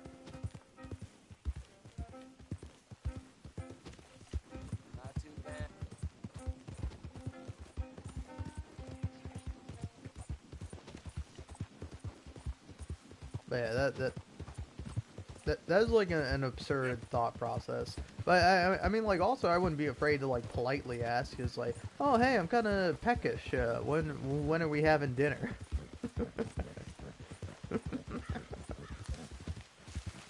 Although I wouldn't necessarily phrase it like that. I don't know. If there was a stranger in my home and they're like, "Oh, I'm feeling a tight bit peckish. Is there perhaps something to snack on?" I'd fucking think you were an asshole.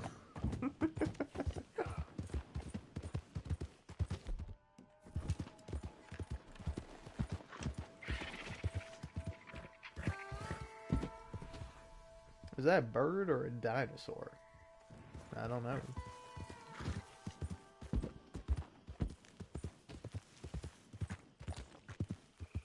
Whoa! That's a gator. Another gator. Looking for birds around here. Are there really no birds? There's usually always at least some birds around here. Maybe not necessarily the ones I'm looking for, but still.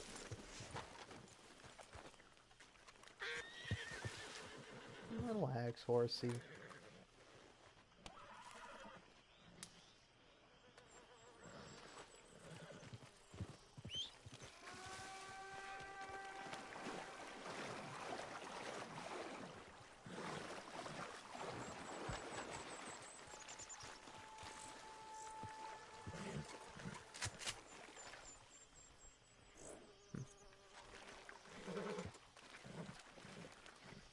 What is that thing? Oh.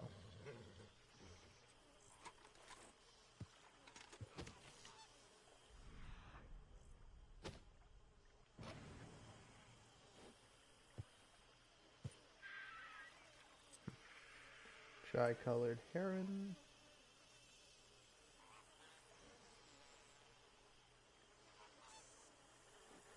Ah, little egret. Is that a pelican? No, it's a snow egret. There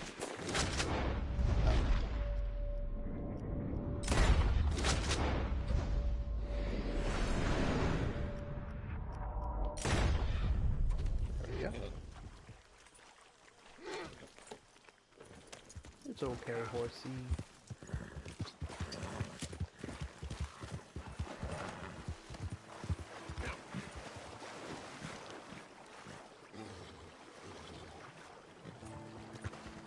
Easy now.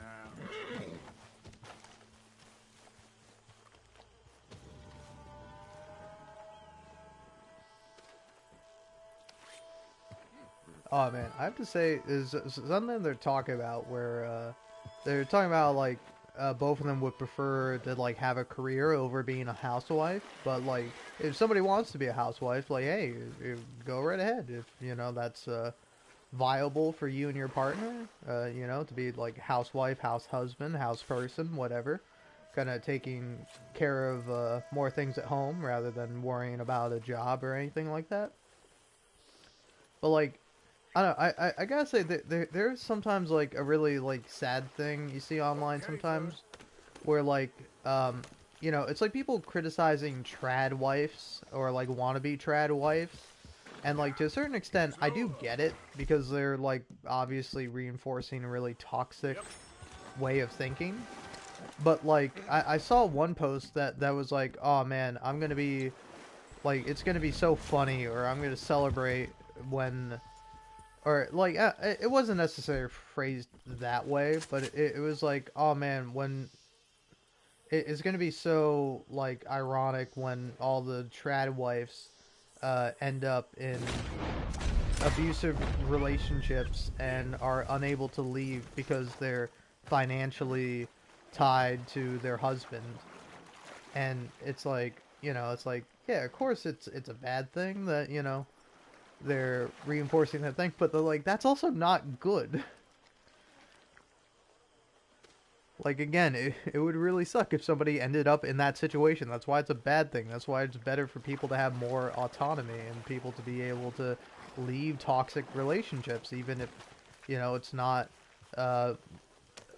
financially viable for you, you know?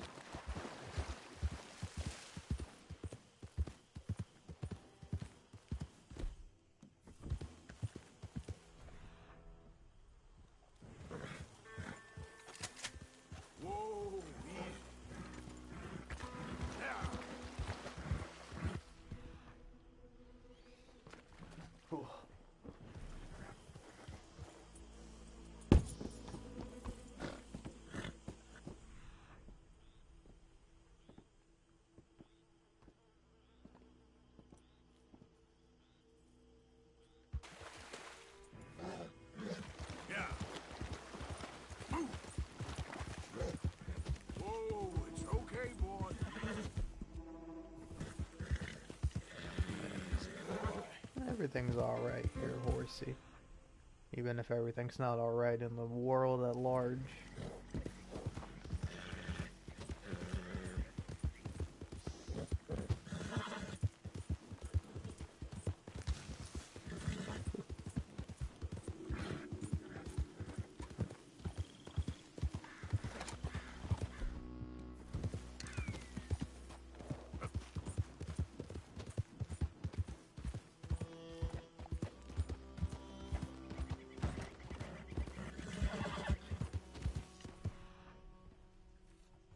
Was that bird? Ah, northern cardinal. Not what I need. Not what I'm looking for.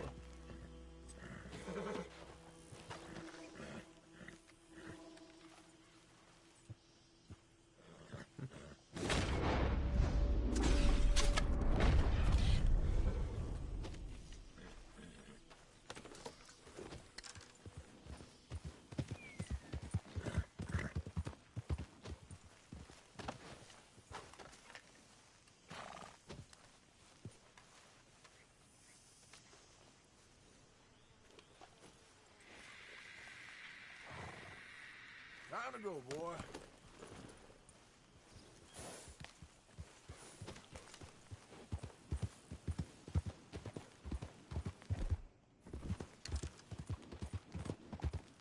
Aw, old woodpecker. I'm not looking for a woodpecker, I'm looking for a robin. You know, it's kind of funny because one of the most common birds in North America, or in America in general, is a robin, and yet one of the rarest birds in this game is a fucking robin. Like one of the few, wow, there's a lot of tiny birds around here. But yeah, well, one of the few clothing items I still haven't finished up yet is like anything involving a robin.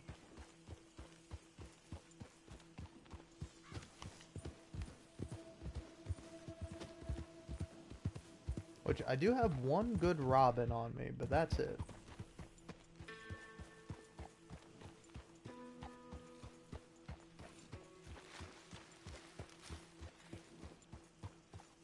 Now also apparently they do spawn in more frequently, I think during the morning, so I might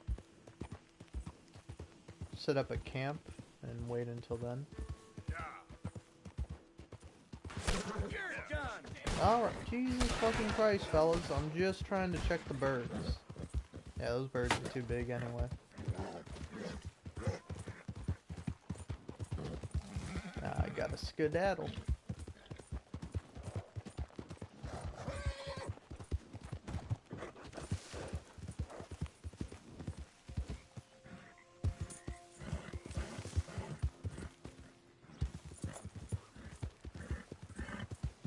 Aw, poor little donkey.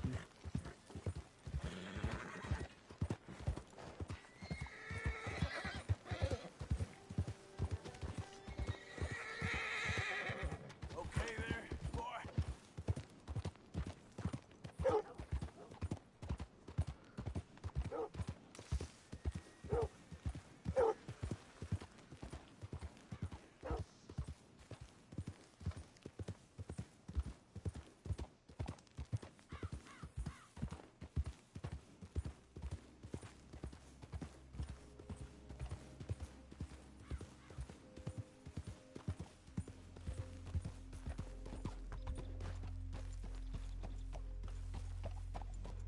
Alright.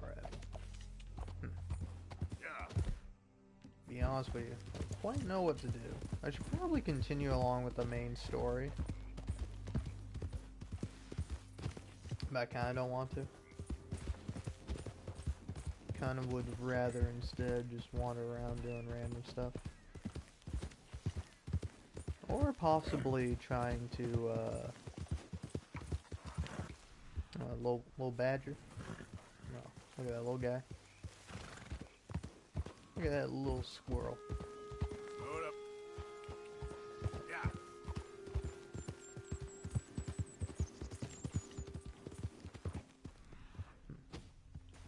Yeah, I hear a bunch of birds, but they're probably songbirds or cedar waxwings. Or northern cardinals. I guess northern cardinals and or western songbirds. Yep. I'll try to get this guy. He's perfect.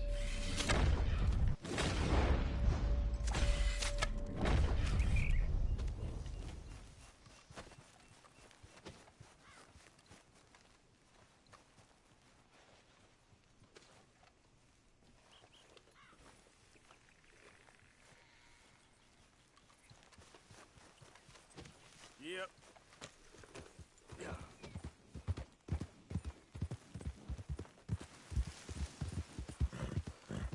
Ooh. Yeah, I think I'm gonna watch this.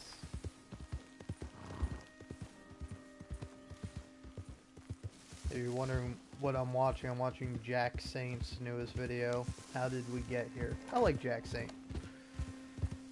You know, some of his content is, I don't know. I definitely see why somebody wouldn't enjoy it particularly, but I don't know.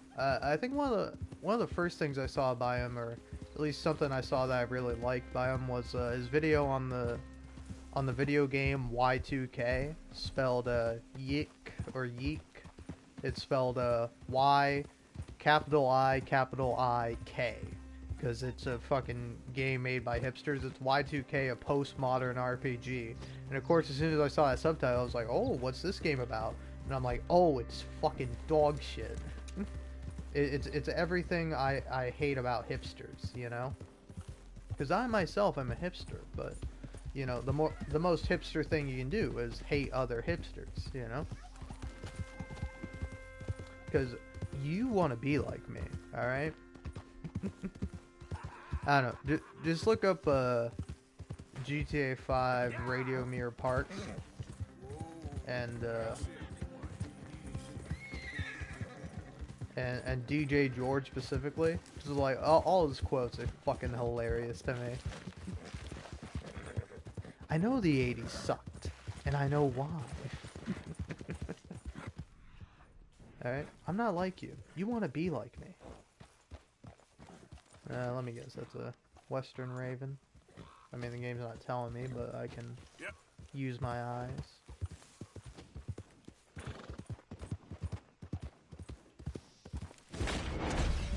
Well, I don't know what these birds are. There's one way to know for sure.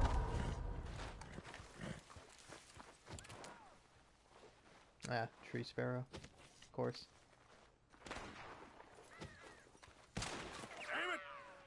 Arthur? Arthur, please. Arthur, please, honey. Pull out your fucking revolver.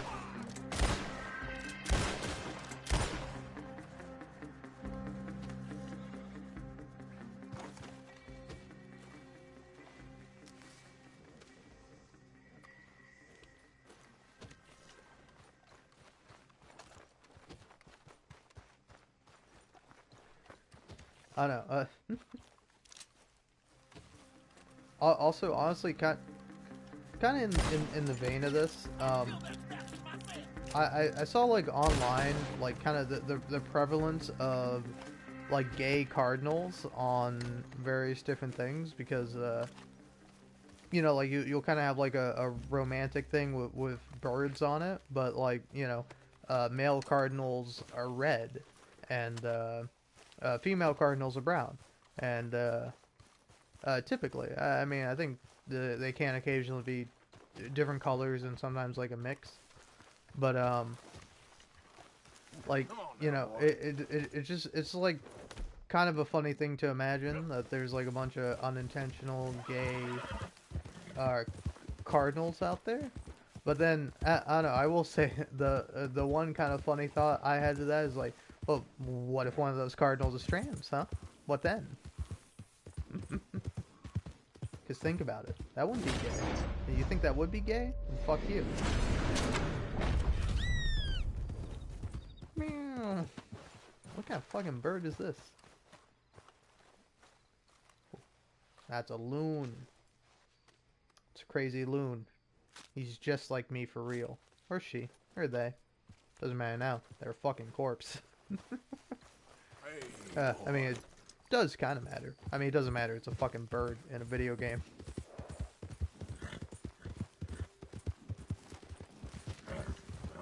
But I think people should be identified as what they see themselves as and what they believe themselves to be.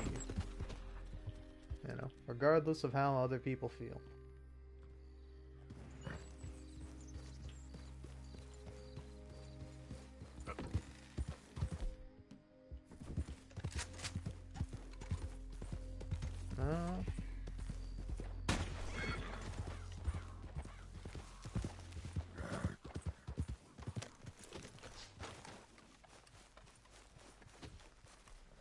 No.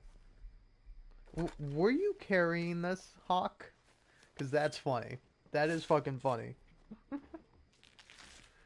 Hey, I'll take the 2-for-1 special.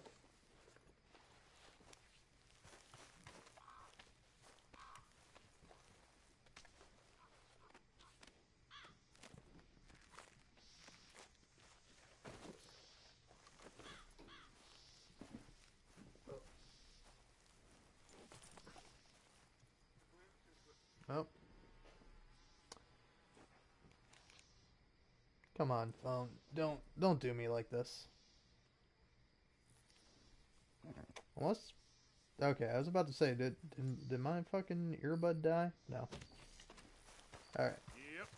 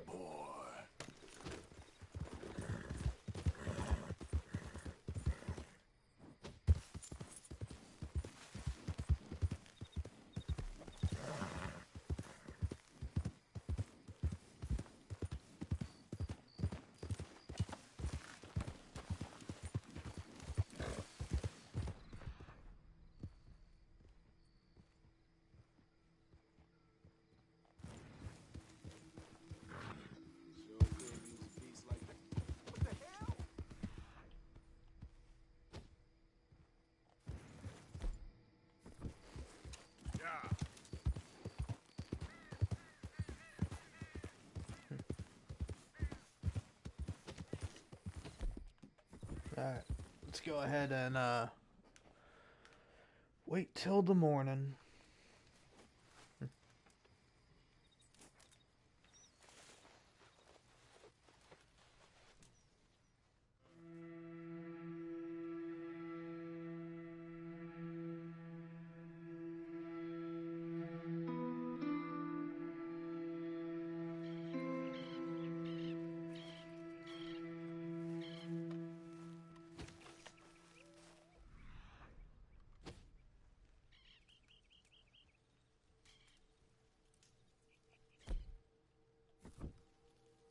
Oh, cool.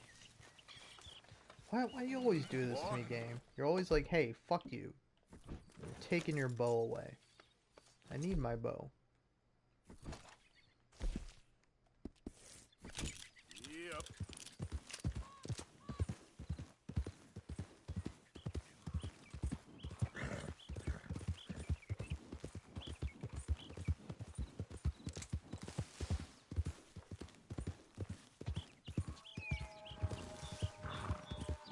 Come on, what kind of birds are these? Oh, that bird's too big. Now, what about these birds? Okay.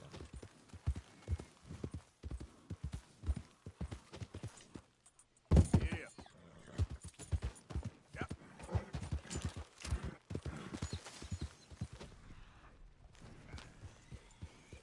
Easy.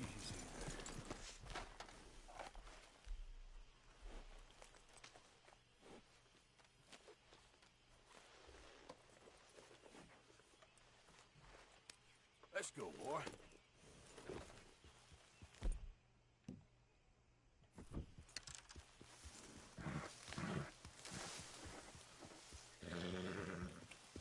Yeah.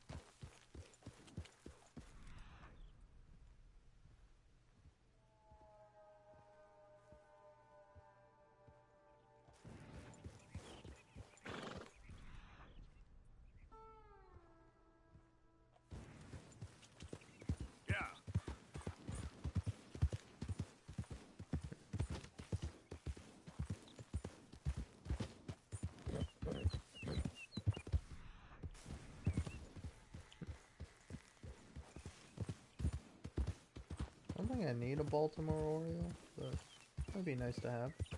Easy, easy.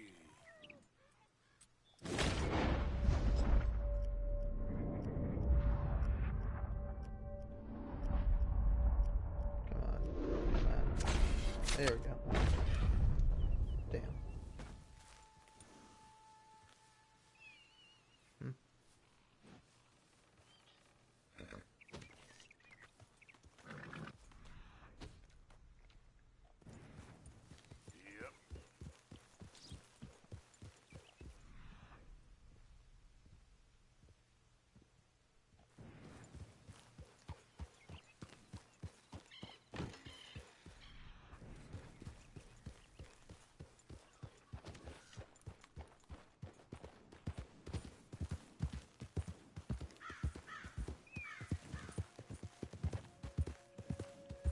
Damn, always Cardinals.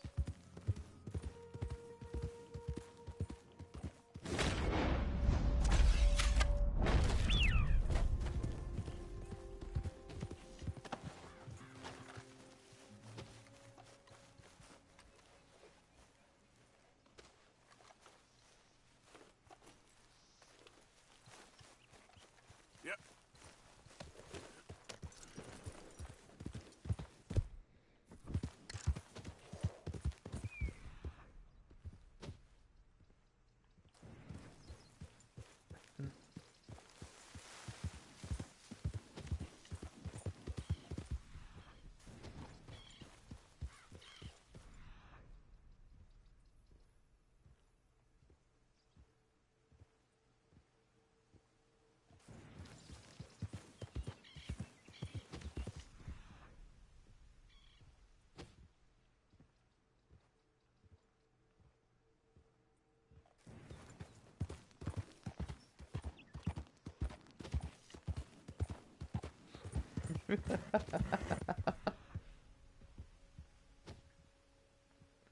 God.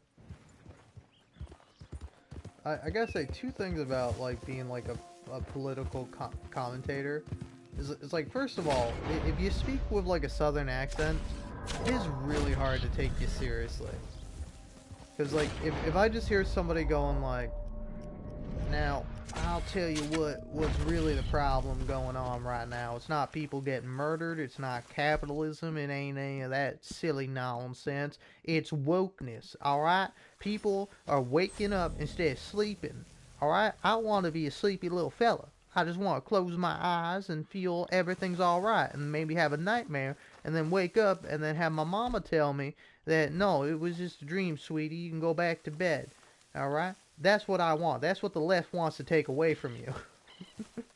This is like ridiculous. But then like people who try to argue that like things that are clearly political are not political are so fucking dumb.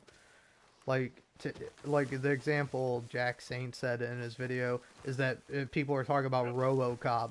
RoboCop wasn't political. RoboCop is extremely political, and you got to be extremely dense to miss that if you watch RoboCop. But yeah, like you see this. You're also seeing this now with like Fallout, where people are like, oh my god, that Fallout is going woke. And it's like, Fallout has always been woke, dumbass. It's like, have you played any of the good ones? Because if you played Fallout 3, I kind of get why you're such a dumbass and a fucking worthless piece of shit. But like, if you played Fallout New Vegas, Fallout 1, Fallout 2, or Fallout 1 was just called Fallout, but you know, if you played any of those, you would know that Fallout is a political series that is specifically critical of America and the nuclear and like nuclear crisis slash the Red Scare, you know? Like even Fallout 3 is kind of critical of that and making fun of that. Like Liberty Prime is not, like, I mean, I don't know, I guess maybe it failed as satire because people are like, oh, Liberty Prime's so cool.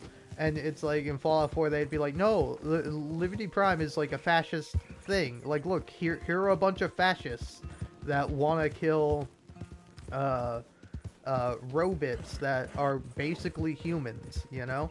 Like, I would argue everyone in in Fallout 4 especially is a fucking robot, so I don't know why we're drawing the line at, oh, well, these people are synthetic robots and not natural biological robots like me.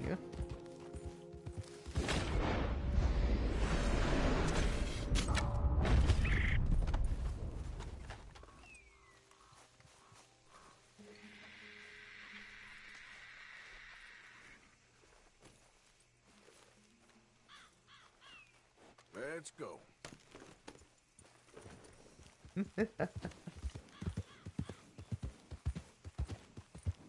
Man, I'm never gonna find a fucking Robin. It's probably because I'm too woke. I'm just too woke and based, and the Robin won't come to me. The Robin can only come to one who is cringe. Time to go, boy.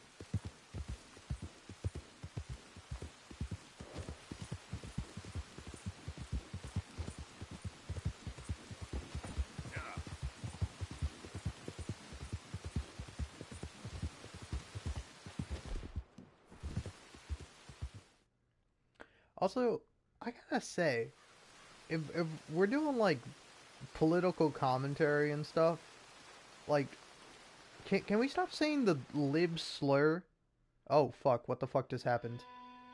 Oh, okay. Fuck. I thought my game crashed. Holy shit. But yeah, no. If you've been like anywhere online in America, talk about the liberals, the lib blank, like, I really wish people would like stop saying that, you know?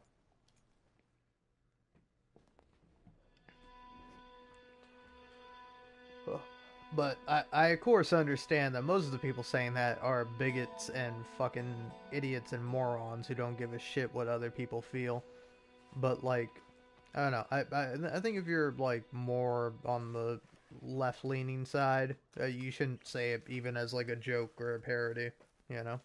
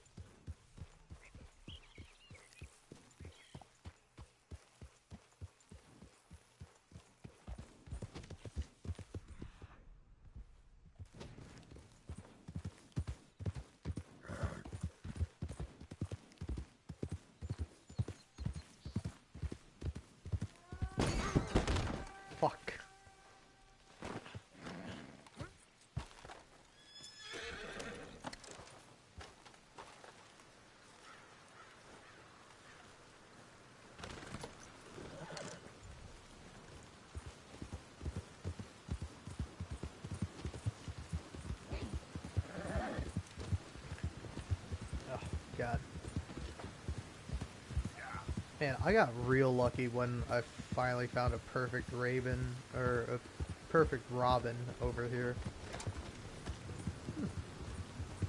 You know, that's one thing that just struck me just now, is that in, like, the Teen Titans, 2 of the characters are named after birds. Like, they just have bird names. Robin and Raven.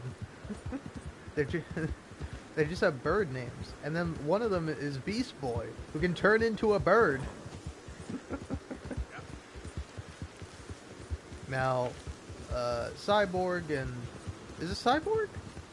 Fuck, I haven't watched that show in forever. I barely remember it. I'm pretty sure it's Cyborg. I could be wrong. There we go. I don't know. I'm gonna look that up, because I'm forgetting if, like... Which also, like, basic name, if that is, Oh, yeah, it is Cyborg. But yeah, Cyborg and Starfire are like, you know, not birds, but maybe they kinda are. It's me. I mean, Starfire a little bit, because she can fly. But, like, I don't know, Cyborg is definitely not a bird. But actually, I think that's a really funny... That's a really funny concept. If you're coming up with, like, a superhero team, and, like, they're all just, like, tangentially the same thing. Like, you just have a bunch of people, like, named after, like, rodents. Like, fuck.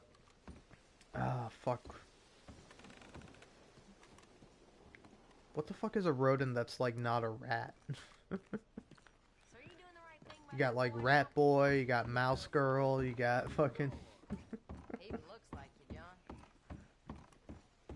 I don't know. I don't want to say muskrat, because that's just a rat again. Yeah, hold on. Oh, you could have like a guinea pig, a capybara. Oh yeah, squirrel, groundhog. Oh, beaver. A beaver is a rodent. All right. So, by the way, how's my beard length? Oh, okay. 9 out of 9. Hmm.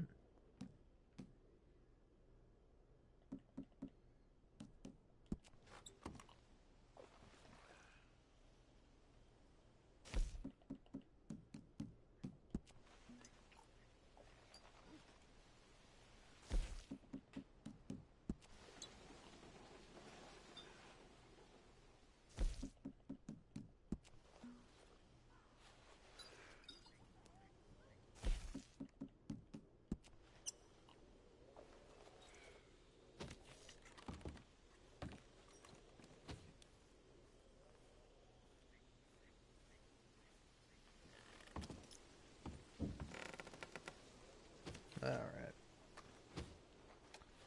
I'm almost there. I almost am able to,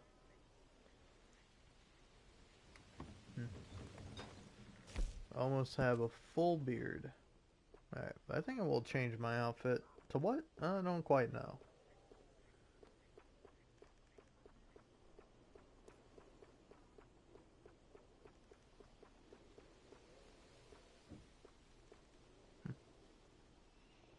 Yeah, why not? Let's just go for that.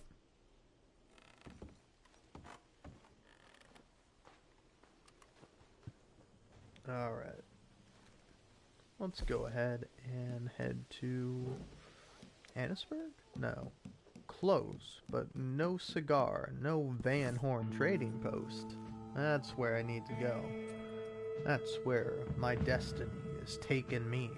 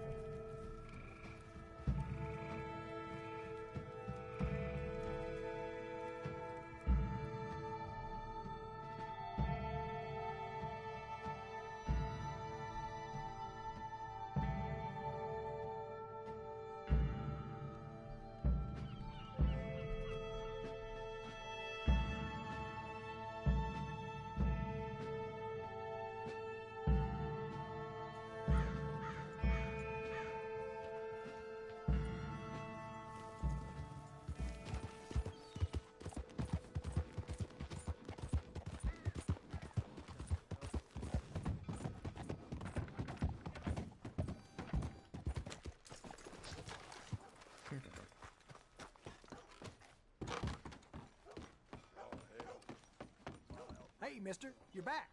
Hey. Let's make that messy past go away right here. Don't Thank even you have for one. your help.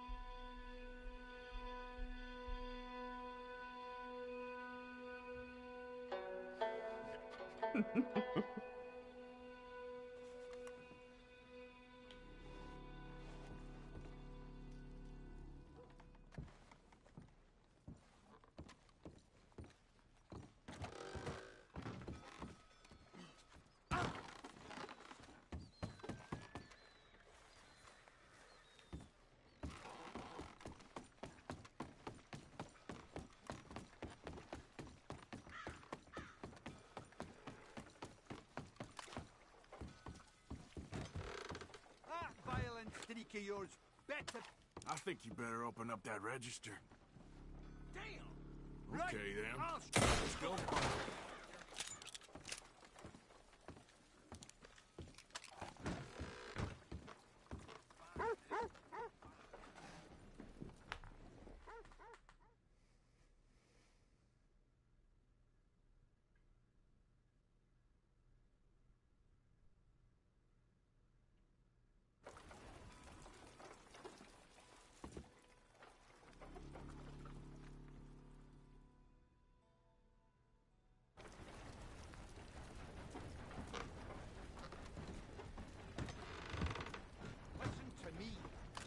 This is a robbery. Open the register, now. You I'll sure? make you goddamn...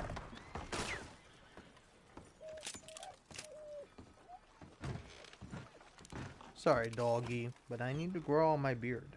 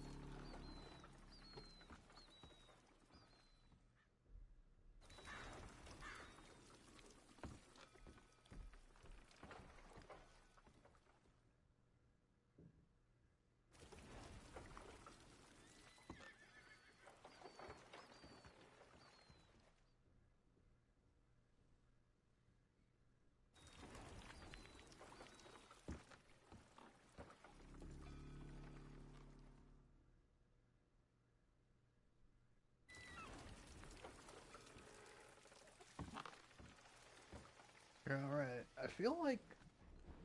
I don't know if the beard and the sideburns at full length, but I think the mustache is there. Could be wrong, though.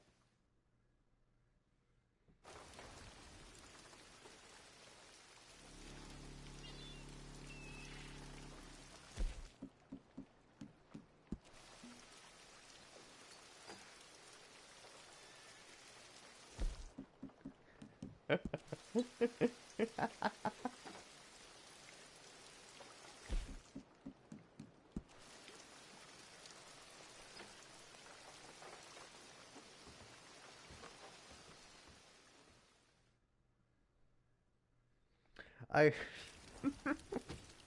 Oh, there we go. That's looking nice and big, nice and thick. Please do clip that out of context. But speaking of nice and big and thick, and very hairy, or in this case, balding, Squeaks. I love Squeaks. Squeaks is one of like my favorite streamers, and I don't know. It's fucking always a joy to see like a fucking clip from him or Germa, because like I don't know. I saw a Germa clip earlier that's like still cracking me up, where he's playing like Papa's Freezeria, and he fucks up like a little puzzle section, and then he just goes he just goes, I had it, it was right there. And you know what, screw it. Let's. He's like, you know what, fuck it. Let's get funky. And he just starts playing some music, and it's just so fucking funny. It's like the funniest fucking thing I've ever seen. And you know, I really enjoy that. And then kind of in the same vein, for the Squeaks clip, they're playing like I don't know what the fucking game is. It's like that new one with the fuck, I really don't know the name is, but it's the one everyone's playing. Germa just did a live stream a couple days ago and uploaded a video on Second Germa. I mean, he didn't do it personally, but somebody for him did. And again, I don't remember what the fuck it's called, but it's like a game where it's a bunch of dudes and dudes, gals, and everything in between, either or. In hazmat suits, going around like a horror thing. It's got like proximity chat. It's pretty funny. And but he's playing that game with a couple other people, and he just starts playing like some creepy audio from a YouTube video, and he's like real happy that he's like getting somebody with it, and then all of a sudden like the video he's playing ends and the outro starts playing, where it's like, hey guys, thanks for watching this video, and he's like dropping his phone, he's trying to pause it, trying to stop it from continuing, and it's so fucking funny. Like that's genuinely cracks me up. That's so fucking funny. Oh man. And like I don't know, I think the best bit, the part that makes it really funny is that it could be either on purpose or by accident, you know? Like either way, it's still fucking funny. To play like the outro of like a creepy video that you're playing to mess with people. Come on. And they're just like it's so fucking funny.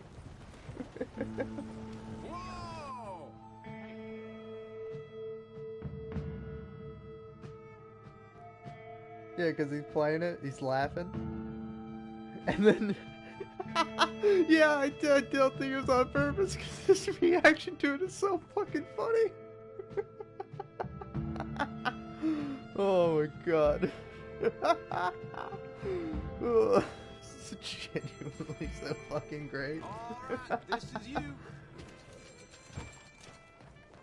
Thanks, mister. You helped me out.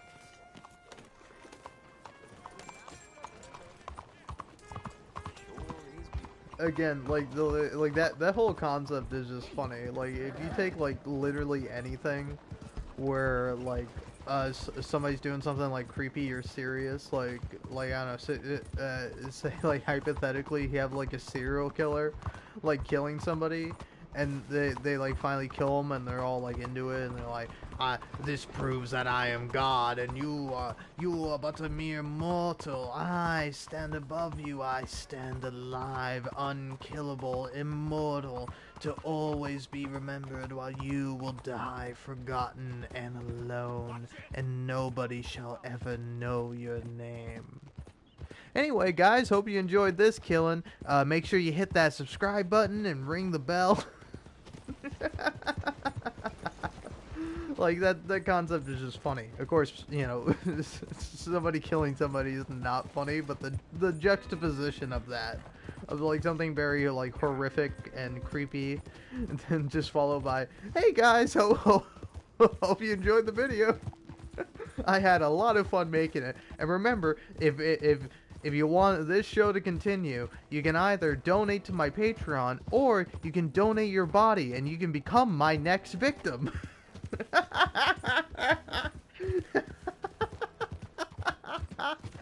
Oh man. Oh, that's fucking funny.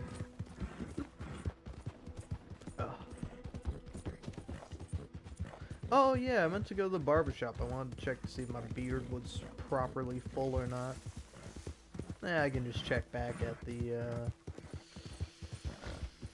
at the camp.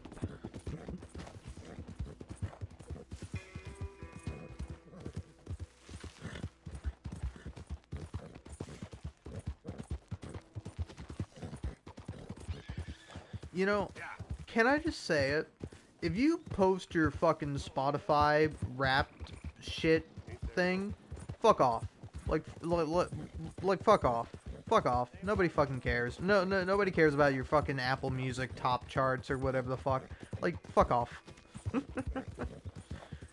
don't know. I mean, I'm being mean, but like genuinely, what a like I don't know. I just scroll down and it's like. It's like, my SoundTown is Burlington, U.S., which is Spotify telling me that I'm basically a Midwestern 18-year-old girl. And it's like, I mean, again, the guy's like trying to be funny, and he's not like poking fun at anybody. But it's like, I don't know, man, fuck you. I'm sure a fucking Midwestern 18-year-old girl has fucking great music taste.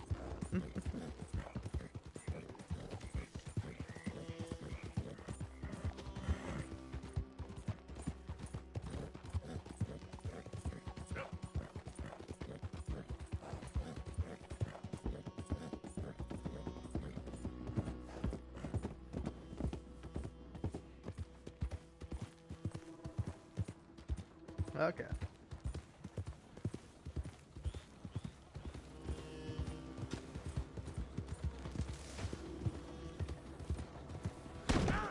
Oh.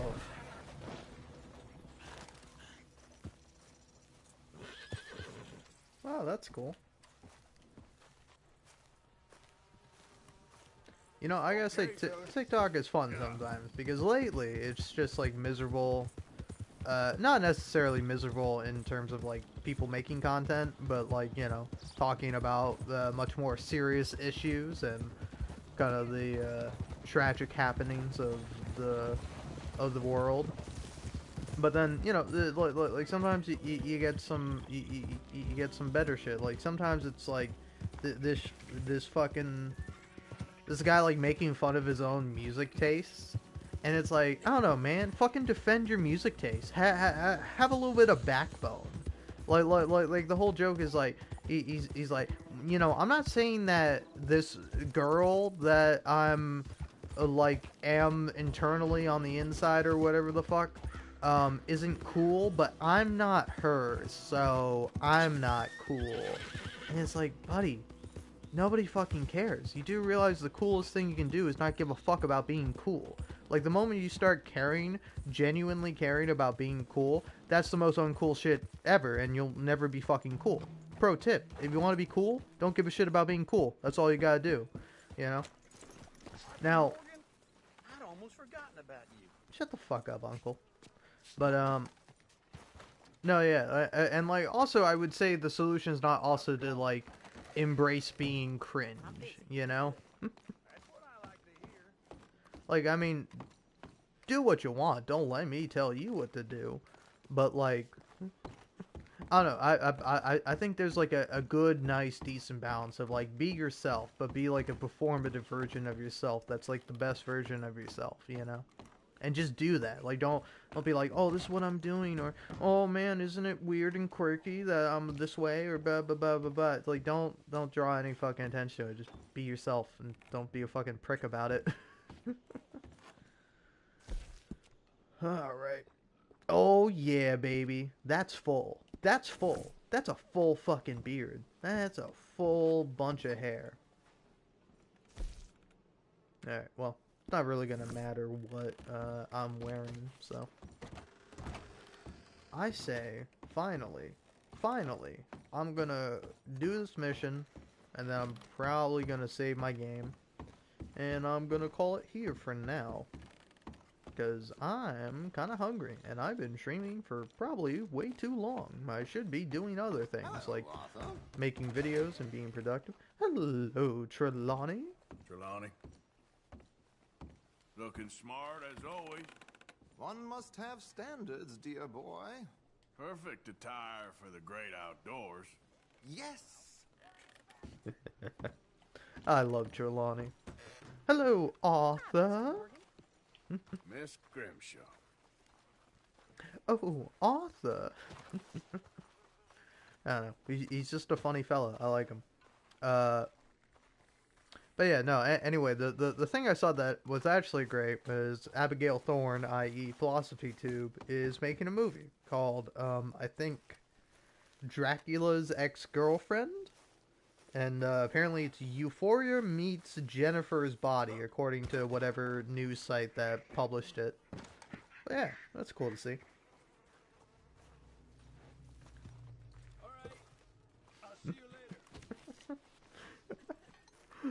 Also, like, can I talk about like a pet peeve I have on TikTok? Which is like anytime anybody ever at any point brings up somebody's attractiveness. Oh, hey. Lovely, isn't it? Makes me miss freezing to death in the mountains. Yeah. Me too, but hey, Javier, have you, you know, I'm sorry this is unrelated, but you're beautiful, you know? You're just so drop-dead gorgeous. Okay, well, let's talk more later. Okay, then. But, yeah, no, I understand that a lot of the time people are just being nice when they do this, and, so, you know, sometimes just sharing their genuine opinions, but it does kind of annoy me anytime I see a comment like this, where, like, in particular, like when somebody's, like, talking about, like, a serious topic or, like, saying something with a lot of meaning, and then somebody just comments like, hey, completely unrelated, but you look fucking gorgeous. Like, oh my god, you're so fucking beautiful. Like, again, I don't want to call this person out, but, like, you know, this comment is, can I just say how incredible you look without makeup, in parentheses, since we don't usually see you this way? And then a fucking hyphen, you're positively glowing, exclamation point. And it's like, again, I get it, but like, the lady's making a fucking movie. Congratulate her on that. Like, holy shit, hey, that's fucking awesome. You know? Maybe talk about the play that you've maybe seen. If you haven't seen it, it's on Nebula. I would highly recommend Nebula. A lot of great stuff on there. You know? Who knows? Maybe one day I'll be on there. A man can dream, can't he? But yeah.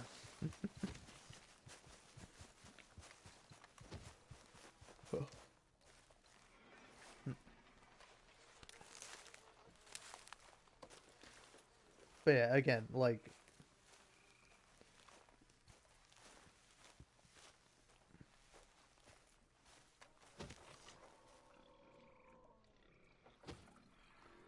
Yeah, like, I don't know, there's a comment here that reads, I'm so excited for it. Haven't seen The Prince just yet, which is the play that she wrote and I think starred in, or at least acted in.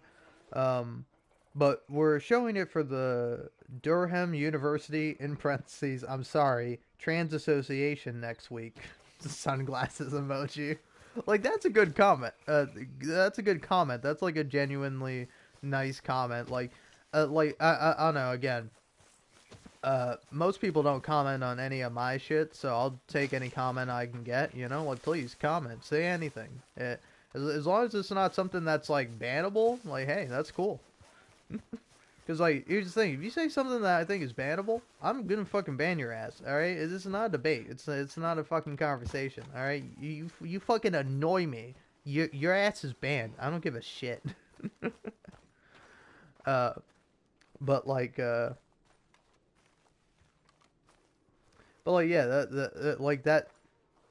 that's a nice, proper comment. Like, like I don't know. I don't think I'm ever gonna really post YouTube videos with my face, but like if I ever do, and then somebody leaves a comment along the lines of like, "Oh my God, you look so fucking good," like, I'm just going to reply in the comments and just like annihilate them. It's like, "Hey, good. Hey, I'm glad you believe that, but fuck off. Fuck right off. Fuck right off to hell. How fucking dare you? How dare you? Okay?" You know, I've been ugly. I will continue to be ugly for the rest of my fucking life. How dare you come into my fucking comment section and talk about anything other than the words and the things that I do and what I say and what I mean and the art that I create, and instead talk about my fucking appearance. Do you realize how fucking shallow that is? Do you realize how much that hurts me on the inside? Alright? I don't want to be known for how I fucking look. I don't want anyone to know what I fucking look like, because it should not matter, you know? And, like, appearance plays so much of a role and has so much significance in people's interactions and what they believe and how they treat other people, and it's fucking sick. It's fucking disgusting that, you know, if you're just like an unattractive person, you will be treated worse than somebody who is attractive, and it's genuinely fucked up. And even like doing this nice kind of hug boxy thing of like, "Oh my God, you're so beautiful and you're so gorgeous. Oh my God, you have to tell me your fucking routine or whatever." Like, like, again, I do get it. Oh, letter to Micah from Amos. Nice. That's a good letter. But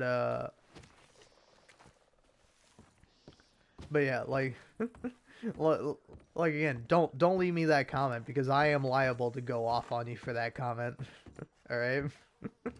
If anybody ever tells me, "Oh my God, you're so hot," my response will be, "Fuck off, fuck off, fuck right off."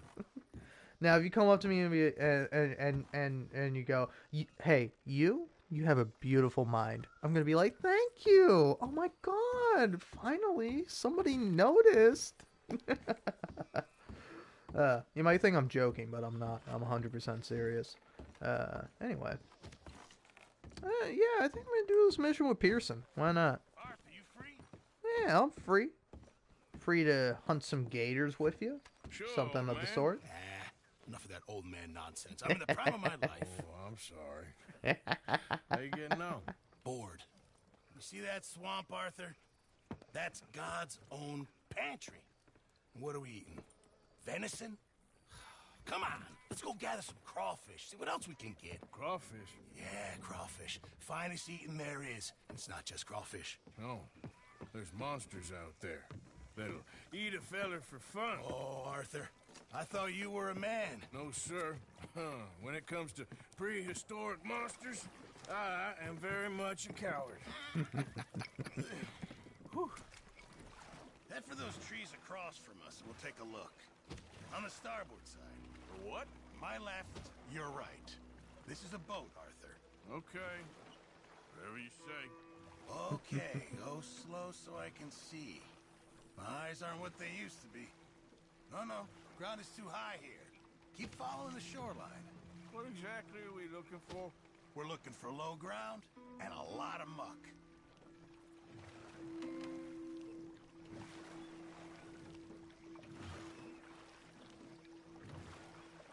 Pull us in over there. Here? Yeah, come on.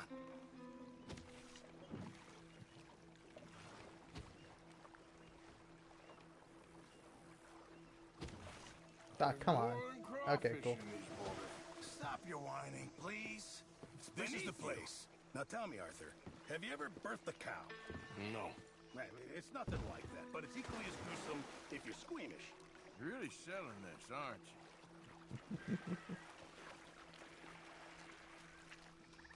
you? God, I love Arthur. He's such a cutie. Now, do you see this all? Yep. Well, it's sort of like a natural trap. Just want to stick your hand and watch. And there! There, you see? Good. Well, seems easy enough. Uh-huh. Let's go find another hole. So, how long were you in the Navy? Oh, years. Well, it must have been a year, at least. Or close to that. That's quite a range. All water under the bridge now. No pun intended.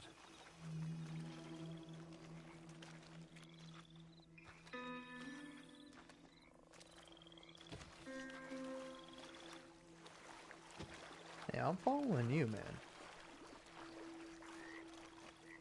Oh, look there. Another crayfish hole. You see it?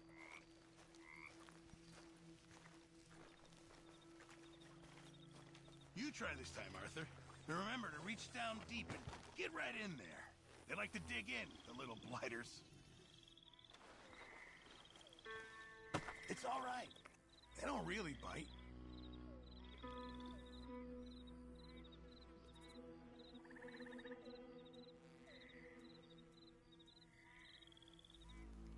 Oh yeah, I forgot you gotta actually like. You feel anything? Nicely done. Why don't you see if there's any more down there?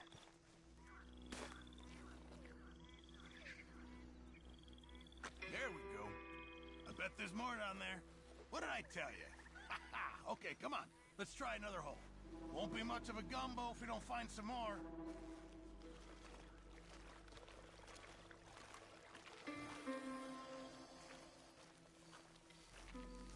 Get down. Get down. Talking of other creatures. There. Those gators? Yeah. 3. And they're female. Must be guarding nests. So... Gator eggs. Really valuable. Even better eating. I love cooking with them. Okay. Tell you what. I'm gonna sneak over to the other side of them. Draw their attention. And then run like hell. Now, assuming I don't get eaten, you go plunder the nests. That's your plan? You're madder than I thought. Shh. I've done it before in Sumatra. It's easy. I've heard that line before. Oh, ye of little faith. Wait here, Mr. Morgan.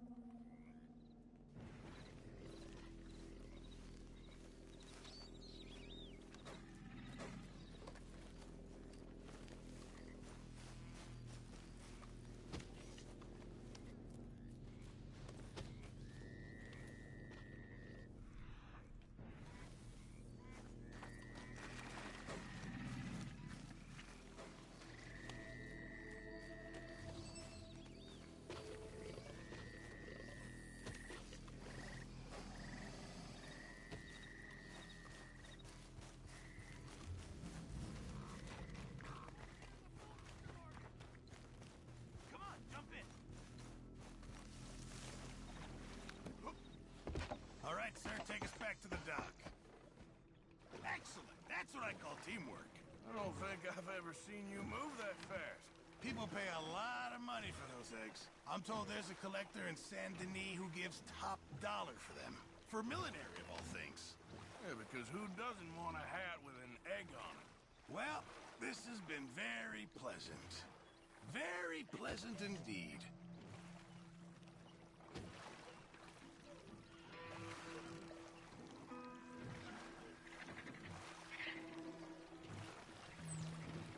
That was fun. I must get out more. Is that your idea of fun, is it? Oh, what? Thank you. Here, have some crawfish. I'll give you some of those eggs. Hey, maybe you could hatch that, get yourself a new friend. There's a thought. A new reptilian best buddy. To replace Mike, I suppose. Yeah.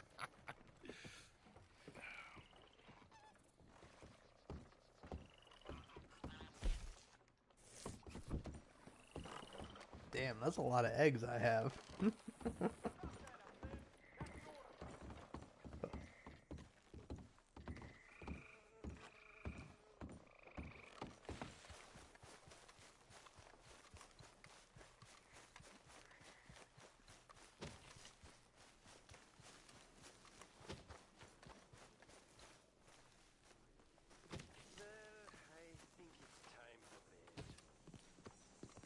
Watch yourself, Reverend.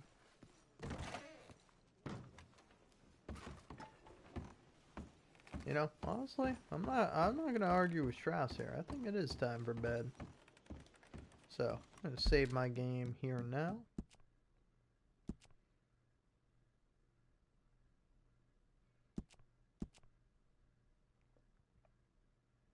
Let's see, have I even made a little bit? I've made a little bit of progress.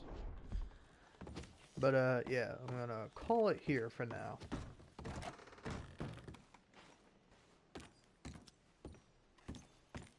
Nope.